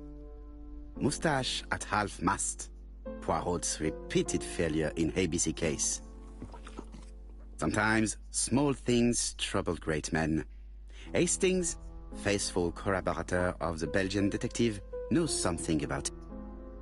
3 mornings in a row, he confided to us, the cook broke the egg yolks when preparing Poirot's breakfast. This apparently casual event has greatly disturbed my friend, to the point it breaks his concentration and slows his judgment. I also noticed his moustache, of which he is so proud, being duller than usual. Poirot, I assure you I haven't said any such thing to the journalists. They twist everything.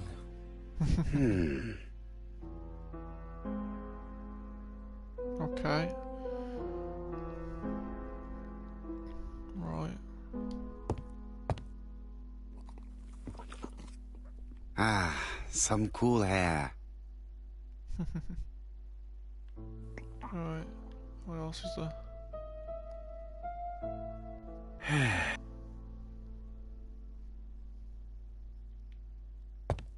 Right. Apart from these little things here and there, we've got one more over here.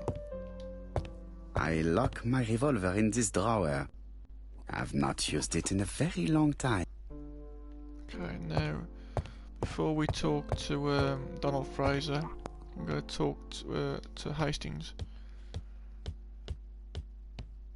Mon ami, it is a pleasure to be working with you again. I have missed you this past few years. Okay. Right. This man is tired. Mate, get the face. What are you doing? Stop moving your face. There you go. And then there is something there. Okay. Donald is short of sleep, and it looks as if he didn't even bother to undress before going to bed. Okay. Mr. Poirot, I don't know why I'm here. I am not going to play games with you, Mr. Fraser. You don't understand me. Mr. Poirot, since Betty's death, I've doubts about myself. I don't know what to do. And I keep having a horrible dream 3 nights in a row. Well, what are you waiting for? Tell me about your dream.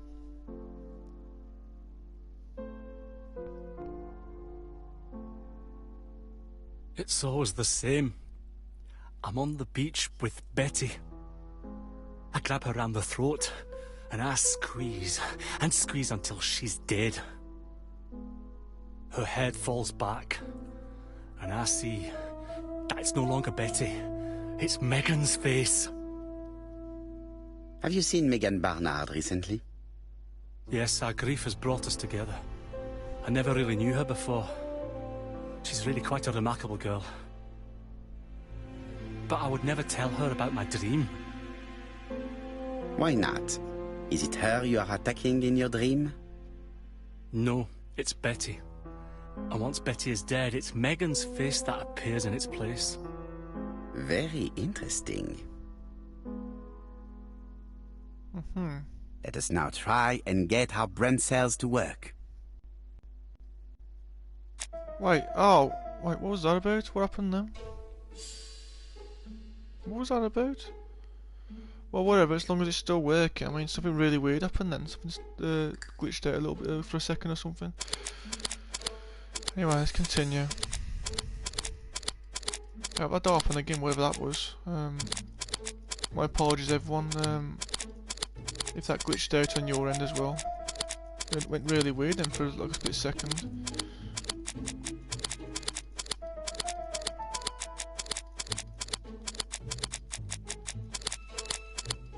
Right, I've got 3 hours, so yeah, there we go.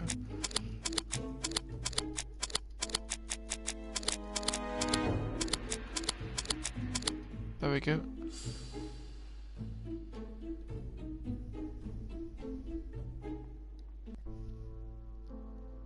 Mr. Fraser, I think that the real meaning of this dream is that you are in love with Megan Barnard. Please go on. Do. This dream certainly betrays your guilt. Oh. But what do you feel guilty about? Having killed your fiancé? Possible. Or forgetting her very quickly for her sister? Certainly. And this forgetting is perceived as a second death. So you don't really think I was the one who killed Betty? I do not exclude this theory. I am simply saying that I do not need to know that fact to explain your dream and your guilt. Thank you for being frank, Mr. Poirot. You've helped me a great deal. I'm going back to Bexhill. I'll not take any more of your time up. It is late, Mr. Fraser, and you are tired. I'll sleep on the train. I like trains. It's easy to sleep rocked by the sound of the wheels. Poor boy, he seems completely lost. Well, women seem to like him. I think Megan will take care of him. Oh, I remember. Did you order the product I needed? Yes, we'll be receiving it tomorrow. Bien, it is late, and I asked Miss Grey to come tomorrow morning. I have a few questions I wish to ask her.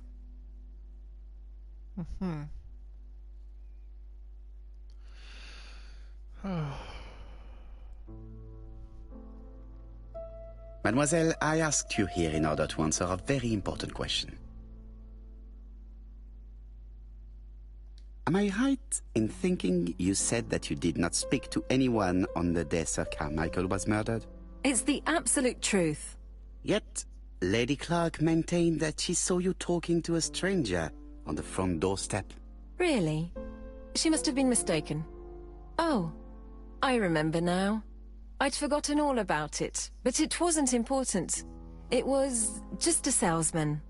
One of those traders who sell stockings from door to door. Can you describe him?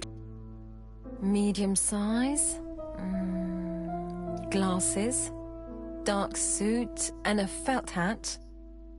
Not the sort of man you notice. Completely harmless. That's why I forgot all about him. Nothing yet? He was very hesitant and shy. Usually door-to-door salesmen are very confident, but he wasn't. You also forgot to tell me that you had been fired. You never asked me. It was Franklin who led you to believe that I left voluntarily. He's more chivalrous than you. I don't wish to lie. Lady Clark did not appreciate my presence. And Franklin cannot go against the wishes of a sick lady. He is a good man, and he worries a great deal about his sister-in-law. I noticed that you left some personal belongings behind at Churston. Are you planning on going back to collect? No. I prefer not to carry the weight of the past. Bien. I must ask you one last question. Please reply frankly with either yes or no. If Lady Clark had died, would you have agreed to marry Sir Carmichael if he'd asked you? How dare you ask such a question? Sir Carmichael treated me just like his daughter. And all that I ever felt him was affection and gratitude, nothing else. Thank you, mademoiselle. I will not keep you any longer.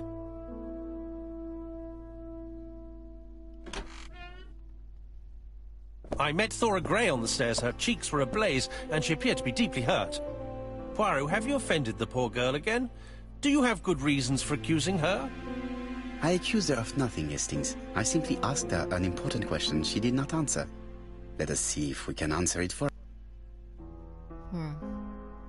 Let us now try and get our brain cells to work.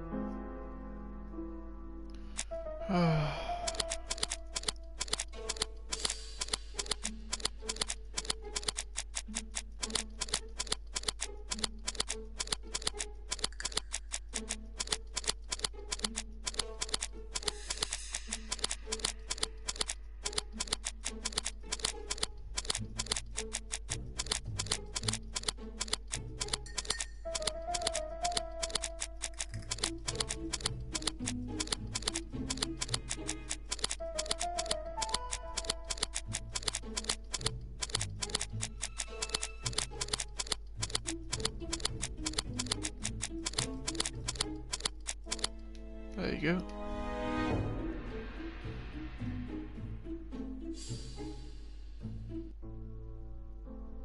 You must know how to read between the lines, Hastings. When Sir Carmichael refers to paternal affection, he's lying to himself. Read this engraving on the brooch. A dark dragon for an angel with glossy hair. These are the words of a lover, not a father. Lady Clark was not wrong.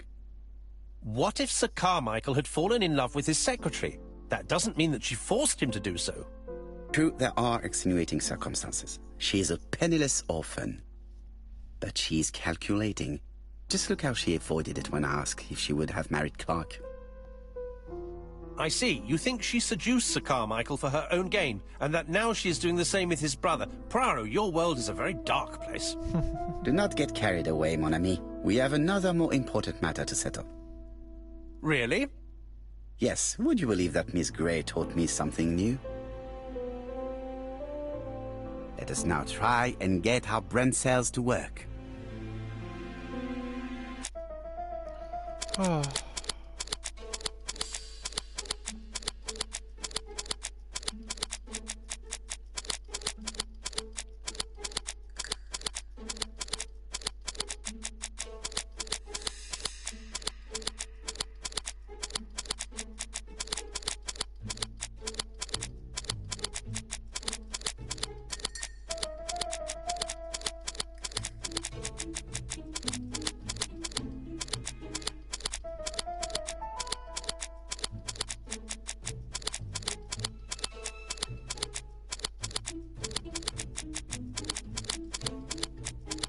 There we go.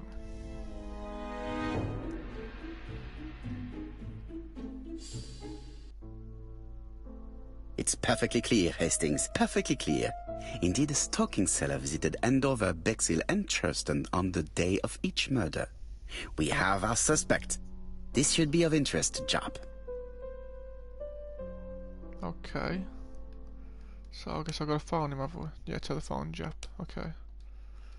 Right, before that I want to talk, see if I can do any more talking. Poirot, since my return I see that you have fewer grey hairs than when I last saw you. How is that possible? Mon ami, I am sure that you will find the explanation all on your own. Okay.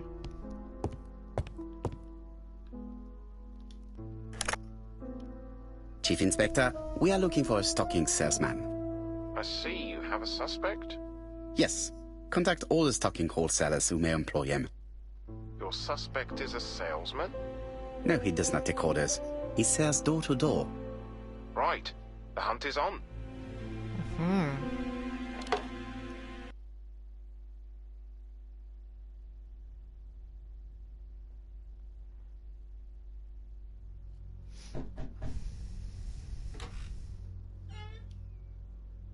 Are you leaving, Mr. Cust?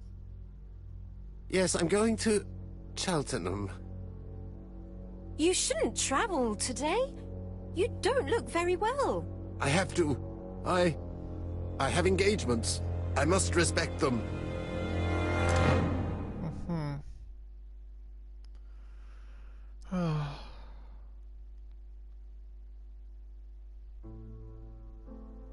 Can you get the post, Hastings? And why don't you go and get it yourself? Très bien. What's going on? I've never known Hastings to be so disagreeable. Alright, let's look at this first. Right. Royal Mathematical and Statistical Society's Bulletin, September the 9th, 1935. The alphabet murder, a methodical madman. It's highly probable that the alphabet murderer... Yeah, skip that. Yes. Skip that as well. On the one... We've read all these. After... Go to the... Okay, I'll go to that one as well. It's the same. It's the same one. Sometimes... 3 more... This... Skip all them. Poirot. Yeah, that's right. There we go.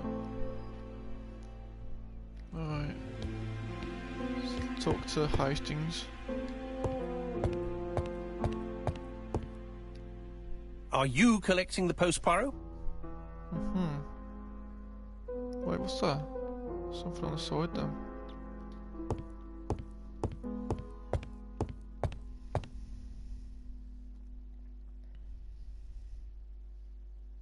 Okay.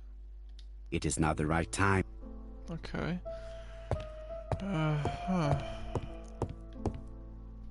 Right, go there. There you go.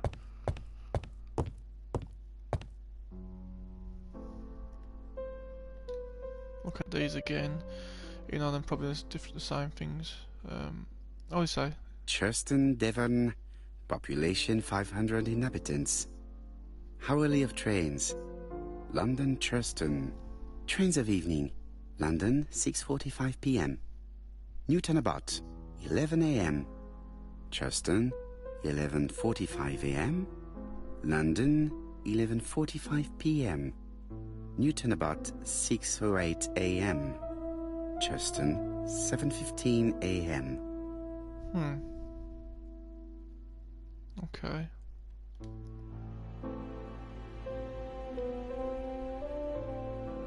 Hastings photo album. Read that one. We've already had that, so yeah, skip that bit.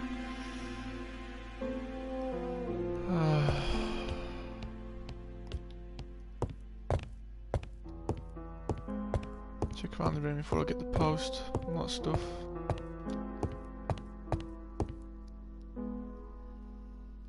Ah, some cool hair.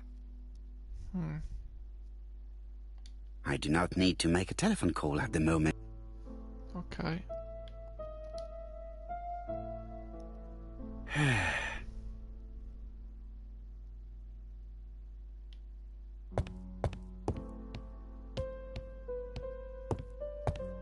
Let's just check this one thing over here again. I lock my revolver in this drawer. Yeah, we don't need to do that again. What about a door? Can I actually go out a door and check what happens if I try that? It is not the right time to leave. That's alright. Get that then, get the post. Okay, let me just swivel that round. There you go. Poor Mr. Poirot. I'm quite sorry for you. If at first you don't succeed, try again. We've a long way to go still. Typery? No, that comes later. Letter T. The next little incident will take place in Doncaster on September 11th. So long, ABC. I should compare this letter with the one on my desk which I received earlier to see if it does indeed come from the same person. Okay. Okay, so is that one there as well? Like, as I say, comparing it from the ABC. Okay, what about this here? It is not the right time. Okay. Right.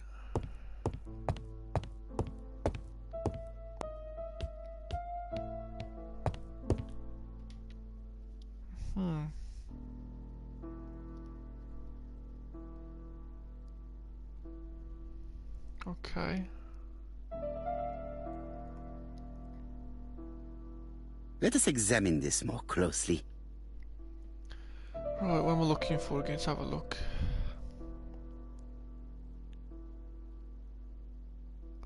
That looks like in fact that looks, I don't know if that's like falling down a bit, that word, but I'll leave it until last. Right, is anything fading a bit? Okay. Okay, let's get this one here first. Certain characters in the two letters may have similar defects. Yes, this I is weird. Yes, the eye characters in the two letters do indeed have the same defects. I have to find some other similar defects to confirm my theory. Okay, we've got a bit of fading there. The W is not printed properly. Okay, is there any more on this side?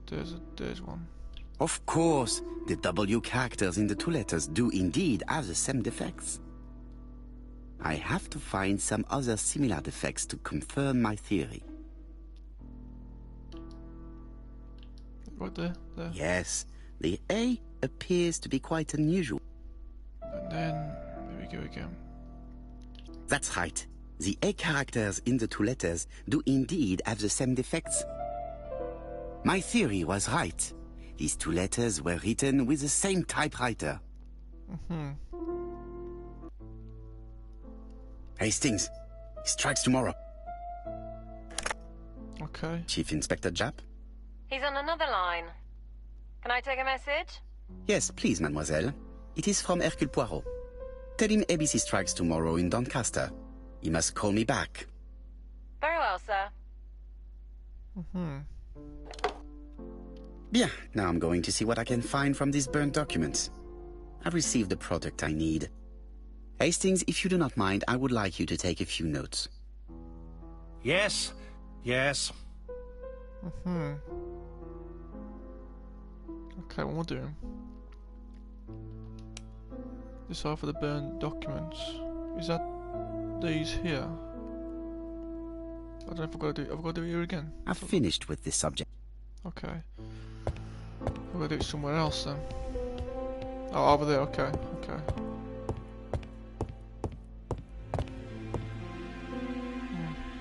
Now, down to work. All of this needs putting in order a little. Okay. Well, this bit looks like the big wait, I can't. Wait, is this got to go all together? Okay. Wait, let me. No. Wait, where's the Can I not pick it up and just like use it like? No. Okay. Yeah. Might put something together with it then. Okay, maybe I got it. Oh, I'll go pump that one. Okay, I got you. Put this one somewhere close to this. Okay, it goes there. There we go, and then we got to put something like this about there. It's so simple.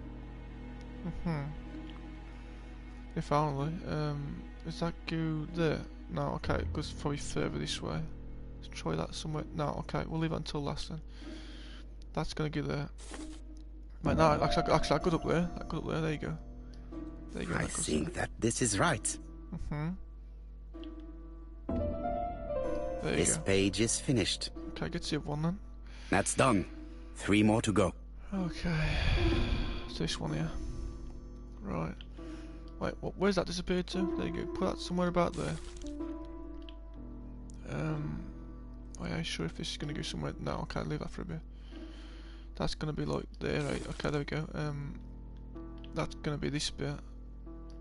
Oh, come on, it was right there. Go on, there. There you go. Put it there. This piece should be placed here. So this bit goes up here. Oh, there. Oh, it's literally got to go right there. It's even trying to go on it. Stop being stupid and put it there. This There you go. page is finished. Right. And that's 2 done. It's easier than I thought. We're trying to put them into the right place. It's a bit hard though. Ridiculous. Right, that's gonna be okay. At least that was a bit easier. Right.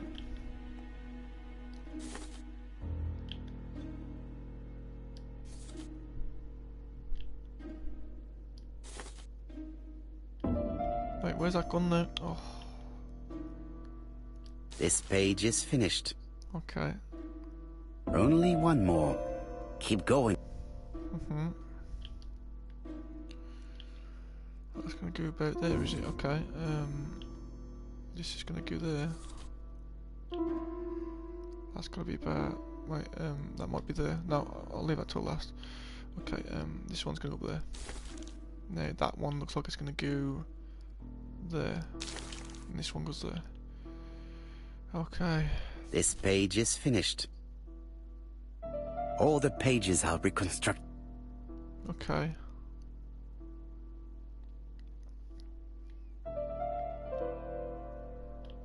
Right, don't use that yet. What about these? A dry cloth. Okay, you are supposed to, yeah, I mean, you're supposed to A get bottle this. of solvent. Okay, well, pour this on there. How do you do it? Do you have to, like, just let go? Okay, you don't. A dry cloth. Okay, put, oh, you put it over there. Okay, there you go. No. Put it on there then. There you go. The cloth is now soaked with solvent. Okay.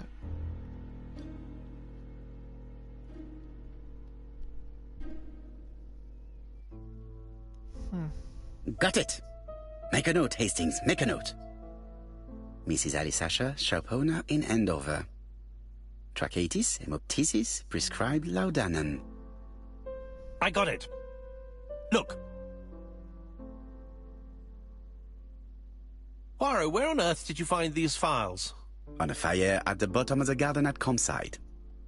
All right, but where did the person who burned them find them?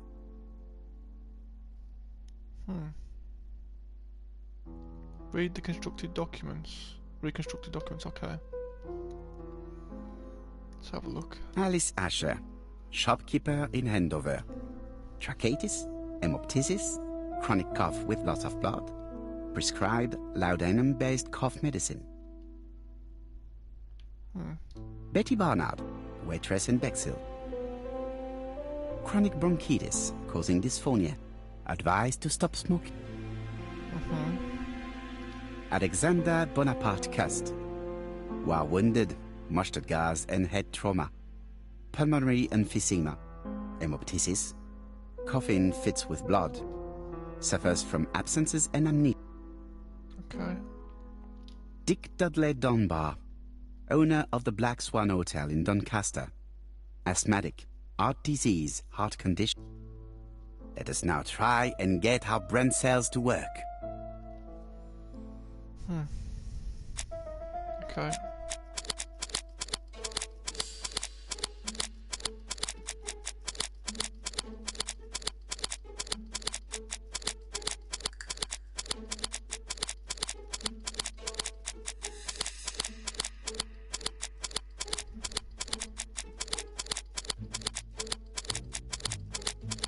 There you go.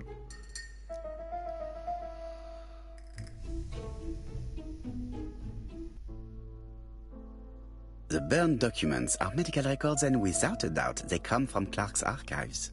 First of all, because all the patients have throat conditions. And secondly, their name starts with either A, B, C or D, and it is precisely the files that match these letters that have been tampered with. But why burn these files? How come the names of the two victims appear on them? And who are the two other patients? These are very good questions. Okay.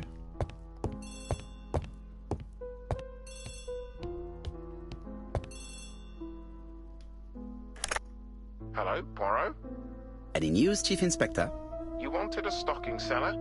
We have one. Reported by his landlady, who thought he was behaving suspiciously. He has the most unbelievable name. Alexander Bonaparte Cust. Yes, Alexander Bonaparte Cust. How did you guess? Poirot, you have magical powers. It's a serious lead. I called Doncaster. A person matching Cust's description has been seen at the station. He got off the train from London, but after that, nobody knows where he went. Look for him at the Black Swan Hotel. What? How do you know he's there? Trust me, Chief Inspector. You appear to be very sure of yourself. Very well. I'll call the Black Swan straight away. The owner is going to get a shock when he learns that there's a murderer under his roof. Do your best, Jap. You can count on me. Hastings, everything is at stake. With a little luck, our main suspect will soon be under lock and key.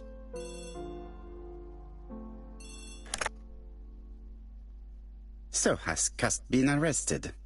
Yes, the Doncaster police are sending him by train. That is good news. But why so gloomy, Chief Inspector? Well, when I told the hotel owner that he was sheltering a murderer, he collapsed. He's dead? No, fortunately, but it has taken its toll on him. It has to be said that with his name starting with the letter D, he had every reason to fear Cust. I bet he was going to be the next victim. Come now, Chief Inspector. He's at the hospital and the doctors are taking good care of him. You think so? Of course. Do not feel down, Chief Inspector. Let us focus on our investigation. While we're waiting to question Cust, we could search his room in London. Where does he live? The Marbury Guest House. I'll see you there. Yes, but start without me. First of all, I have to sort out a few details for Cust's transfer. I understand. À bientôt. Hastings, we are making good progress. Please go and search the room of our #1 suspect. With pleasure. I did have a dentist appointment, but I'll cancel. The dentist. So that is why you are so nervous and bad-tempered. A visit to the dentist is never an enjoyable prospect. But an unavoidable one. Go to your appointment, Hastings. I will manage on my own.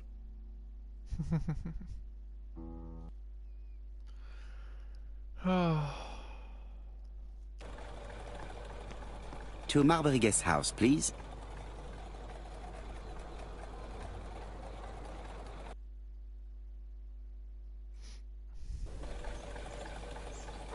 Okay, I'm right here. I'm just standing there like a dipstick. Okay. Let me just have a look around first. Wait, what's that? I've been going past this modest guest house for so long. I would never have thought that the ABC case would lead me here. Wait, what's that? Marbury. There is a very pretty village by this name, in Cheshire. Okay. Right, let's get in there now.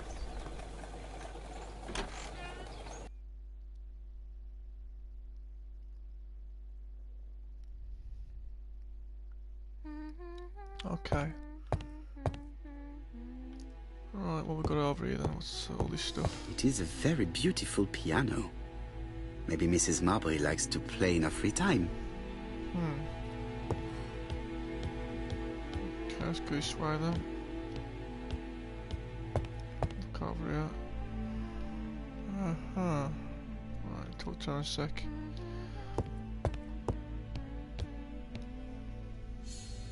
It looks like I've found the real master of this house.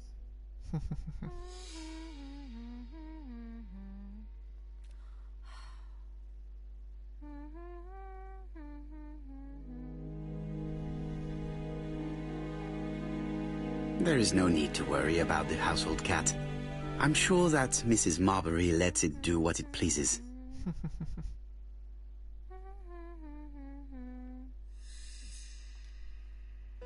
How do you do? You must be Mr. Hercule Poirot. Chief Inspector Jubb told me that you might be coming. Madame, you may be of valuable help to me. It would be my pleasure to help you. Will there be some journalists there as well? I think you might even be interviewed. You are a key witness. I've suspected him for some time, but he appeared so harmless. Oh yes, sometimes he got angry and waved his arms about. But even then, he wasn't frightening. And he was as gentle as a lamb again immediately afterwards. It was only this morning that I understood. He told me he was going to Cheltenham, but my daughter saw him at Euston Station. It's not the right station. To get to Cheltenham, you have to take the train from Paddington. And what's more, Mr. Cust left behind an ABC with Doncaster underlined. As you can imagine, when I saw that, I called Scotland Yard. Well done. You were right. He did go to Doncaster. So I was right to warn the police.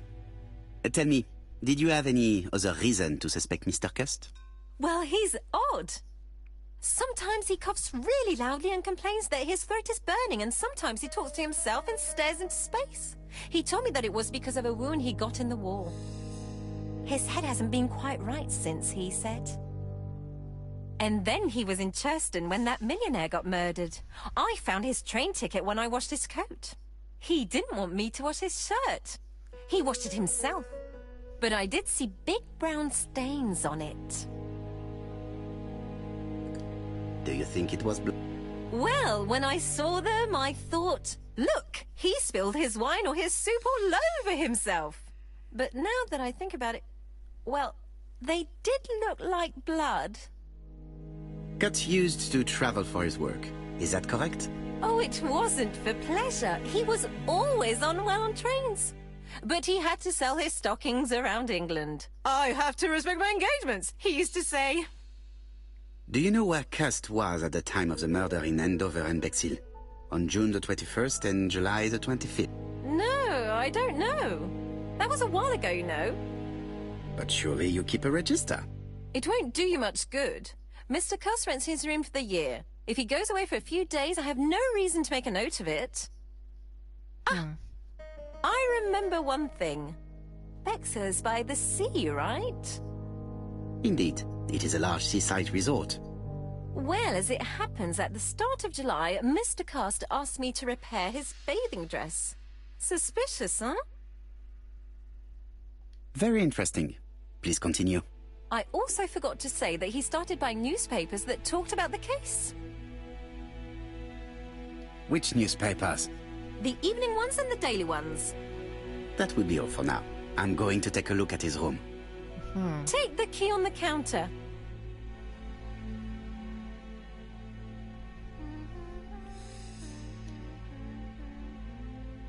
This woman appears to be in a good mood.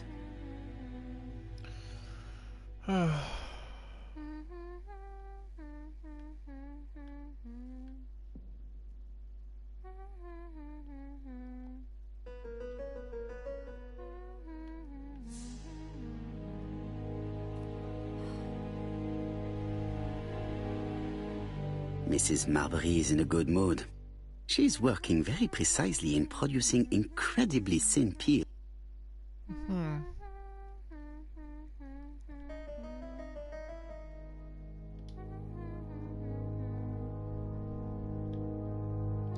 I don't think my register will help you. Mr. Cust rents his room all year. If he goes away for a few days, I have no reason to make a note of it. Okay. The truth is becoming apparent, and I have something to say to Mrs. Marbury.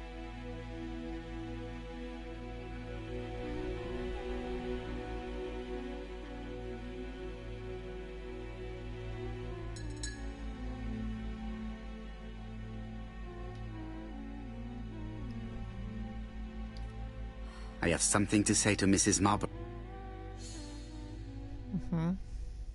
Okay.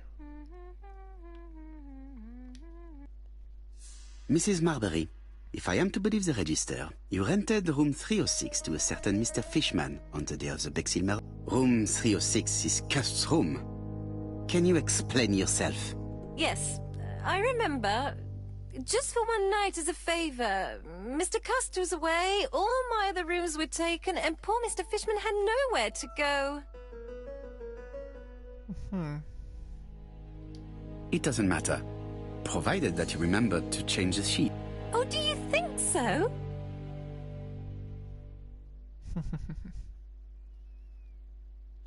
Okay, apart from that, let's go upstairs now.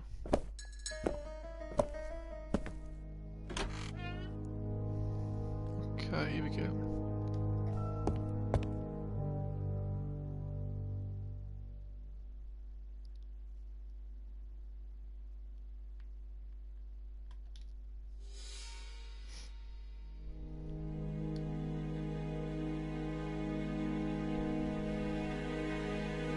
Laudanum Cameron's Chemists. Laudanum, a medicine for coughs. It is what Dr. Clark prescribed for Mrs. Asher. This subject would probably be useful to me.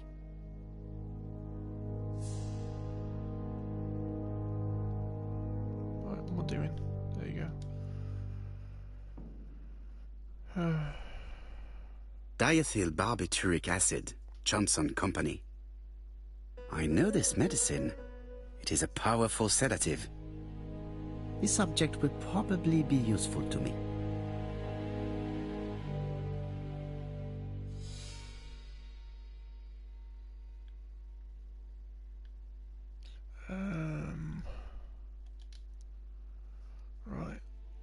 How hopeful. This place is a real mess.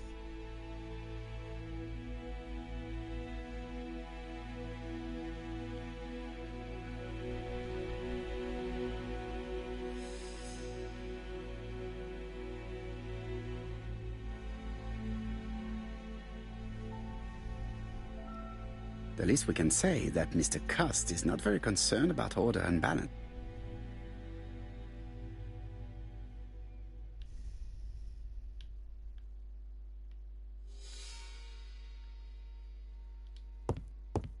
War of 1914-1918. By the King's order, the name of Corporal A.B. Cust, Devonshire Regiment, was published on the London Gazette on May the 10th, 1918, as mentioned in a dispatch for gallant and distinguished service. An army dispatch, wounded on the Somme front, victim of a gas attack. Corporal Cust greatly deserves his distinction.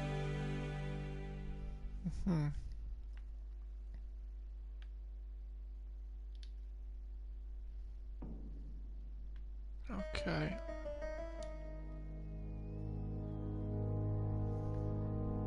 A long-bladed knife.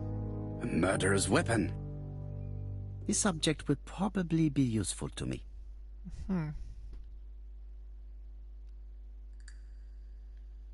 put that away. There you go. It's an ABC. Okay. Cust is parsimonious.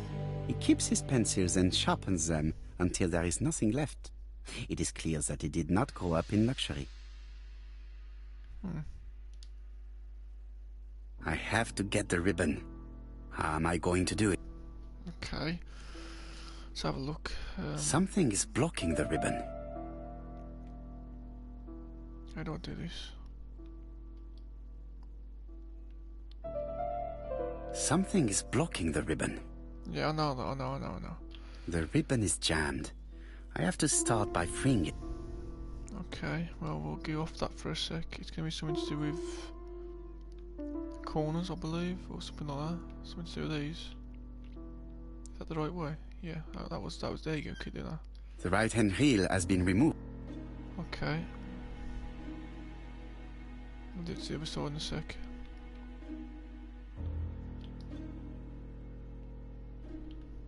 The other way. Oh, there we go. The left-hand heel has been removed. Okay. Right, what are you doing? You're doing it again. Just get the ribbon. Something is blocking the ribbon. Something's still blocking the ribbon. Okay, what am I looking at? Let's have a look. Do I have to use a particular thing here? Wait, what was that? Wait, what's this here? Something there. This is blocking the ribbon, I believe. There we go. And here is the ribbon. Let us see if it was indeed used to write the letters sent by ABC. I only need the ink ribbon for my inquiry. I will let Jack clean the keyboard if you wish. Okay.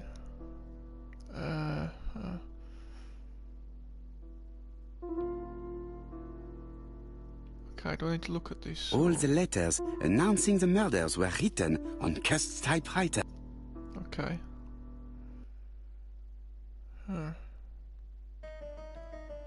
Did Cust drop it when he opened the window? Or was it Mrs. Marbury while she was cleaning?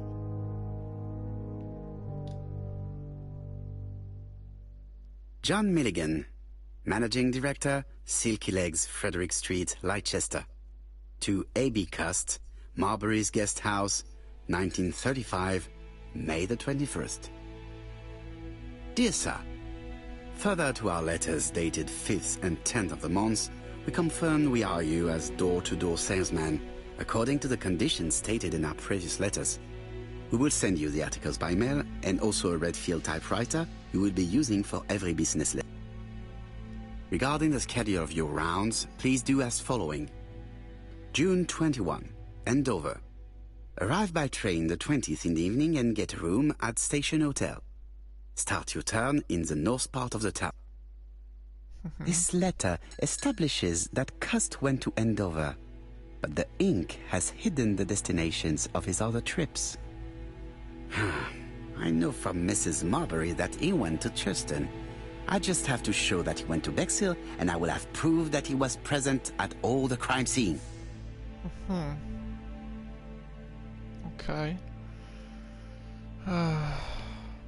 What else is there? Nothing up there. What's this? Okay. It's closed. It's closed, yeah. That's right. ABC guys. Enough to sign about a dozen murders. Okay, and let's use the, is it a knife I can use on this? Yeah. This knife is very useful. Who knows? Maybe it never cut anything other than string. Stockings. Stockings. Oh, I said it again. Okay, there you go. Right, what else is there? On that one. ABC guys. Enough to sign about a dozen murders. Okay. What about in this wardrobe? Trousers, white shirts. Everything has been washed very well. The Bexhill daily paper, dated from the day of the Bexhill murder. Most probably the bathing dress repaired by Mrs. Marbury's expert hands. All the main articles referring to the ABC case are here, from the Churston murder onwards. Nothing before that date. Okay. Right, is that all the stuff I've got to do in this room now? Or is there anything else? So let's take it back outside. Let's just look at the search custom. We're just with search custom. What do you mean? What do you mean? Search it again? Wait, is there anything else? Well, I missed something. Is that what it is? No, it's the same there. Hang on. I must have missed something if it's trying to make me do the same things or something. Hang on. Trying to think. Nah, I missed. Wait, what's that? What's this? What's that over there? Something over. Wait, no. That's just you're just doing the same thing again. Okay, I thought it was gonna be just like gonna take the thing off the wall, whatever. That. Okay. So that I've checked the room. Okay, just check your thing again. So, well, I've got any little things here. Let's have a look at this. There you go.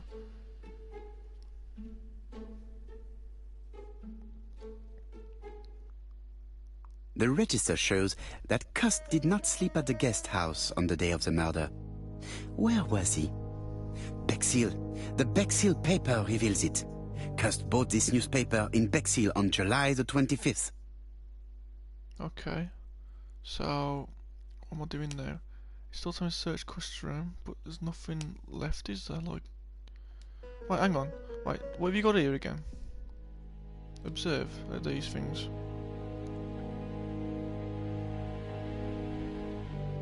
So where do I get this off then? Do I have to like, where's... Is there I should spin it off, shouldn't I? How do you do the spinning thing? Is there a spinning thing you can do on this? Do you have to like press a certain button? No?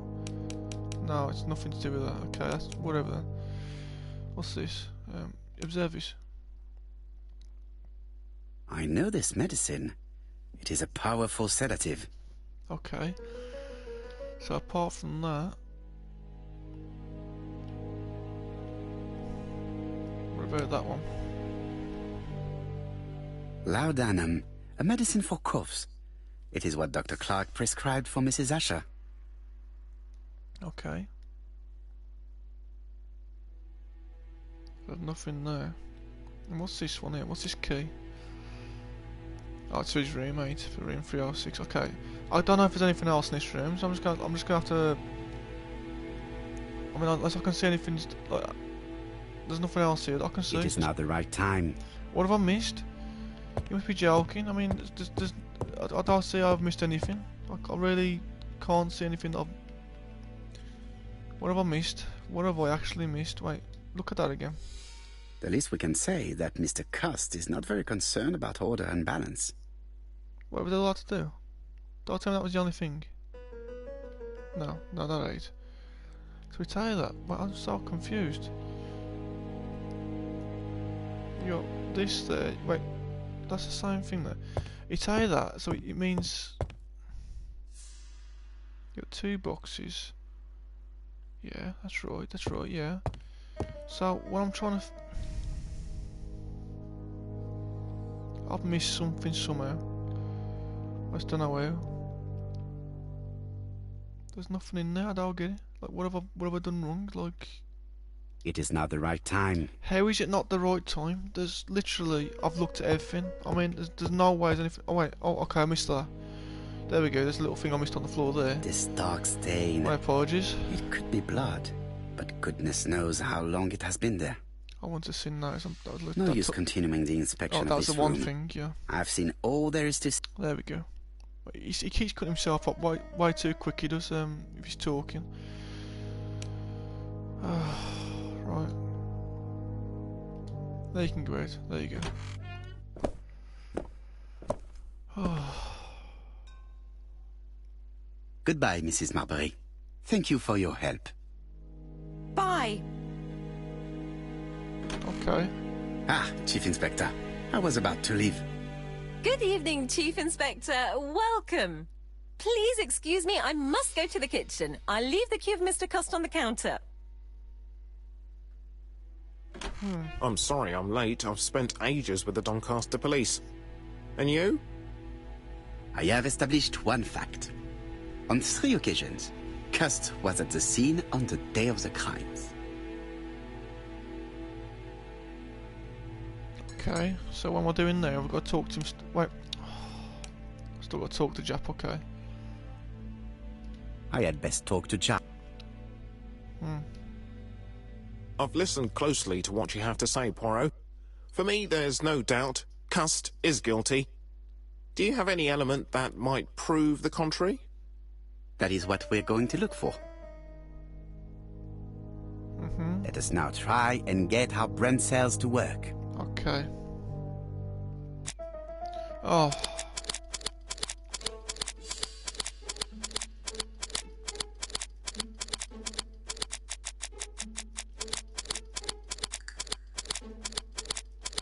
Oh, there we go.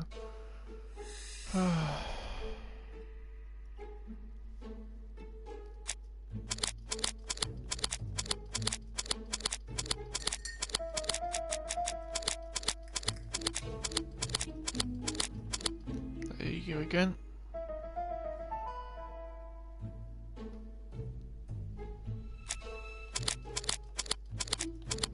There you go.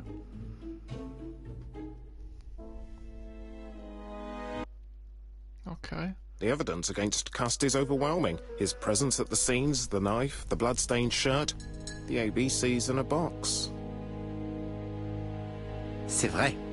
However, the blood Mrs. Marbury saw on Cust's shirt may have been his own.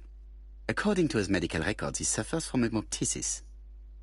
The murderer cut Sir Carmichael's throat from behind, and the blood spurted outwards.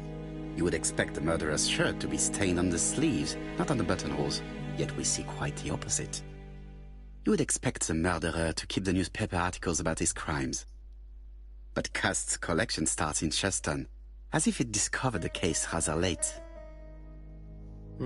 I agree it's troubling, but it doesn't change my mind. There's small details that we should be able to clear up by questioning Cust. When can we talk to him? Doncaster is sending him to us on the first train. Are they questioning him already? He says he can't remember a thing. It's plausible. Doctors say he suffers from absences and amnesia. Mrs. Marbury has confirmed this. He may have done the murders in an altered state. A familiar situation. It's not enough to clear his name. Dr. Thompson insisted that even if you don't know what you're doing, you never commit a murder without wanting to. Très intéressant. I shall remember that. Right. I'll go and examine the suspect's room. Chief Inspector, I took the liberty of removing a few clues to examinatum. All right, we'll discuss them tomorrow. In the meantime, I'm going to see if you've missed something. What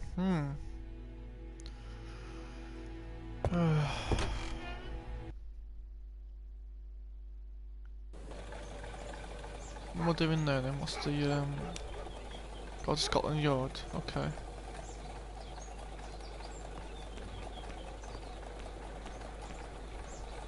To Scotland Yard, please.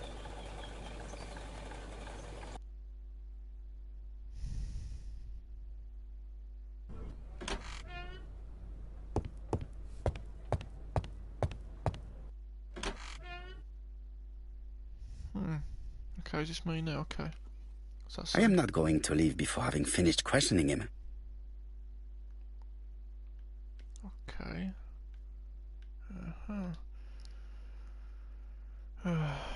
This man is not in good shape.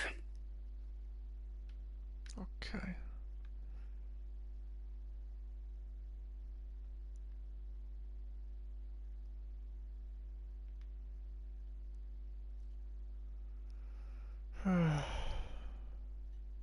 He is worried and very tired, and other police have been hard on him.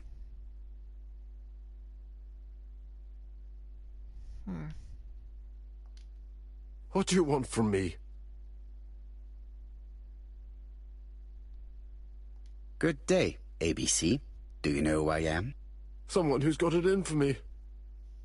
I am Hercule Poirot, and I want nothing other than the truth. Ah, you're the detective. Yes, I am the person you have been sending the letters to. I didn't write these letters. I've already said so. Très bien. You did not hide these letters. But the question remains, who did? Probably one of my enemies. I have many. Are you capable of murder, Mr. Cust?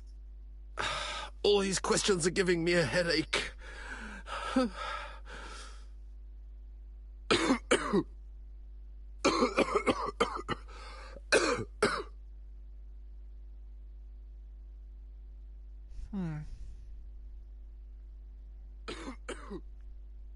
Poor man. If only I could help him. He is in no state to reply. Okay, well, he's got to give him something for it, isn't he? Like, it's question Cust, but you've got to give him something, so... Wait, nah, hang on. Is that the one? Wait, let's observe. Is that Laudanum, Yeah. a medicine for coughs. It is what Dr. Clark prescribed for Mrs. Asher. Yeah, we'll use that. The other one's going to put him to sleep. We'll use the other one, so let's just give him that. Take this. It will help you. Thank you. Okay, so we'll talk to you again. What am I doing? Like, what's... Okay.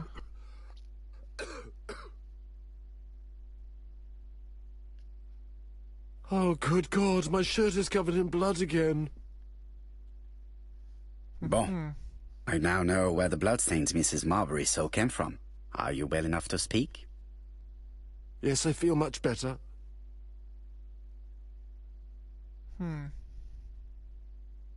Are you capable of murder, Mr. Cust? All these questions are giving me a headache. You enjoyed the war, Cust. Admit it. I didn't want to be discharged. And to thank him, you murdered him? Stop talking about these murders. Do you deny being at the scene of the crimes? So? There was no harm in being there. It was only for my work. You were seen at all the crime scenes. Yes, I was. I travel a lot. But not for pleasure. I am terribly unwell in trains. But I had to respect my engagements. My employer gave me very precise written instructions about the towns I had to visit. Let's see. The company you claim to work for, Silky Legs, has never heard of you. And as for these letters they sent you, they were written on your own typewriter. The company sent me the typewriter when I started working for them. Yes, but the letters were received afterwards. So it would appear that you typed them before sending them to yourself. I don't remember. Good God! I don't know what's happening to me. My head hurts terribly.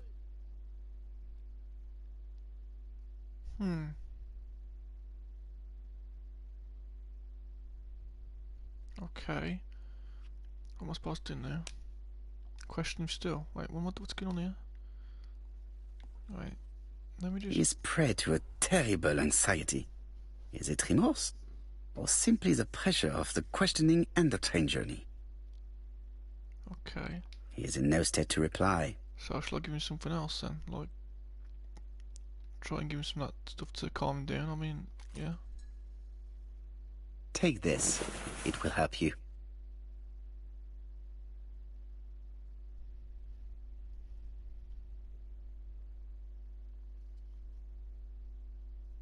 Oh, I think I'll be fine. Let us see, Cust. Look at me. You know very well that you committed these murders? Yes, I know. But I'm not wrong in saying that you do not know why you committed them. No, I don't.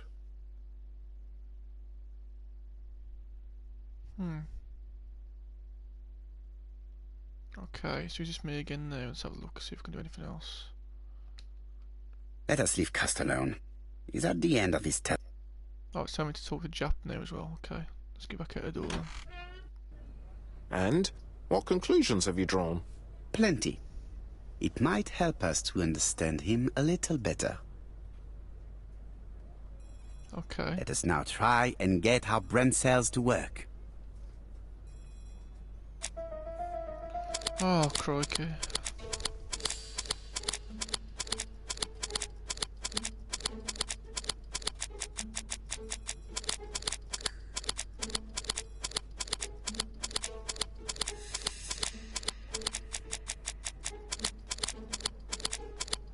There we go. Oh,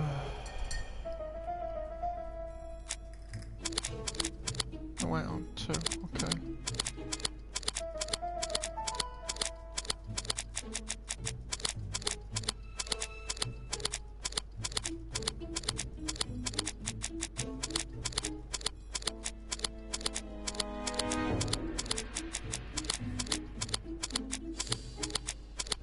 There you go.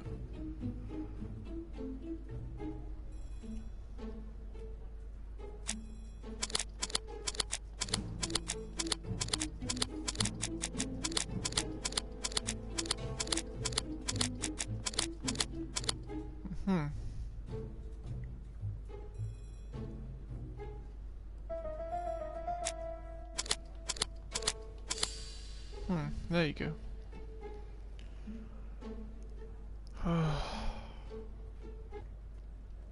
I don't see any clearer than before.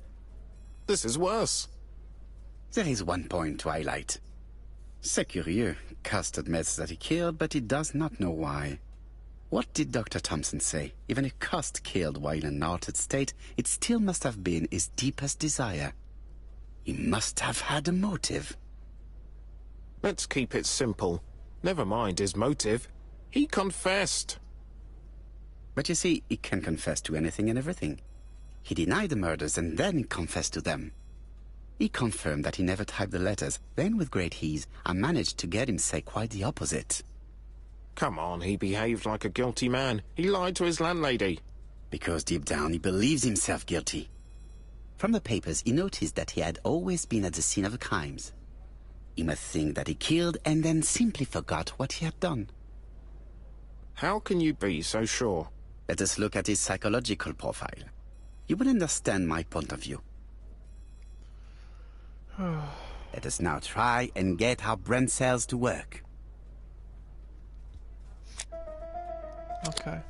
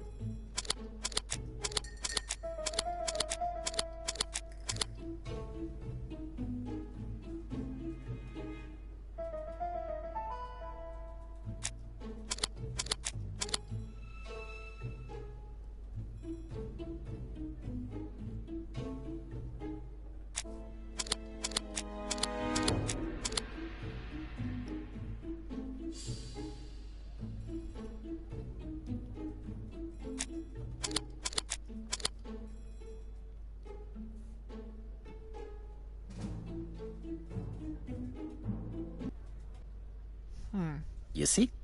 Cuss' character is quite the opposite of the murderer's. But if he's a madman, can we really talk about his character? You know very well that our murderer does not behave like a psychopath. Apart from the signature, there is no ritual repetition in the choice of victims. Very well, you're right as always. So we have no confession, no culprit, no suspects, nothing. And all that after 2 months of inquiry? What should I do? Have faith. Just give me 24 hours.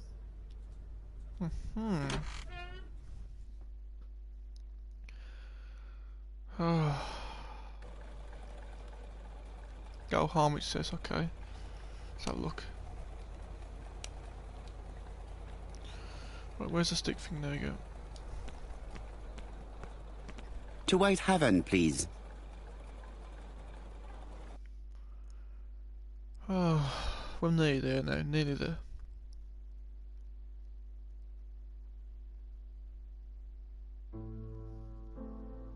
Cust's arrest is a great success for you, Poirot. It's all clear now, except maybe 1 or 2 details. Details. Ah, mon ami. The devil is in the detail, as we say. Excuse me? Patience, Hastings. Everything will be clear once our guests arrive. Best be prepared. Slip a revolver into your pocket before they do. A revolver? But Poirot, what are you afraid of? Trust me. It is important you carry a weapon for this meeting. I will lend you mine. What about telling me what you have in mind? Surtout pas. You wouldn't be able to play your role. Wait 1 moment, I will bring you my weapon. Okay. Right, before I do the weapon stuff, I'm gonna go over here and check the other bits and bobs. So like this again, obviously. The mirror.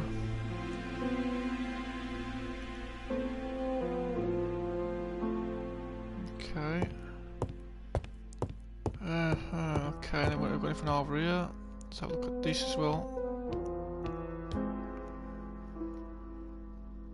Alright, what we got here then? Let's look at the top one. The Lancet, September 11th, 1935. General Medical Journal. The alphabet murderer is not psychotic, according to Professor Thompson.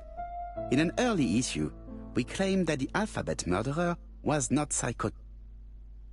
Our assertion has just been confirmed by Professor Thompson, a Scotland Yard expert, who has spoken to the prisoner at great length. Not all obsessional killers are psychotic, he explained. It is true that Kirst has a disturbed personality and memory disorder. But his amnesia, whether real or pretended, does not alter the fact that he was perfectly lucid at the time of his acts.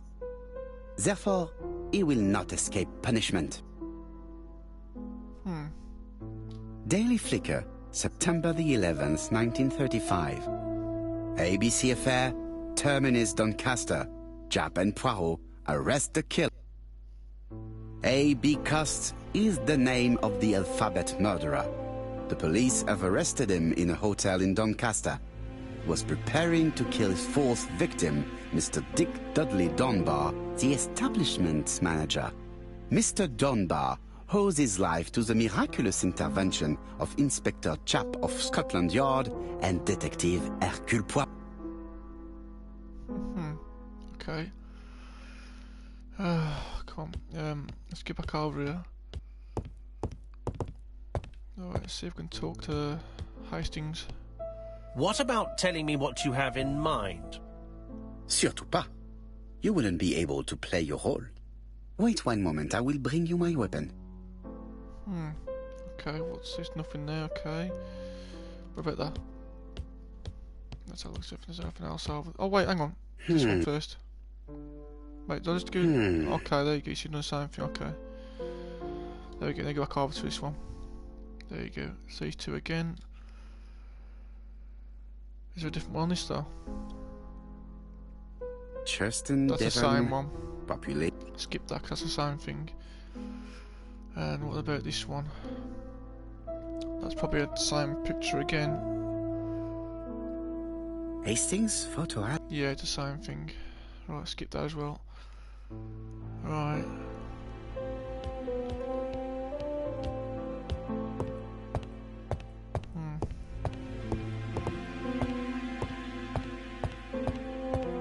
over here first.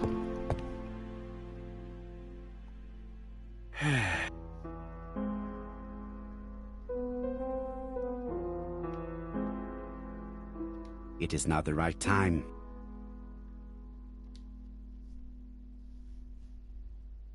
Ah, some cool hair.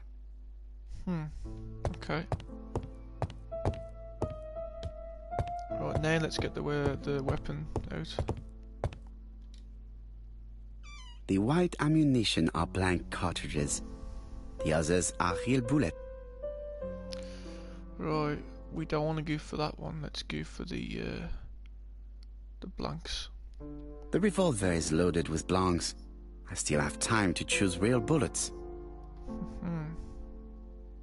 The revolver is loaded with blanks. I still have time to choose real bullets. Wait, you want me to look at the red one as well? Okay, hang on. Wait, so I've done that one and that one. So what happens if you look at this? The revolver is loaded with real bullets. I still have time to choose blank. Yeah, forget that. I'm having the blanks. The revolver is loaded with blanks. I still have time to choose real bullets. Okay, there you go. Leave that.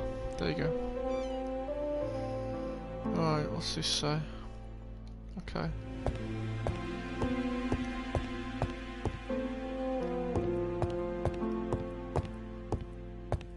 What about telling me what you have in mind?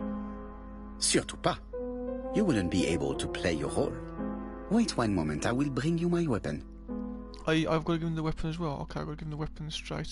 Like now. There we go. Voila, I entrust you with my weapon. It has hardly been used, it is almost new.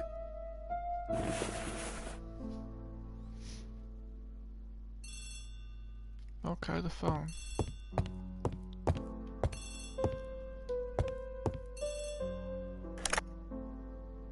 Chief Inspector, is that you? Yes. Sorry, but we haven't found anything. Have you checked the typewriter? And the packaging, the letter, and the ribbon reel. We've only found prints left by Cust and his landlady. Well, never mind, I shall make do.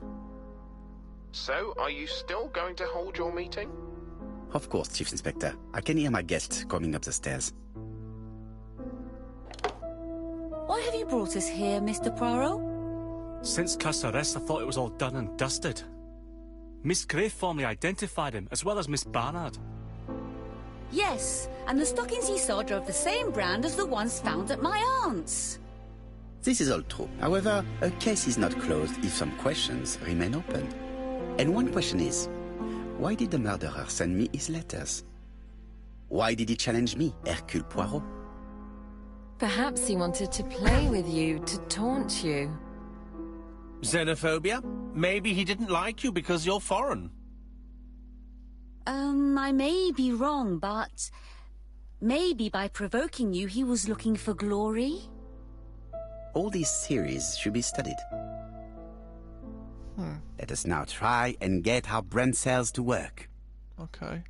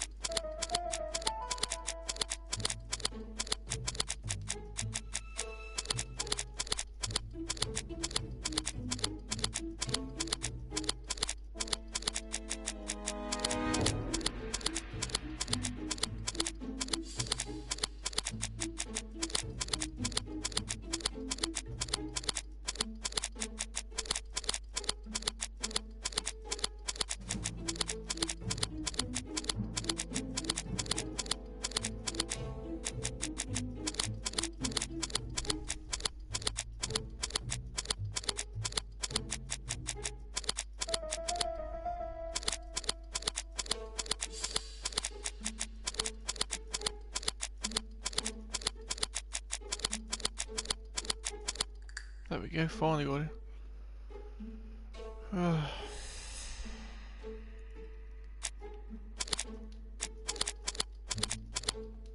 go.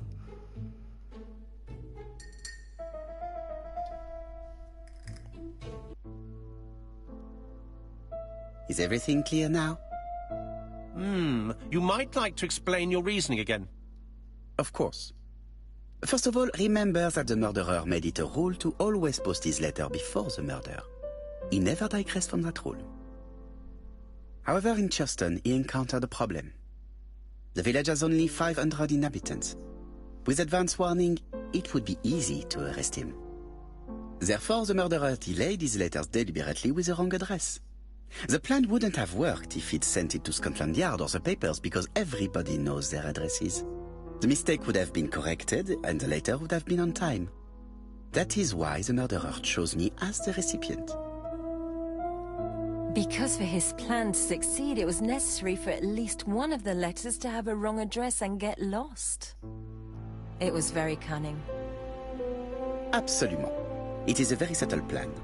It matches the profile we have drawn up of him perfectly. That of an intelligent, daring and calculating murderer. But that's not how you describe Cust. You are quite right, mademoiselle. Like you, I find it hard to believe that this dull character is the clever murderer we are looking for. Do madmen... I mean, if he's mad, he might have two very different sides. No doubt. But the murderer is not mad. All the specialists agree that he does not have the profile of the psychopath. But if Cust is not guilty, how do you explain his presence at the scene of the crimes? Mr. Clark, the answer to your question is in the medical records of your brother's patients. Documents which Cust most certainly did not have access to. Let us now try and get our brain cells to work.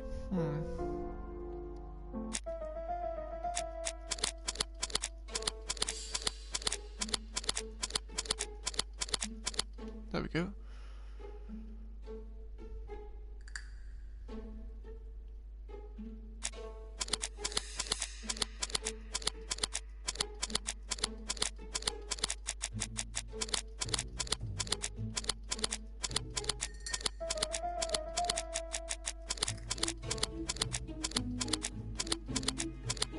There we go.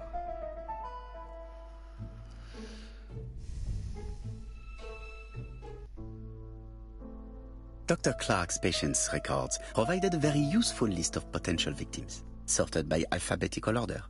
The killer definitely used it, explaining the fact that all the victims were former patients of the doctor. It is this fact that clears Cust once and for all, because he never had access to these records. So how did he happen to be at the scene of the crimes? Either the murderer sent him there, or Cust was following him closely. Cust's highly suggestible nature leads us to the second hypothesis. The murderer was manipulating him. He systematically sent Cust to the towns where he was going to strike, so that the suspicion would land on the poor man's shoulder. That's evil. What sort of killer could have such a plan? And what would he gain from three completely different murders? Indeed, it seems unlikely that the same murderer committed all the crimes. What should we take from that? Just one murder was of benefit to the murderer. The others were just diversions. On reflection, there is only one conclusion. The murderer killed once out of interest, and twice to divert our attention. This reasoning points at two potential culprits. Franklin Clark. Donald Fraser? Yes, mademoiselle. That's good thinking. Mr. Fraser may have killed Betty out of jealousy. Mr. Clark may have killed his brother in order to inherit his large fortune. Both have a motive.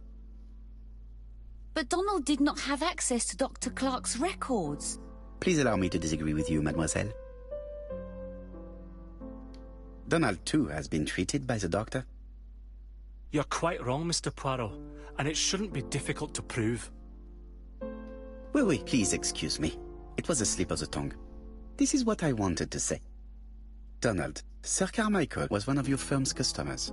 We found a surveyor's report among his papers that proves it.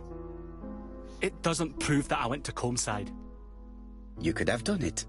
And you may have used the opportunity to take a look at Sir Carmichael's records. You think I'm guilty? You or Mr. Franklin Clark? That's ridiculous. Both of you have a motive. The question is, which of you has the profile that most resembles the murderer? Let us now try and get our brain cells to work.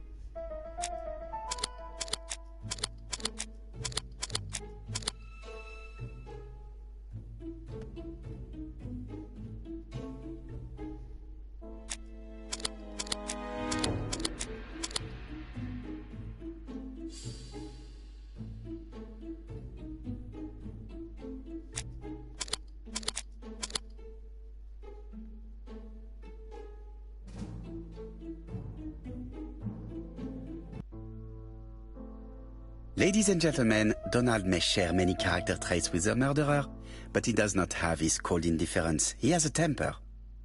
It is hard to imagine him planning anything. Also, jealousy is his motive, and crimes of passion are rarely planned. Right, I suppose it's my turn to be subjected to the same scrutiny. Absolument, Mr. Clark. Let us now try and get our brain cells to work.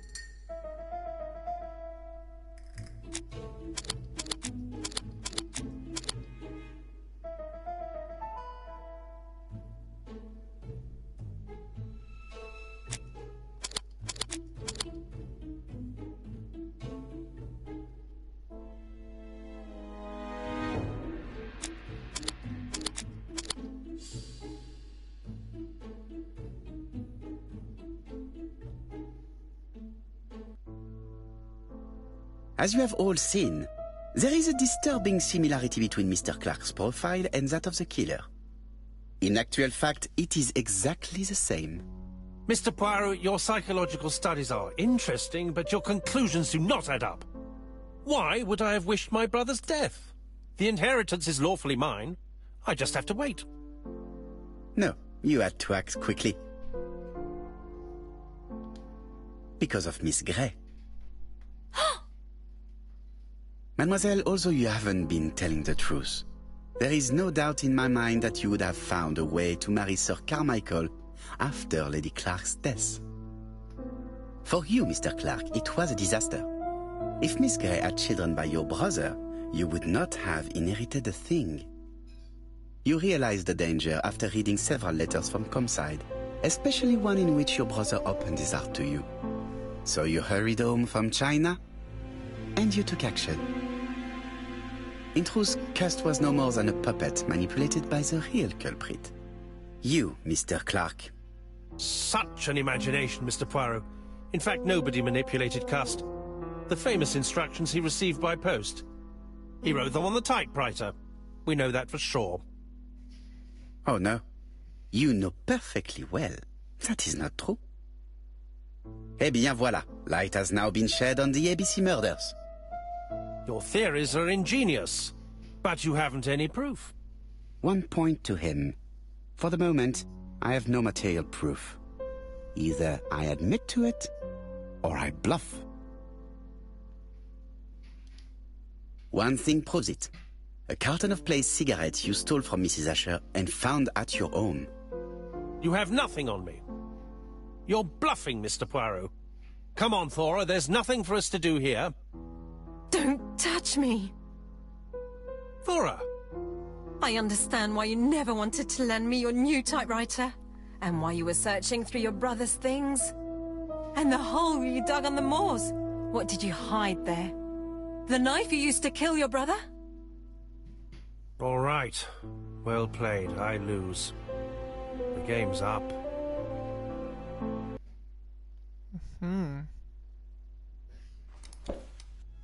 Don't come near me! I'll never let you take me, Mr. Poirot.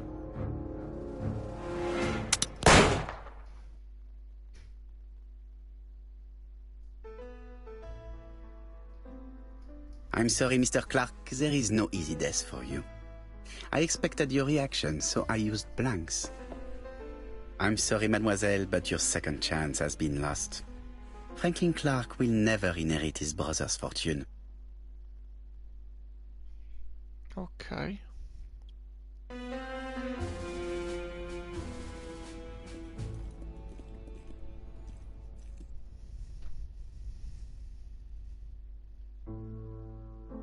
Disappointed at having missed the chance to become Lady Clark, Thora Grey left England. Donald Fraser and Megan Barnard married. On Poirot's recommendation, Mary Drower started to work for Lady Clark. The elderly lady's condition suddenly took a turn for the better. And a few months later, to Dr. Logan's great surprise, she was back on her feet again. According to this eminent physician, it appears to be an extremely rare case of spontaneous remission. Lady Clark has enjoyed very good health ever since.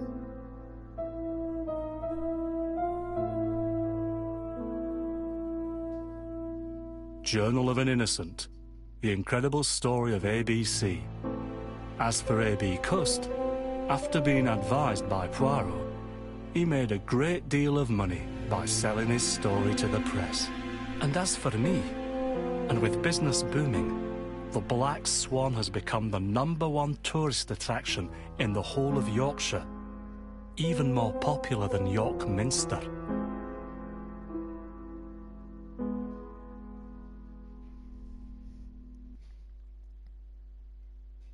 Okay.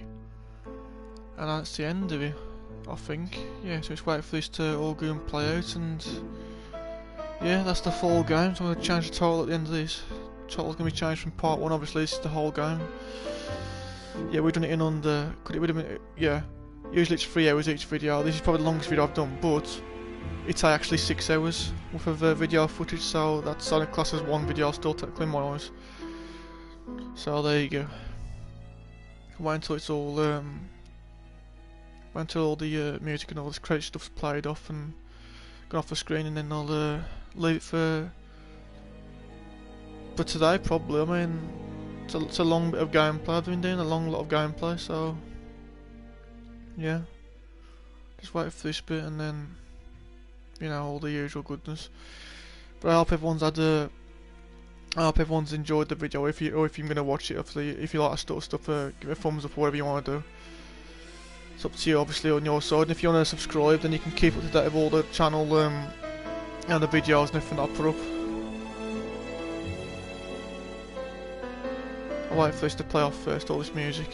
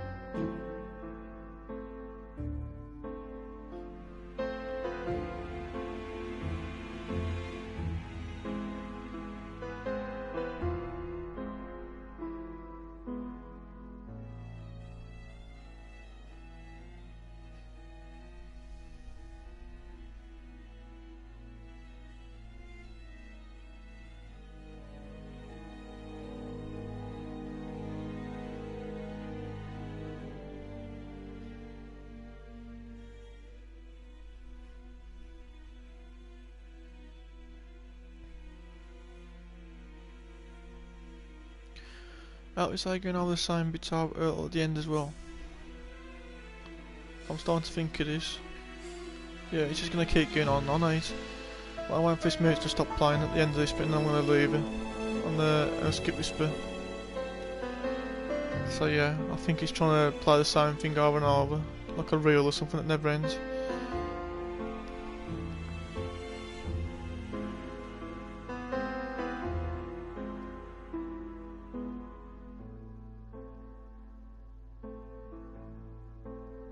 Yeah, it's definitely gonna have the same things. Just got a feeling. Oh, wait for the music and then that's it.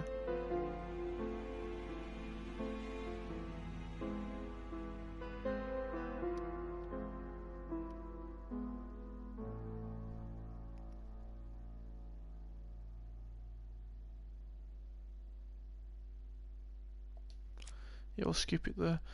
That's where I'm going to leave it then, because that is literally the full gameplay. I've had to skip that crate because it was just going to, I think it was the same thing going over and over. But yeah, we've done the whole game today, so there you go. We've done all of that. Agatha Christie's The ABC Murders. I hope everyone's enjoyed it. Obviously, give it a thumbs up if you like the video. If you know all that stuff, give it a comment if you want me to play anything in particular in the future, or even just like have a little nice thing to say to me, or whatever whatever you want to say. And what was I going to say? Subscribe if you want. If you want to keep up some more videos, like if you want to see some more footage and whatnot. Obviously, spend more time with me as a person. Obviously, me the lone Robin. But yeah, that's it. That's all I can do for now. That's all I'm gonna do for today as well. So yeah, you've been with me the lone Robin, and I hope you've all enjoyed it. Have a good evening, good night, good day, wherever you are in the world. Just enjoy wherever you are, and all the best, and much love to you all. Until next time.